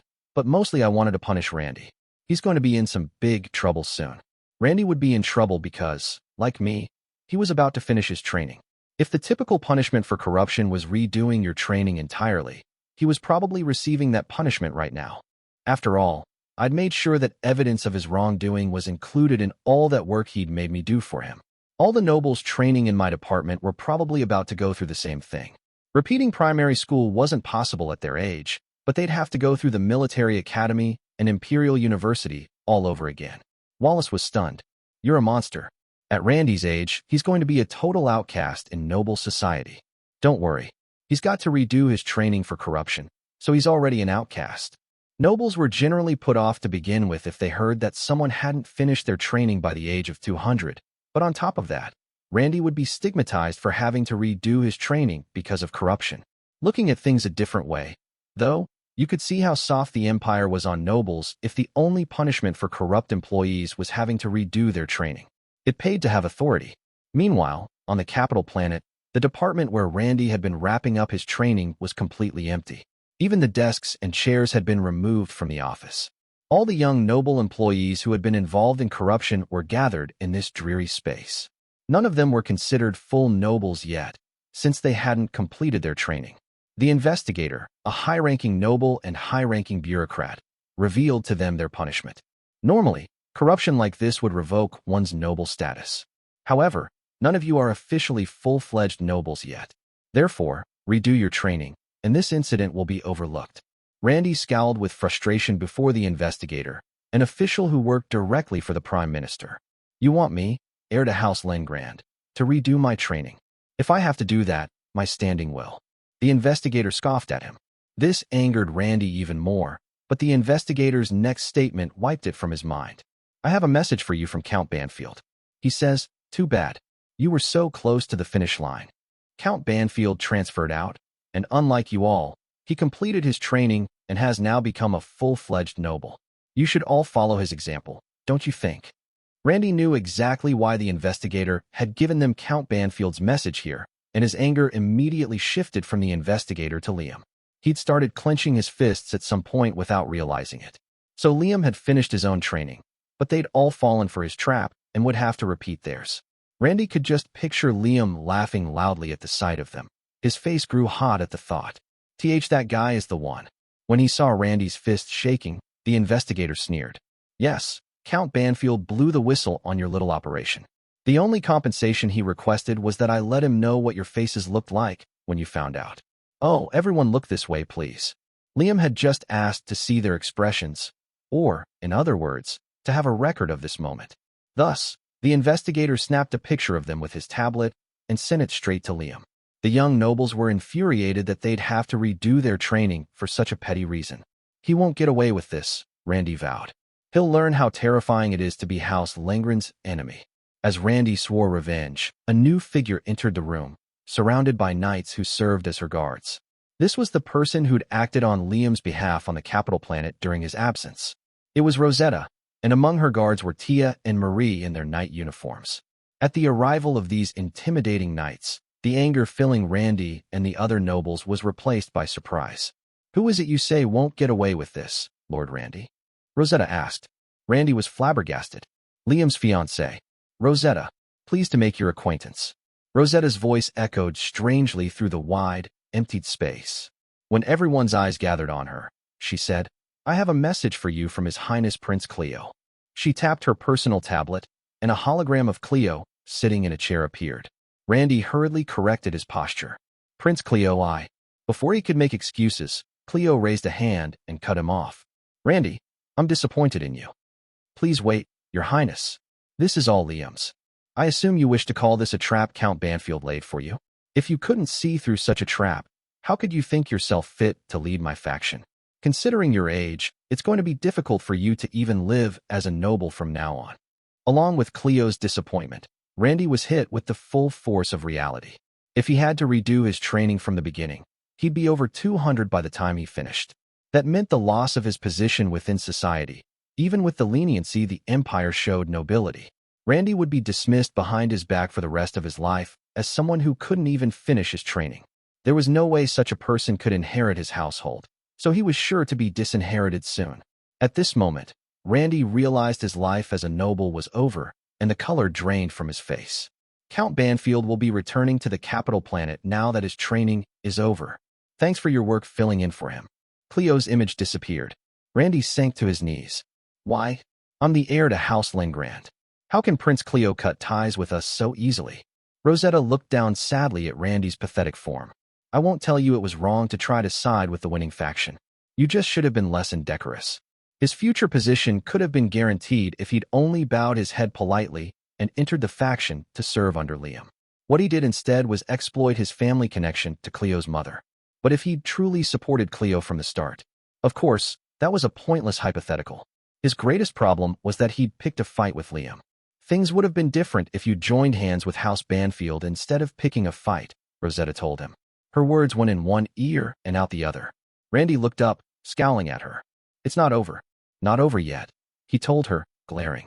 I'll climb my way back up, and I'll take Liam down. He still hadn't given up. I see, Rosetta said simply, and left the room. When she did, Tia and Marie looked down at Randy coldly. The message in their eyes was quite clear. Try it, and you're dead. Eulogio waited for Rosetta outside the office building. When Rosetta emerged, she approached her. It seems they'll tear down the whole building now and put up a new one. The corruption gave it a bad image. Rosetta showed no reaction to this news. She'd normally have been surprised at such an expenditure just for the sake of image, but she had other things on her mind. More importantly, what's the plan there? She asked, glancing toward her own workplace, the one that only employed women. Looking the same way, Eulogio smiled. We moved out most of the people from Calvin's faction and installed those of Cleo's faction instead. In a few years, Cleo's people alone will run the place. The fact that almost all the building's current personnel were loyal to Cleo was thanks to Eulogio's hard work. As Rosetta and her guards started walking back to her workplace, a former co-worker who'd been let go ran up to her. How dare you? The young woman's hair was a mess, and she reeked of alcohol. Marie blocked her way before she could reach Rosetta, but the woman was so upset that she picked a fight with Rosetta anyway. Don't think you'll get away with this. You'll be the next one thrown out. You think the Crown Prince's faction will stay quiet about this? This woman had also been let go for corruption. Such nobles likely didn't even consider that what they'd been doing was wrong. But now they were being forced to pay the price for their selfishness. Rosetta saw it as them getting their just deserts. I see, she said. Well, I have no attachment to this workplace, and my training is over, so I planned on resigning anyway. For a beat, the woman was speechless when Rosetta said she'd simply leave the workplace the woman was so preoccupied with, but then she let out a shriek of frustration. The knights kept her away from Rosetta, who continued back to her workplace without any further trouble. Eulogio shrugged. Someone was going to hold a grudge. And you were the one who brought this about, Rosetta said, exasperated by Eulogio acting as if it had nothing to do with her. Eulogio stuck her tongue out and grinned. Well, I was told to get serious. Eulogio's flaws tended to stand out more than her talents, but she really was capable. Results like these proved that usually she slacked off. From now on, how about taking things seriously before someone has to tell you? Personally, I think it's best to take it easy when you can. You're much too uptight, Lady Rosetta. And you're too laid back. While the two were chatting, Tia received a report. She put a hand to her ear, frowning at what she heard. Is something wrong? Rosetta asked, noticing her demeanor change. Tia removed the hand from her ear, looking rather nervous. I've just received word that the Empire has been defeated in the war with the autocracy. Prince Calvin's main force has retreated, and the army suffered marked losses. If the Imperial army had lost, that could only mean one thing for Liam on planet Augur, resting as it did at the border of the two territories. Huh. The color drained from Rosetta's face. Marie rushed over to support her. Bring Lady Rosetta back to the hotel. She commanded the other knights immediately. They rushed to carry out her order. Rosetta clenched a fist, pressing it against her chest. Darling, please be safe. Damaged ships arrived one after another at Planet Augur's spaceport. They were gathering there in search of a nearby location for repairs and supplies, but the spaceport was over capacity and therefore in chaos. Beside me, Wallace gulped as we looked out at the damaged ships. How did the autocracy win if they lost their supreme commander? It was you who won, Liam. Even if I'd obtained victory on my own battlefield, the Empire had been defeated on all other fronts. As a result, the Empire had lost a lot of territory. Though the autocracy's supreme commander had fallen, they'd fulfilled their goal, so the conflict had effectively ended with their victory. In other words, the Empire had lost. The nobles of Calvin's faction had fought as fiercely as they could, but in the end, they hadn't been able to withstand the autocracy's ferocity and had retreated. So Calvin fled. I muttered, sensing that things were about to be shaken up once more, even though that shouldn't have been an option for him. I'd been receiving regular updates on the war situation, and there were definitely things that seemed suspicious. For instance, some of the nobles in Calvin's faction hadn't tried to intercept the autocracy when they'd changed routes to attack Augur. That was quite an extreme way to harass me. I didn't plan on forgiving them just because I'd won my battle, but unfortunately all the nobles who had likely been involved were dead now. Could I use all this to get the better of Calvin somehow? As I considered the matter, Wallace clung to me. Liam, let's run. This isn't a support base in the rear anymore. It's the front line. My brother retreated, you know. No one will complain if we do the same thing. Calvin really was talented. Overall, the Imperial Army hadn't really taken that many losses. Calvin had fallen back as soon as he realized they couldn't win, which minimized casualties. Because of him, Planet Augur was now deeper into the war zone. He'd even left a parting gift for me. We can't, I told Wallace. We've got new orders from the capital planet. A small window in midair displayed a digital document. I moved it, and it stopped in front of Wallace's face. When he saw what it said, he cried, "And no, why is this happening to me?" His eyes rolled back in his head, and he collapsed on the spot. The document stated that now that I was a full-fledged noble who had finished with his training, I was being deployed to the front lines. My orders were to serve as a deterrent to the autocracy. Wallace had sunk to the floor and stopped moving. Was he that shocked that I'd been ordered to defend the border? Nothing said he had to remain too, but I thought it'd be fun not to tell him that. I was a little disappointed that I couldn't go back to the capital planet right away, though. I'd planned on harassing Randy and his buddies when I got back, but I can't do that now. If you just considered how things had ended up, it seemed as if, by running away, Calvin had forced the job of dealing with the autocracy on me. As I contemplated what to do now, a rather flustered clause arrived. "Lord Liam, the autocracy has contacted us, saying they'll send an emissary." From the autocracy? Yes. It seems they want to discuss a ceasefire. They'd scraped out a big chunk of the Empire's territory, so they wanted to end the war here. They've also requested you as the Empire's negotiator, since you defeated Crown Prince Isel. They think they've won already, huh? They're pretty impatient. Well, it didn't feel too bad that they'd requested me in that role. After all, they'd been going on and on about Claus before. I figured I'd finally made my name known to them. "What would you like to do?" Claus asked, as calm as always. I decided to participate in the negotiations, since I thought it might be fun. Start by contacting the capital planet. Geez, I thought. We'd emerged victorious from such an intense battle, but in the grand scheme of things it had only been one tiny win among many losses. I felt it keenly now that my own victory was completely meaningless amid the Empire's defeats. This was all the fault of Calvin and the autocracy. I had to wonder what would become of Calvin now. I couldn't imagine he was completely done for, but I was certain he'd find himself in a tight spot soon. "All right, Claus, bring Wallace back to his room, would you?" "All right. Very well, sir." Claus lifted Wallace from the floor and carried him off. Chapter 20, Princess of the Autocracy. 3 months later, the Dwar Autocracy's delegation arrived on planet Augur. When they arrived in the spaceport, they were dressed more normally than I would have thought. I'd expected them to be a bunch of barbarians, so it was kind of a letdown. Officials from the capital planet would handle the negotiations. I didn't have a role to speak of. This problem was between the Empire and the autocracy. It had nothing to do with me. I would be present at the signing ceremony since the autocracy had requested that I be involved, but I had no authority to speak or negotiate. I didn't really have anything to say anyway. My force had emerged from the conflict relatively unscathed, and I didn't care what happened to the Empire's territory. Since I had no responsibility here, the officials hadn't asked my opinion on anything, and I didn't think they had any reason to. In any case, I sat in those meetings for a few days without any right to participate, and in the end, everyone amicably signed a 30-year ceasefire agreement.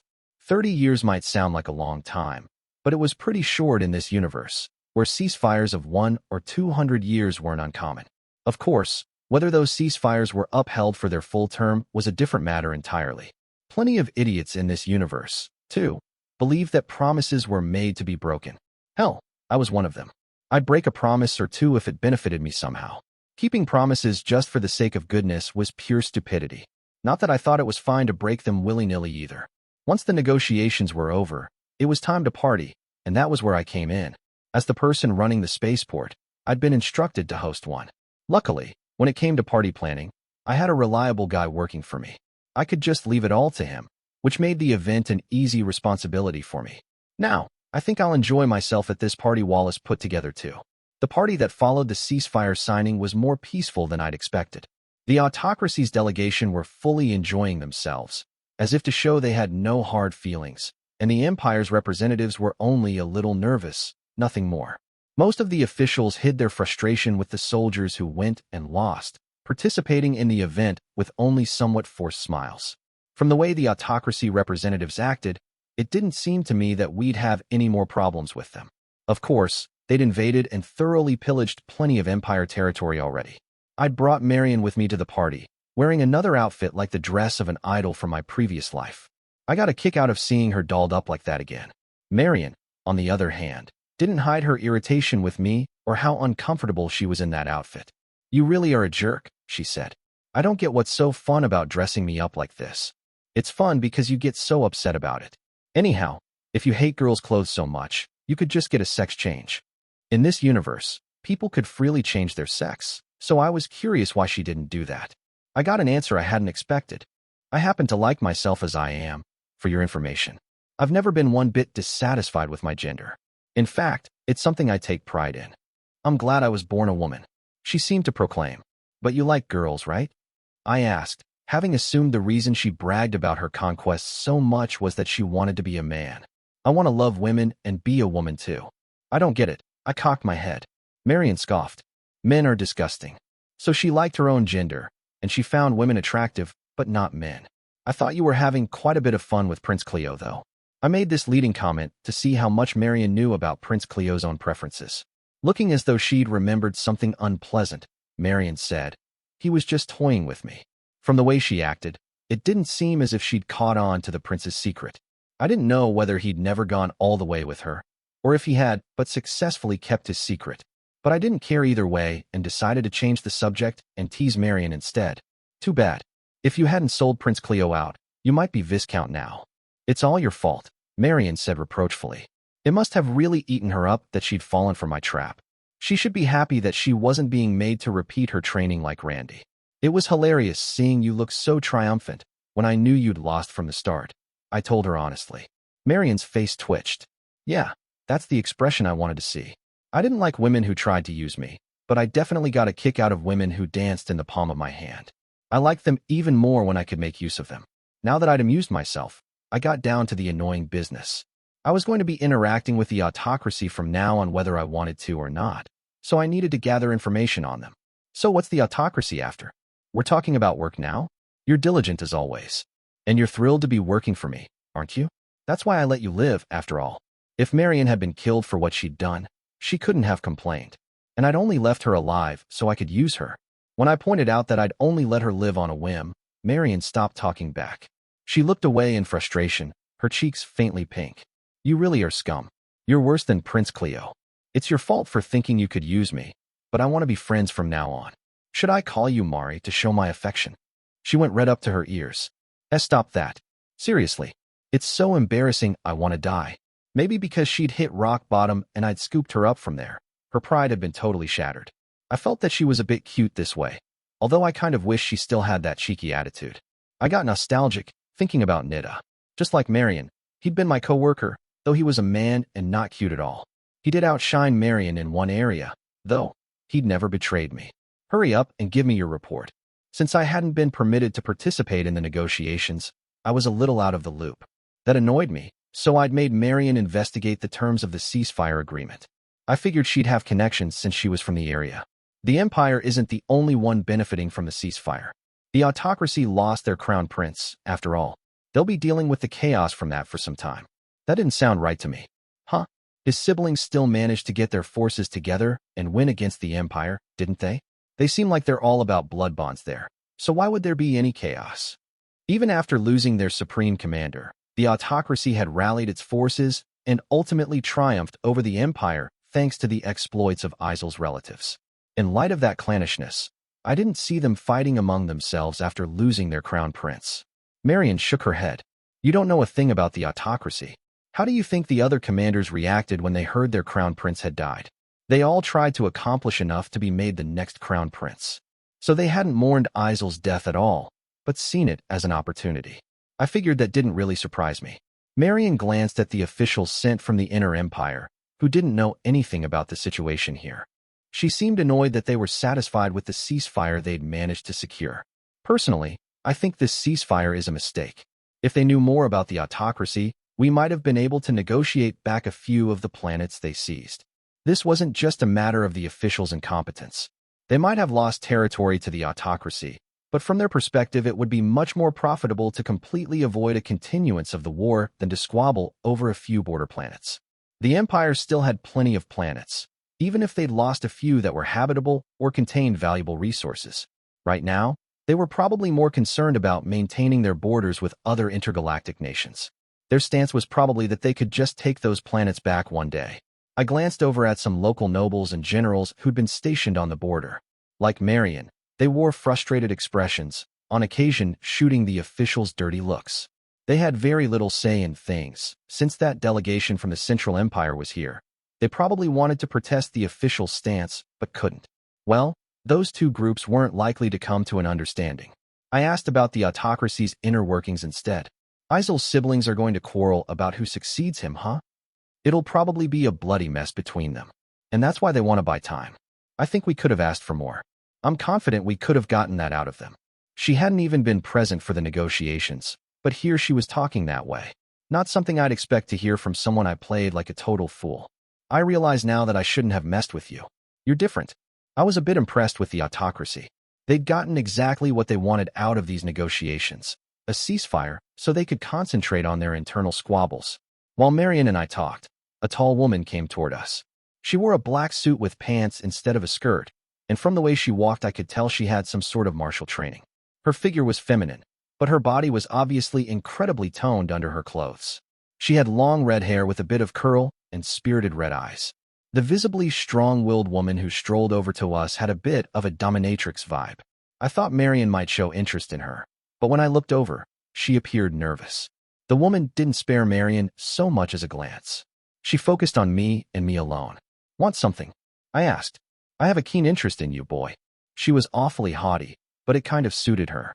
She looked like a warrior, and it seemed she had a warrior's spirit too. I didn't think she was from the Empire, so I assumed she was with the autocracy. What? Want to fight? I gave her a goading smile. The woman grinned fearlessly in response. Of course I do, but I'm here on different business at the moment. She was probably the type who'd flip out if you treated her as if she were delicate, so I spoke to her frankly, which she seemed to like. Still, I wasn't into that beast-like smile on her face. I wanted to see the man who killed my brother Isel with my own eyes, she told me. He was a great man, even from my perspective. I was proud of him. She had to despise me for killing her impressive brother, then. Or so I thought, but her next words defied my expectations. Thank you. When she suddenly said that, I thought I'd heard her wrong. What? I glanced over at Marion. She looked confused too, so I'd apparently heard right. The woman smiled at me. I planned to kill Isel myself, but now I know of a stronger person you. I can't thank my brother enough. She wanted to thank the person who'd killed her brother? What was it with these autocracy people? Did she have no love for him? Didn't you just say you were proud of him? I did. I still respect my brother for his strength, and that will never change. And you don't hate me for killing him? You were stronger than Isel. That's all there is to it, isn't it? It's his fault for losing, so I can't blame you for his death. The woman seemed to realize I was confused. Right? Our cultures are different. Forgive me. My brother lost to you in single combat, so I bear you no grudge. Rather than resenting you, I want to tell you. She looked at me with heated eyes, seeming ever so slightly nervous. The dominant veneer faded from her face, and she looked like an adolescent girl about to confess her love to someone. I swear one day I will rise to a position to challenge you. Stay healthy until then. You want to do battle with me? That takes guts. That was par for the course with the autocracy. She'd challenged me to a fight with a girlish expression on her face. But, yeah, I'm used to this stuff by now. Or so I was thinking when she followed up by dropping a bomb on me. One more thing. I desire your genes. Her voice carried through the entire venue. Naturally, everyone's eyes gathered on us. For a second my brain refused to comprehend, but that denial didn't change the facts. What are you saying? This woman from the autocracy had shown up out of the blue only to land herself squarely in the same category as Tia and Marie. Why was I surrounded by girls who were pretty but completely insane? The woman blushed and fidgeted as if embarrassed, and in fact I wanted to tell her she should have a little shame. You're going to make me say it again? You're a mean one, aren't you? Well, fine. I'll say it again, she said indignantly, getting embarrassed about the wrong thing. I want to produce a child from your strong genes. I decline, I told her with my sternest expression. Why? All the man has to do is fork over the stuff, right? She cocked her head, looking truly mystified. Marion cleared her throat theatrically. Nice one, Marion. This isn't a topic to discuss at such a fine party, Marion declared. I think carrying on any more about this subject would be rather uncouth, princess of the autocracy. Marion's words shocked me. Huh, she's a princess? I know she said she was Isel's sister, but the autocracy's okay with a princess who acts like this. Personally, I wouldn't want a princess who went up to random men and said things like, I want to have a child with you. The woman seemed to realize her blunder and sighed. I apologize. It's a commonplace overture where I'm from. But, again, it seems things are different here. I'm having a bit of culture shock. I'm the one who's shocked. I was so shocked, I let my honest feelings slip. How the hell did you ask a guy you just met for his genes? The woman finally introduced herself. I am Arjuna Balandin, hero of the Empire, Lord Liam Sarah Banfield. Please visit the autocracy whenever you wish. Your genes have a standing reservation in my womb. The sight of her winking before she turned around and left was certainly appealing, but that last line of hers was so terrible that it ruined the whole effect. Terrible. Just the worst. I never thought I'd hear it come on like that. I won't be going. The exchange with Arjuna was probably the biggest shock I'd received in recent memory. My genes had been stolen without my knowledge before, but this was my first time having someone ask that I had them over. Space sure was big. Marion wore an uncomfortable smile. Now I remember how they value strong genes in the autocracy. You should have told me that sooner. That freaked me out. It was my first time hearing someone from the autocracy request something like that too. At any rate, I bet you're real popular in their country now, Lord Liam. So what? I don't want to go there if women like Arjuna are going to demand that I hand over my genes. Now that I thought about it, it didn't seem like any decent women wanted them. Tia, Marie, and now Arjuna. I guess their type really loves me. Not interested. Glad to hear it. Anyway, when are you going back to the capital planet? Would you bring me with you? I can't go back home. Thanks to a certain someone. You're getting what you deserve. If you want to go back with me, go ahead and get ready after the party. On the capital planet, an enraged Lady Annabelle had come to the high-rise on the palace grounds where Cleo lived. As soon as she entered his office, she cried, "What is the meaning of this?" Lady Annabelle was likely upset that her nephew Randy was being forced to redo his training. After all, the scandal would affect her too, not just him. House Langrand had probably asked her to speak to Cleo on their behalf. Cleo stopped going through the electronic documents before him and looked up. "What is your business, mother?" Lady Annabelle trembled in rage at Cleo's feigned ignorance. "Don't pretend you don't know. I'm here about your cousin Randy. Withdraw his punishment." Cleo subtly clenched a fist at his mother's presumption that she could get her way simply by demanding it. He glanced over at the knight at his side, Lysithea. She heaved a sigh. Lady Annabelle's complete refusal to even acknowledge her own daughter likewise quietly angered the prince. Embezzlement is a crime. He laid the blame for the situation squarely on Randy. Lady Annabelle wasn't satisfied. Everyone embezzles. It's idiotic to make such a fuss about it and lose your greatest support. Idiotic, eh? That's your estimation of me, mother? Cleo laughed at Annabelle's complete lack of shame. At that, Lady Annabelle trembled, and her flushed face paled. Seeing that change come over her, Cleo explained himself in a cold tone. "I never intended to rely on House Langrand for anything." "What did you say?" "Cozying up to me when it suited them and claiming to be my biggest supporters? Very shrewd of them, especially considering how they've never shown a bit of interest in me before." When Cleo's attitude changed, Lady Annabelle faltered, her own confidence dissipating. She appeared to choose her next words carefully. "That's not true, Cleo. I've always cared for you. You've never cared one bit about us. Do you even know that Cecilia is engaged? You haven't said one word to Lysithea, even though she's been at my side this whole time. That's just the kind of person you are. Was she really trying to act like their mother, after having ignored them all this time? Lady Annabelle had no way to counter Cleo's words. He'd apparently hit the nail on the head in saying she had no interest whatsoever in Cecilia and Lysithea. You must be awfully simple if you seriously thought I'd happily go along with whatever you said, Cleo added. How can you speak to your own mother like that? You're the one who's... Before Annabelle could finish, Lysithea interrupted her to announce a visitor whose arrival she'd just been notified of on her tablet. Cleo, Count Banfield has just arrived. He wants to meet with you right away. When Lysithea said Liam's name, Lady Annabelle finally realized the truth. Did you betray us? Cleo gave Lady Annabelle a pitying look when she realized how her son had backstabbed her. You betrayed us first. Moreover, Count Banfield supported me since before I had any power at all. Did you really think you could compare to him in any way? Faced with Cleo's chilly smile, Annabelle clenched her fists. Why you won't get far by ignoring your blood ties. In noble society, people were considered untrustworthy if they didn't treat their blood relations well, but in this instance the same criticism could be made of House Langrand and Lady Annabelle. Cleo couldn't help but laugh. Ha ha ha, that's rich coming from you. Besides, blood relatives have been killing each other this whole time. Why balk now? Many had lost their lives in the Empire's succession conflict, and Cleo thought this was hardly the time to worry about respect between blood relatives. Lady Annabelle was speechless to learn that Cleo had never trusted her in the first place, and the shock on her face quickly turned to despair. She was stubborn enough, however, to leave him with one last, ominous remark. The darkness of the Empire is a lot deeper than you know. I don't think you'd be so confident if you knew just who was after your life. With a laugh of her own, Lady Annabelle remained in the room as Cleo and Lysithea left. As soon as he met Liam, Cleo thanked him. You really helped me out this time. The two chatted about the recent events over tea and sweets. Liam seemed no different from usual, despite having just fought the autocracy. It's no problem, he said. I had a lot of fun. I got to prank Randy too. That was how he referred to shutting down his entire workplace, but even what he'd done to just Randy could hardly be described as a prank. If you can call that a prank, you're pretty scary, Cleo said. I don't think Randy will ever recover.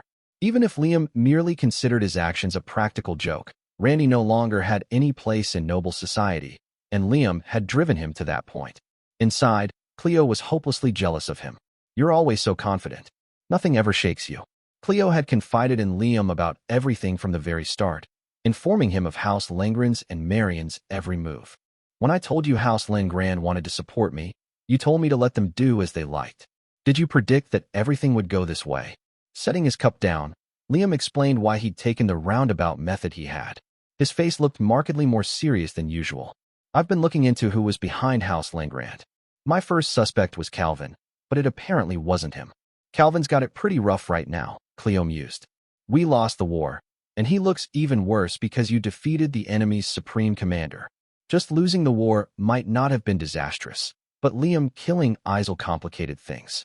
More and more people on the capital planet wondered if they would have won if Liam had just been fielded from the start. Now Calvin was in an even worse position than when he decided to retreat from the autocracy's forces. Calvin's unlucky, isn't he? It makes me wonder if he's under a curse from some evil god or something. Cleo laughed at Liam's joke, but he couldn't laugh at what Liam said next. Oh, right. As for who was behind House Langrand, it was His Majesty the Emperor. What? My operatives investigated the matter thoroughly. That explains why Lady Annabelle was so confident, doesn't it? She was working for the Emperor, after all. Liam was as blasé about this as ever, but Cleo couldn't hide his surprise. He hadn't expected to learn so soon what Annabelle had meant about the darkness of the Empire. The thing that shook him most, however, was, my father is trying to kill me, that the Emperor of the Algrand Empire himself was trying to get rid of him. We know who our real enemy is now. His Majesty himself, Liam said, calmly sipping his tea. Cleo couldn't stop shaking. If my father is our enemy, I'm done for. A single thought occupied his mind. There's no way we can win. Liam, on the other hand, was as calm as ever. That was extremely reassuring. Don't worry. That's what I'm here for. But we don't have quite the influence we need yet. Let's make sure we keep building up our power steadily. Listening to Liam's banal advice to gather strength for the present, Cleo was dazed by his blasé attitude. Meanwhile, Liam forced himself to smile. On another note, I hear you've been doing favors for small-time nobles. His gaze grew sharp. Cleo gave the Count the excuse he'd been working on, trying to prevent him from suspecting anything. Just to fool House Langrand. I wanted them to think I was wasting your support because our relationship was worsening. I even kept quiet about all this to Lysithea. I had to put on an act to make everyone believe it. That's right, an act. I apologize for keeping quiet about it to you, though. He was a little more talkative than usual, but Liam didn't seem to find that suspicious. I don't mind. Cleo had decided on his own to give the needy nobles money, and it hadn't only been an act to deceive House Langrand or Lysithea. It was for a specific purpose, but he couldn't tell that to Liam. You really are strong, Liam. You can do anything. I'm nothing more than your puppet. But one day, Cleo hadn't aligned himself with House Langrand because he'd known they couldn't beat Liam. He'd used this opportunity to curry favor with small-time nobles, so there would be people who felt they owed him and swore loyalty to him, not Liam. He was preparing to build up his own influence for the future. As Liam drank tea in front of him, Cleo smiled, but his face was ice-cold beneath. I won't be your puppet forever, Liam. Chapter 21: The Guide and Dwar. Meanwhile, the succession conflict in the Dwar autocracy was heating up. Who was suitable to become the next crown prince, and therefore the next autocrat? Competition didn't just flare between the royals. Nobles and commoners claimed the title of strongest as well. Many used this chance to display their fighting prowess in an attempt to rise to power, and clashes broke out in various places within the autocracy. Due to the recent war with the Empire, the scale of these conflicts was small, but everyone in the nation knew the fighting would only intensify. Thus, the autocracy was in chaos. While that chaos played out, Dwar swung his 8 tentacles like whips in the arena on the autocracy's capital planet. His adversary, the guide, was still in his hat form. Ow, that hurts. Would you stop it? As Dwar smacked the guide, the hat dented, flew away, and rolled on the ground, getting covered in sand. But Dwar was so furious that the guide's words didn't reach him. Isel was going to be my servant. It's all your fault. All your fault. The guide's inadvertent development of Liam had led to Isel's death, and Dwar couldn't stand that fact. His 8 tentacles writhed as his head turned red, steam pouring from his beak. You loser. The guide thought, looking up at Dwar. I thought you could do it, since you act so confident. But your precious prodigy couldn't even beat Liam. You called him the strongest. You're a total letdown. The guide was furious himself, but he was aware that he couldn't defeat Dwar in his present state. Thus, the guide behaved obsequiously, trying to pacify him. Dwar, I understand how you feel, but you couldn't possibly understand how I feel. How long do you think I watched over Isel? I gave him challenges he could just barely overcome, and I grew more excited with each he managed to accomplish. He even overcame challenges I thought would be impossible for him. I raised him carefully, with more than a few miracles. Indeed, Dwar couldn't easily reproduce the multiple miracles that had produced Isel. The guide was getting a bad feeling about this. If he looked at things another way, he'd given Liam some supposedly insurmountable trials himself, and Liam was as strong as he was today because he'd overcome them. If I gave Liam trials he shouldn't have been able to overcome, yet he beat them all, just what does that make him? He's way more of a problem than Isel was, isn't he? Creating Isel had caused Dwar endless trouble, and Liam himself had given the guide endless trouble by overcoming so many of his traps. Each time Liam overcame one of those insurmountable trials as if it took no effort at all, he thanked the guide for it. To the guide, he was a being of pure terror. Is the only way to win never to involve myself with him again? Just as the guide was about to reach the right answer, Dwar's tentacles pummeled him again, denting him further. Hiya! The guide let out a strange scream, trembling. You're going to help me, Dwar commanded. First, we'll prepare another warrior to beat Liam. We'll give that warrior the greatest of weapons. Having lost Isel, all he could think about was revenge. The guide undented and dusted himself off with his little hands. Do you think I'd be having this much trouble if we could beat Liam with a plan like that? The guide had been considering fleeing somewhere far away until Liam eventually died, but now that Dwar had his claws in him, he could no longer do that. I'll kill you, Liam. I swear it. Dwar howled at the sky. Fearfully, the guide asked the one thing he'd been wondering about. But I thought you liked strong people like Liam? He wanted to push the problem of Liam onto Dwar and run away, but Dwar wasn't allowing him to. He doesn't count, since I didn't rear him. That's not okay. Apparently, Dwar couldn't become attached to strong people. He hadn't made that way himself. Dwara's tentacles reached out and lifted the guide. You're going to help me. If you run, I'll chase you down and destroy you. Eep. The guide's resentment of Liam was entirely his own creation, but that obsession was now the very thing that prevented him from getting away. Why is this happening to me? It's all Liam's fault. Damn you. Damn you, Liam. The guide's desire for revenge had been renewed, and he and Dwar plotted Liam's demise together. Back on the capital planet, I finished my meeting with Prince Cleo and returned to my hotel. Waiting for me, there was Rosetta, a huge smile on her face. Welcome home, darling. She jumped on me, throwing her arms around my neck and pressing herself to me. I didn't give a crap about the huge boobs pressing against me or the nice perfume she was wearing. This was mortifying. It just made me feel itchy when people directed completely pure affection my way. I'll let go. Darling, listen to this. I'll listen later. Right now, I'm going to my office, and I'll have no visitors. Guilt rose in me when Rosetta pulled away and hung her head sadly. I wished she could restore the steel she displayed in primary school. I wanted her to recover her fierceness from those days. I won't take long. I'll hear what you have to say in 30 minutes, so get some tea ready and wait for me. Rosetta's expression immediately brightened. I'll brew it right away. She trotted off immediately. Was she going to make the tea herself? You're going to be a duchess one day, you know. Should you really be acting like that? As Rosetta ran off, her maid Seal hurried to follow her. Damn, I'd wanted to pick on Seal a bit, but she'd rushed away. Having watched this exchange, Amagi spoke up. I will ensure no one enters your office, master. You can come in. I headed to my office, where I found someone waiting for me. It was Kakuri. He knelt before me, his subordinate Kanai, the one I'd named, beside him. Kakuri waited for me to sit in my chair before giving me his report. Allow me to present my findings on the autocracy. Marion's information was not incorrect. Conflict has broken out across the autocracy in the course of deciding the next autocrat. I hadn't wanted to accept Marion's information at face value, so of course I'd had Kakuri and his people investigate as well, but they'd come up with the same intel. If we fought them now, we'd win, I mused. I was considering ignoring the ceasefire and invading. Then Kakuri said calmly, You likely would, if you were only fighting the autocracy. He seemed to think we had more to worry about than just the autocracy, so I assumed he had additional information.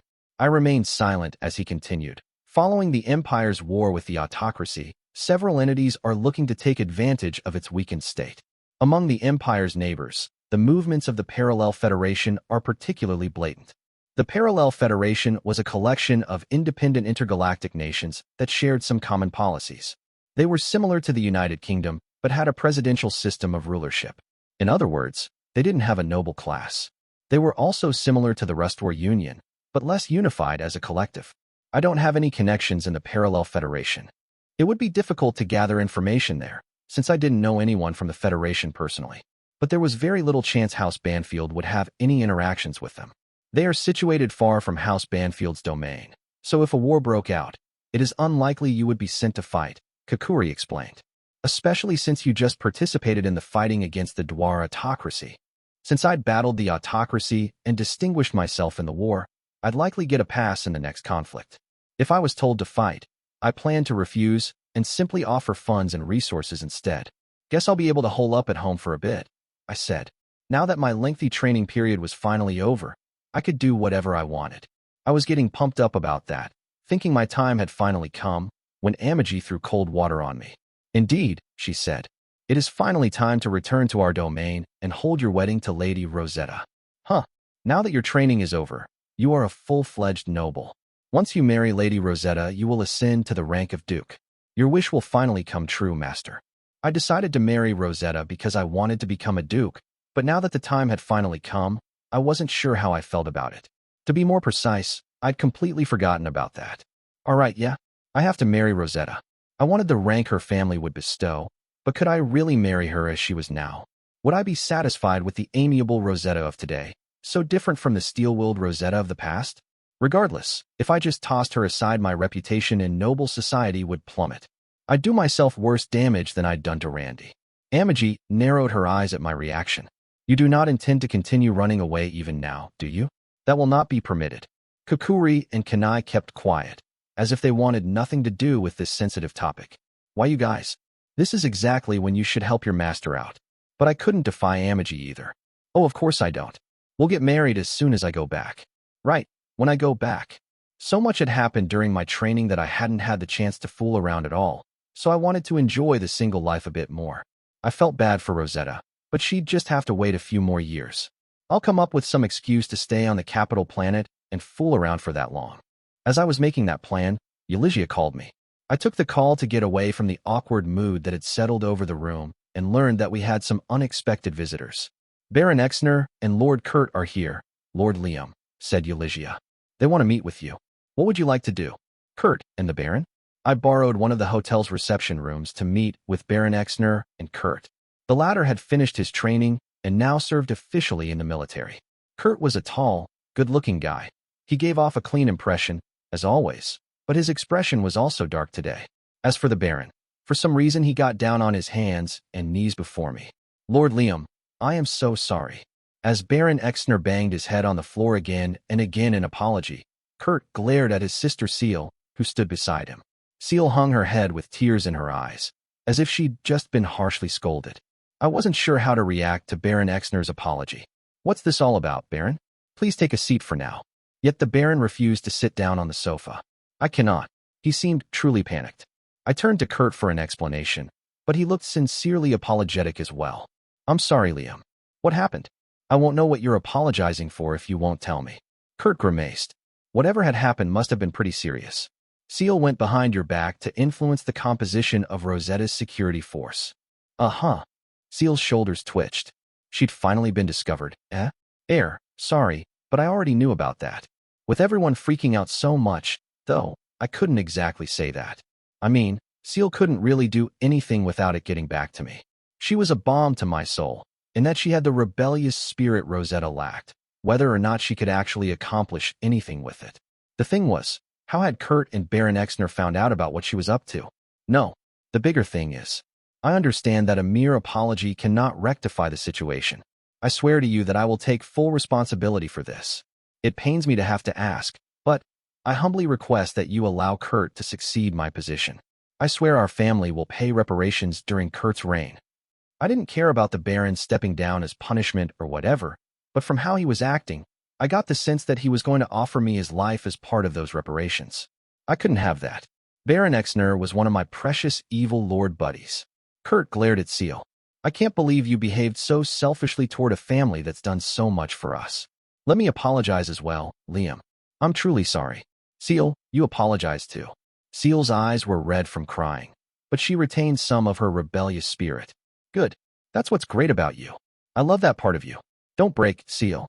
Don't break on me now.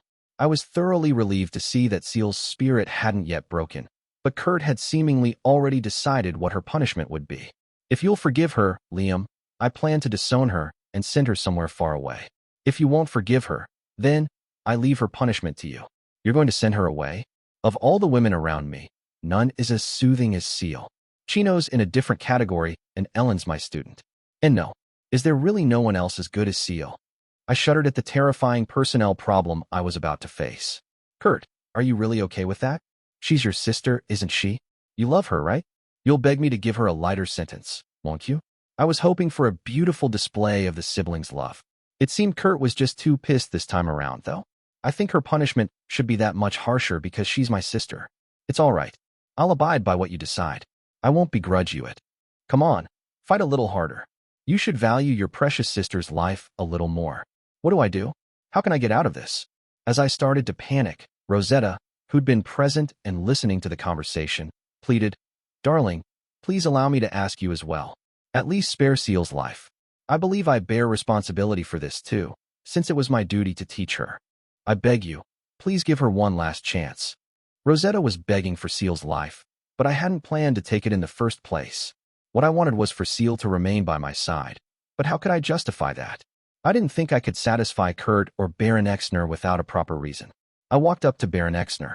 Baron, how much will it take? I asked. You mean reparations? I would have to discuss the matter with you. No, that's not what I mean. I mean, how much will it take for you to forgive Seal? Huh. Baron Exner seemed unable to comprehend what I was saying. I'll forgive her, I explained, and our family will continue to educate her properly. It would damage my reputation as well to throw her out like this. So how much will it take for you to accept that solution? 5,000. 10,000. Of course, I was using thousands to indicate much larger numbers, and the Baron understood that. Huh? No, we can't accept money. We should be the ones paying you. Just shut up, accept it, and leave Seal here. How about 20,000 then? Ah, and I have several connections in the military, so why don't I ask them to look after Kurt for me? Baron Exner shook his head again and again. No, no, no, we can't accept it. Please allow us to take Seal back and properly apologize to you. Ugh, fine. I'll give you 50,000 right now, and I'll ask the army to look after Kurt. In fact, I'll demand it. I'll have him promoted 2 ranks. You'll see. Don't say something so scary. Kurt cut in. Soldiers were promoted 2 ranks upon death. So many of them thought such a promotion was a bad omen. Fine, fine. 3 ranks, then. Any more than that would be difficult, even for me. Where is this coming from, Liam? You don't need to promote me. It's our duty to bring Seal back with us and take responsibility for what she's done. Seal was baffled too, so Rosetta admonished her, listen, Seal. Darling is kind, so he'll forgive what you've done. But banishment would be a normal punishment in a situation like this. You should be aware that your actions justify that penalty. Why, yes.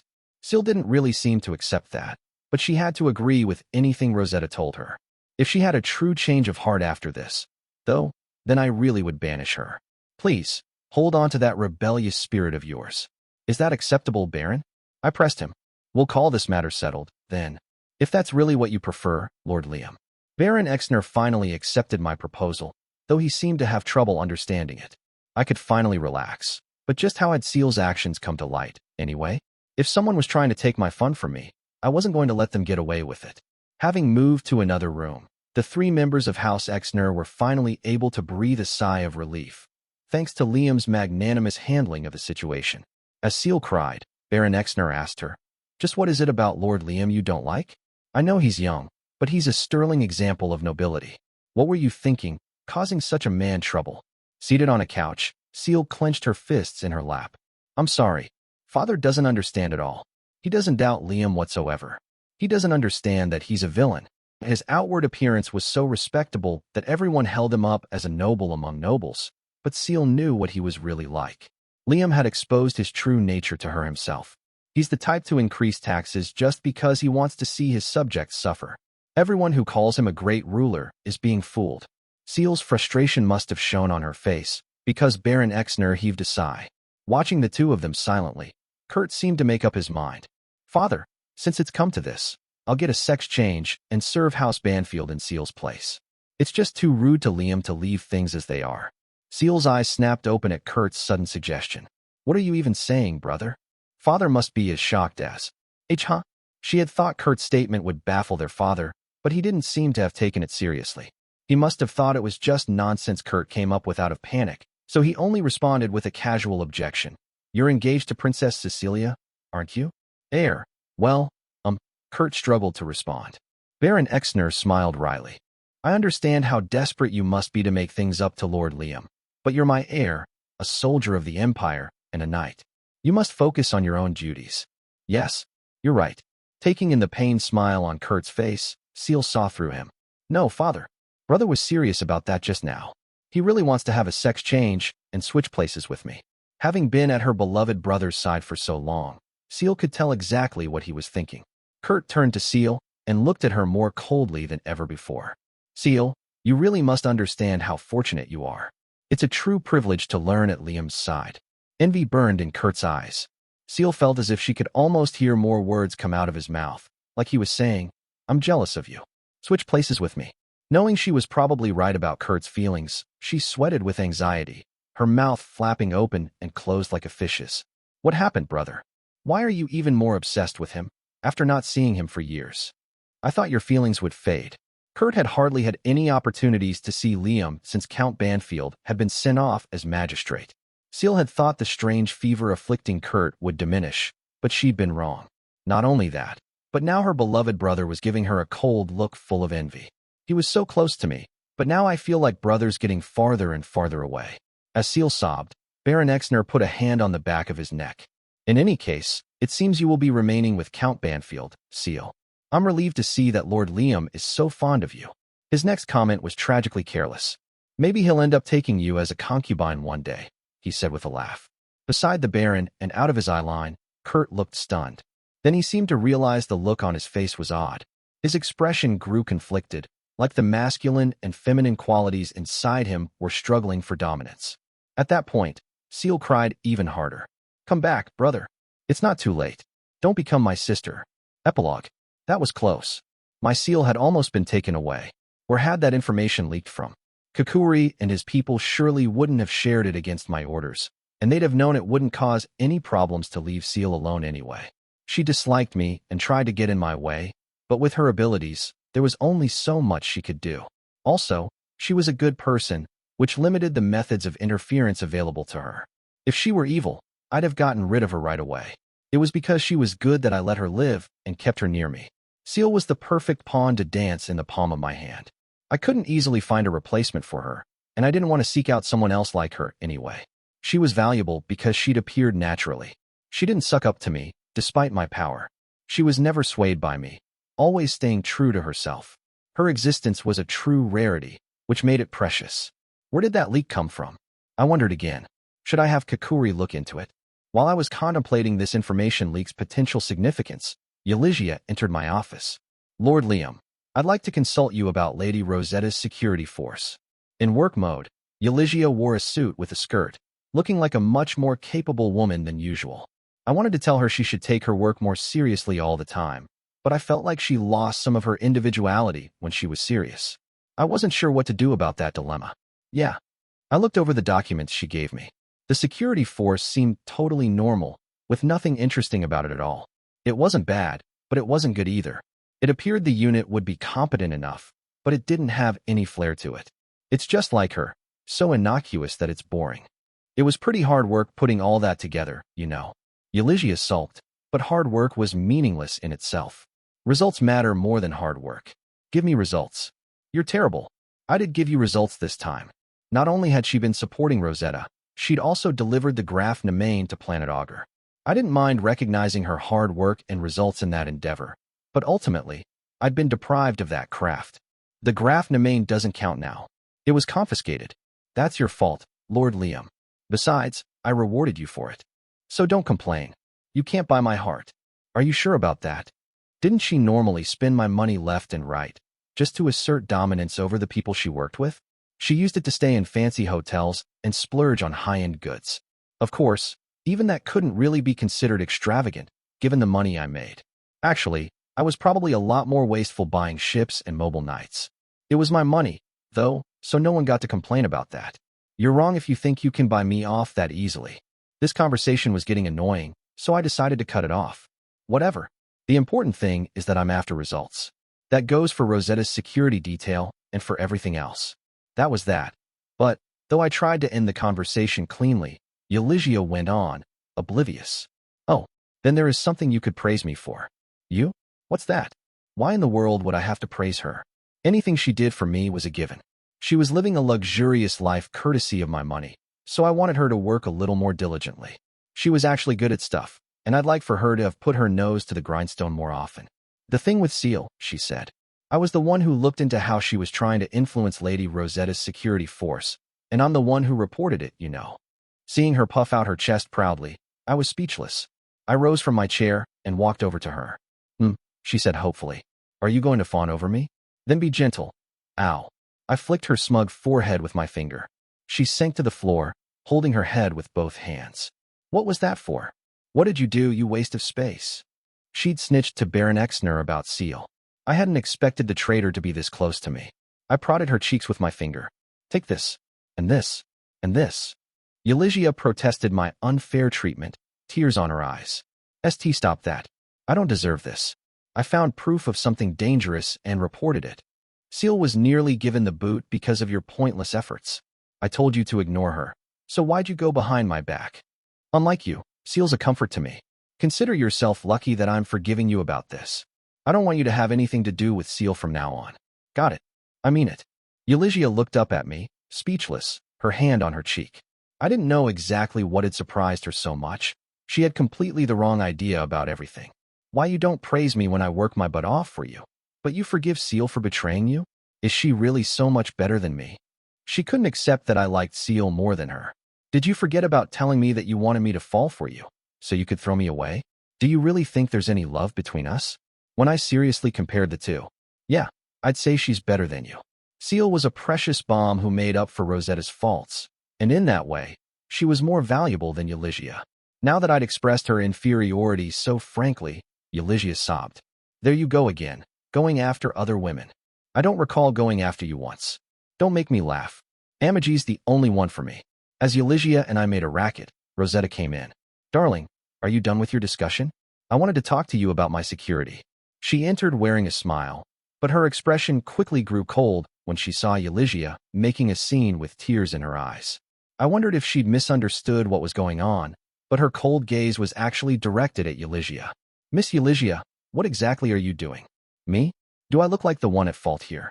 This is Lord Liam's fault, because he only looks at other women. Why does she act like she's the center of the universe? She is seriously self-obsessed. In any case, it scared me that Rosetta didn't doubt me in the slightest upon walking in on a sight like this. Normally one would side with the weeping woman in such a situation, wouldn't they? Her belief in me, her trust, was a burden. Well, based on your usual behavior, I can only assume you're causing Darling some sort of trouble. Rosetta knew how Eulygia usually acted, so she figured I wasn't at fault. You're right, but you should doubt me a little more. Why are you so credulous? Act a bit dubious of me. I want you to suspect me of wrongdoing. Ugh, everyone always falls short of my expectations. Whatever, I said. Did you want something? Oh, it's about Seal. Seal? After a long lecture from her father and brother, Seal had been told to go reflect on her actions in her room. She soaked her pillow with tears, but it wasn't the lecture she cried about. Why is my brother jealous of me? She wept. You shouldn't envy me, brother. Your feelings are becoming a woman's. She was crying out of despair. Every time she saw her beloved brother, he seemed to be in the process of becoming someone else. In addition, it was difficult for her to bear that her family didn't believe her about Liam.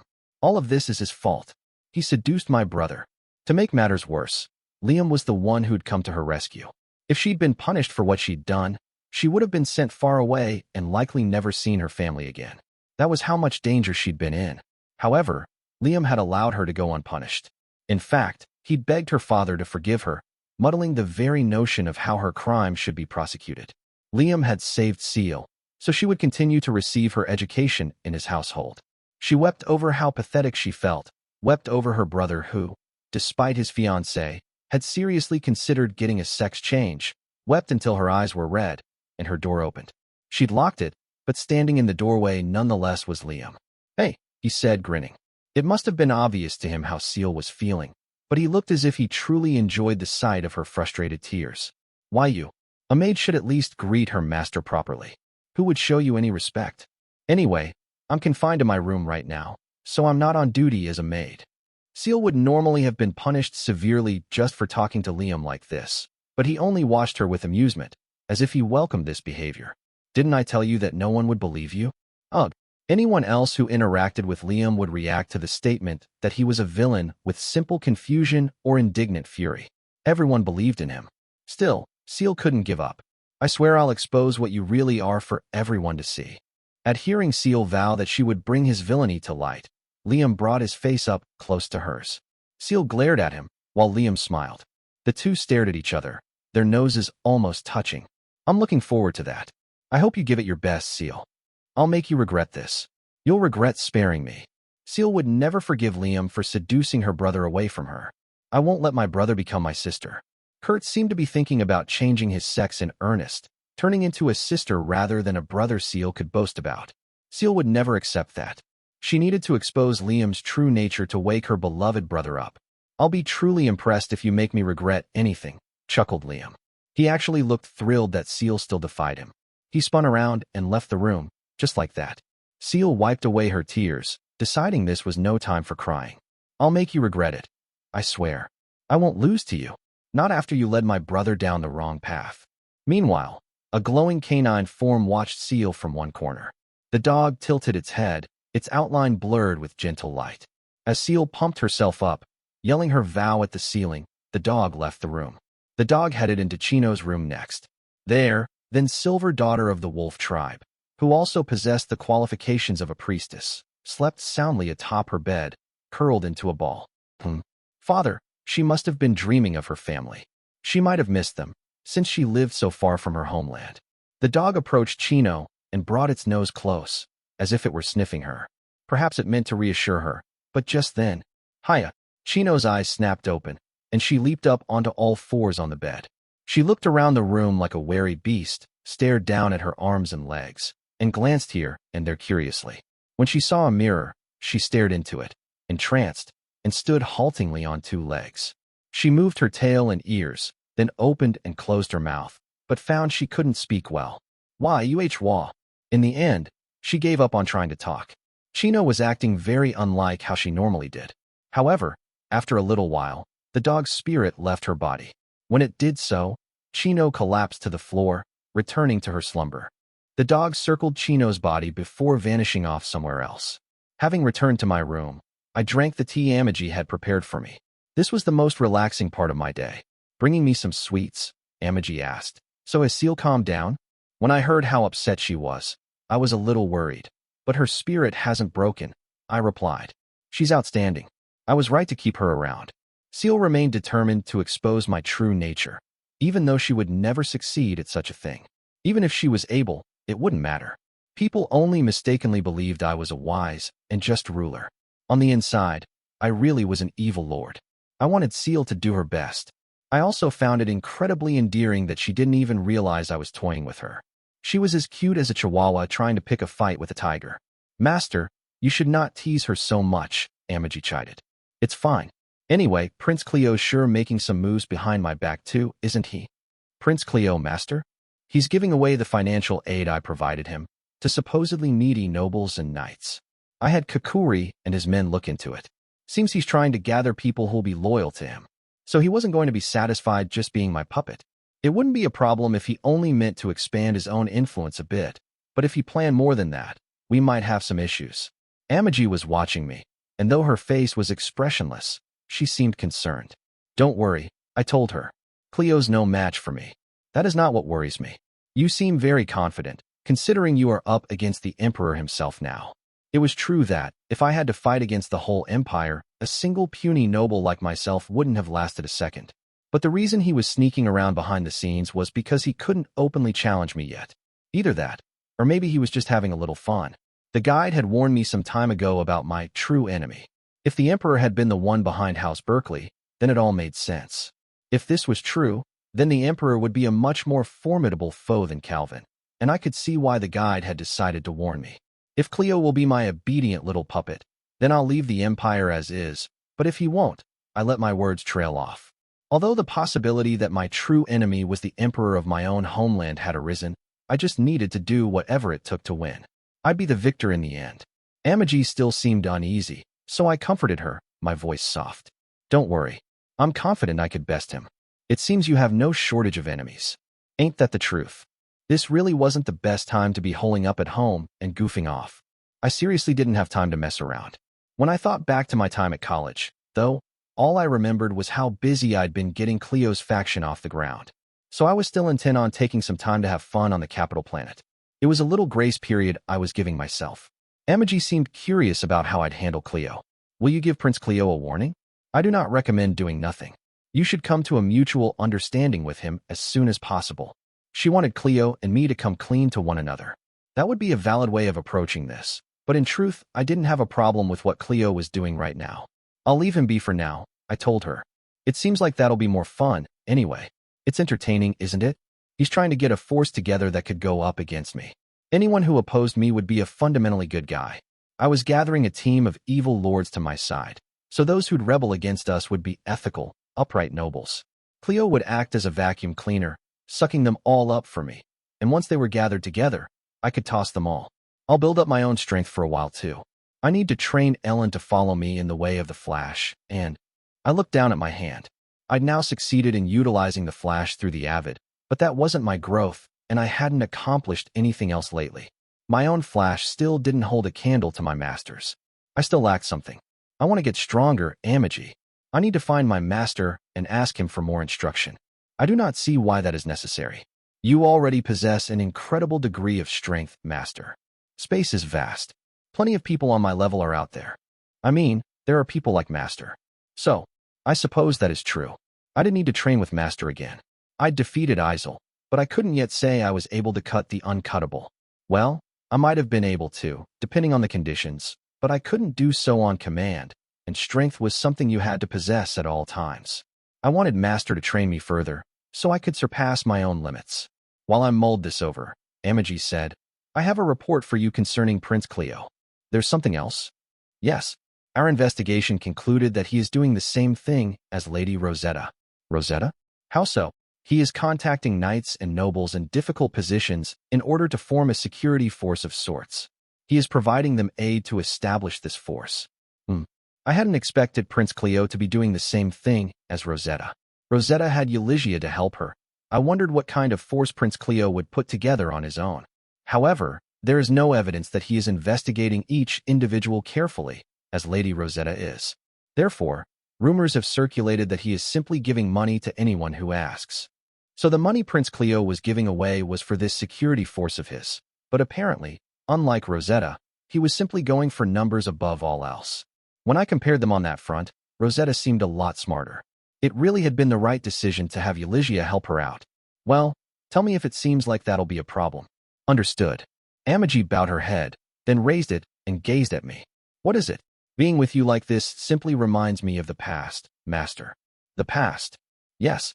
I have served you for quite a long time now. I wasn't even 100 yet, but I'd spent almost 90 years with her. We'll be together for a long time yet. Yes. I wasn't sure how I felt about the fact that the one who'd been with me the longest was Brian. But, well, he had been with me longer than Amagi. While I was reflecting on this unpleasant thought, Amagi smiled. Then, sounding a bit sad for some reason, she whispered, I hope we can. No, it is nothing. Bonus story Azuma. Amagi served as the supervisor of the mass-produced maid robots who worked in House Banfield's mansion, but aside from her the maid robots were all of equal standing. There was no hierarchy between them, save that they all obeyed Amagi. The highly efficient maid robots worked in a mechanical, inhuman way, but there was a certain beauty to them. Their movements surpassed the clumsiness of humans, and if an unforeseen situation occurred, they responded without alarm, hurry, or waste. They were indispensable in the maintenance of House Banfield's vast mansion. The people of the Algorand Empire weren't fond of artificial intelligence, however. It had risen up against humanity, its creators, in the past, and in fact, almost destroyed them. That history had been passed down within the Empire, and people still tried to avoid artificial intelligence. Thus, not many appreciated the work of Amagi and the other maid robots. Still, the maid robots were hard at work once more without complaint. Shireen was now cleaning a room that Liam used. She went about her duties indifferently, until a few human servants peeked through the door she'd left ajar to air out the room. These were also maids who worked for House Banfield, but they enjoyed a high status among the servants. They were either noble girls who'd come to House Banfield for training, or the children of officials and soldiers who held important positions within the domain. These girls, aware of their privileged position, glared at Shireen harshly. Why does the Count let a maid robot clean his rooms? I hear it's always been like this. What's that all about? Careful. You'll get chased out if you complain too much. Remember that big group that disappeared a while back? They were annoyed because, with the exception of a few individuals, only the maid robots were allowed to serve at Liam's side. These girls were being instructed by Serena, House Banfield's head maid, and though one had received high marks as a maid, even she wasn't allowed to serve Liam personally. In addition, their understanding of House Banfield was that the Lord would never take you to his bed, however hard you worked. But House Banfield had made itself known far and wide within the Algorand Empire, and thus, many girls went there hoping for a chance to advance themselves by way of Liam's bed. Any number of people requested to work at the mansion, so naturally the competition for positions there was tough. As a result, only the most elite were employed. Even the maids were women who'd been extolled as peerless beauties in their homelands. When they made it through the harsh competition, however, and finally arrived at House Banfield's mansion, they found nothing but other girls just as capable as they were. Thus, the competition didn't end after they were hired. In light of that, the maid's frustration when Liam hadn't taken notice of a single one of them was only natural. The three maids observed Shireen's expression. You can't tell what she's thinking with that blank look on her face. They have nothing but work in their heads. Come on, let's get going. If someone sees us here, they'll snitch, and we'll get demoted. The three eventually left, tired of spying on Shireen. Once Shireen had confirmed that they were gone, she changed her vision mode. Before, she had only been looking at the view before her, but now comments popped up and vanished one after another at the edge of her vision, sometimes even accompanied by images. Shireen was alone in Liam's room, but to her it seemed lively with all her fellow maid robots' commentary. Who was it? Who did it? Who moved the vase on display in Hall B309? Ah, that was Chino. Chino, why did that pet move the vase? How come? Come on, someone tell me. Well, she broke a few of them. Master had to buy new ones. No, my perfect arrangement has been disturbed. More maid robots joined in the conversation to respond to their upset sister's comments. Xiaomi added to the line of comments. Azuma again? You're so noisy.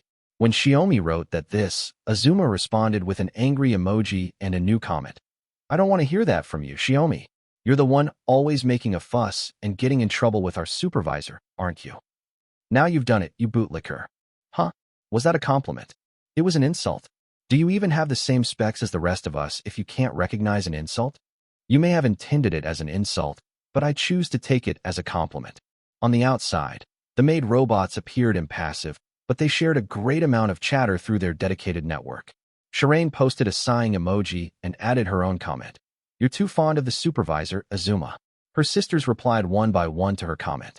Yeah, you're obsessed with her. You threw a fit the other day about wanting to work with her, didn't you? Aren't you the one causing her the most trouble? The comments flowed across Shireen's field of vision. Azuma must have read them all as well, because she posted an angry emoji before leaving the chatroom. The next day, on her way to work, Shireen spotted Azuma being reprimanded by Amagi. To an outsider, Azuma would merely appear to be hanging her head without expression. To Shireen, however, she looked as though she were crying. Amagi scolded Azuma dispassionately. You have not completed your tasks on time, Azuma. You spend too much time focused on one thing and ignore your schedule. Which vase is placed where does not matter. They are functionally the same. Apparently, Azuma was dissatisfied with the placement of the vases in the mansion's hallways, so she'd been rearranging them, which threw off her schedule. But those vases... I'm not looking for an explanation. Return to your work immediately. Chastised by her beloved Amagi, Azuma became so despondent that someone might even have been able to notice it in her expression. Comments flew by in the maid's chatroom. She got in trouble. The supervisor shows no mercy. Master will always be the supervisor's first priority. There's nothing we can do about that. The maid robots sympathized with Azuma, but their reactions were rather lighthearted. Shireen was about to head to her own workplace when, don't you think that's enough? Liam, who'd apparently hidden behind a pillar to watch the maids, called out to Amagi in concern. It must have hurt him to see her scolding Azuma like that. Amagi remained expressionless as always, but Liam's appearance seemed to exasperate her. Master, please stop hiding inside your own mansion. It is not suitable behavior for the head of the house. She was telling him not to sneak around, but to behave like he owned the place, since he did. Looking awkward, Liam came out from behind the pillar and approached Amagi and Azuma. I didn't want to bother you. Amagi didn't seem to trust his excuse. You did not. I know it's your job to watch over Azuma and the others, Amagi, but I think you're being a little harsh. It's not like she was slacking in her work. It is slacking if she does not adhere to her schedule. Master, it is my duty to manage the maid robots. I cannot perform that duty if you question every little thing I do. Amagi was resolute even with her master.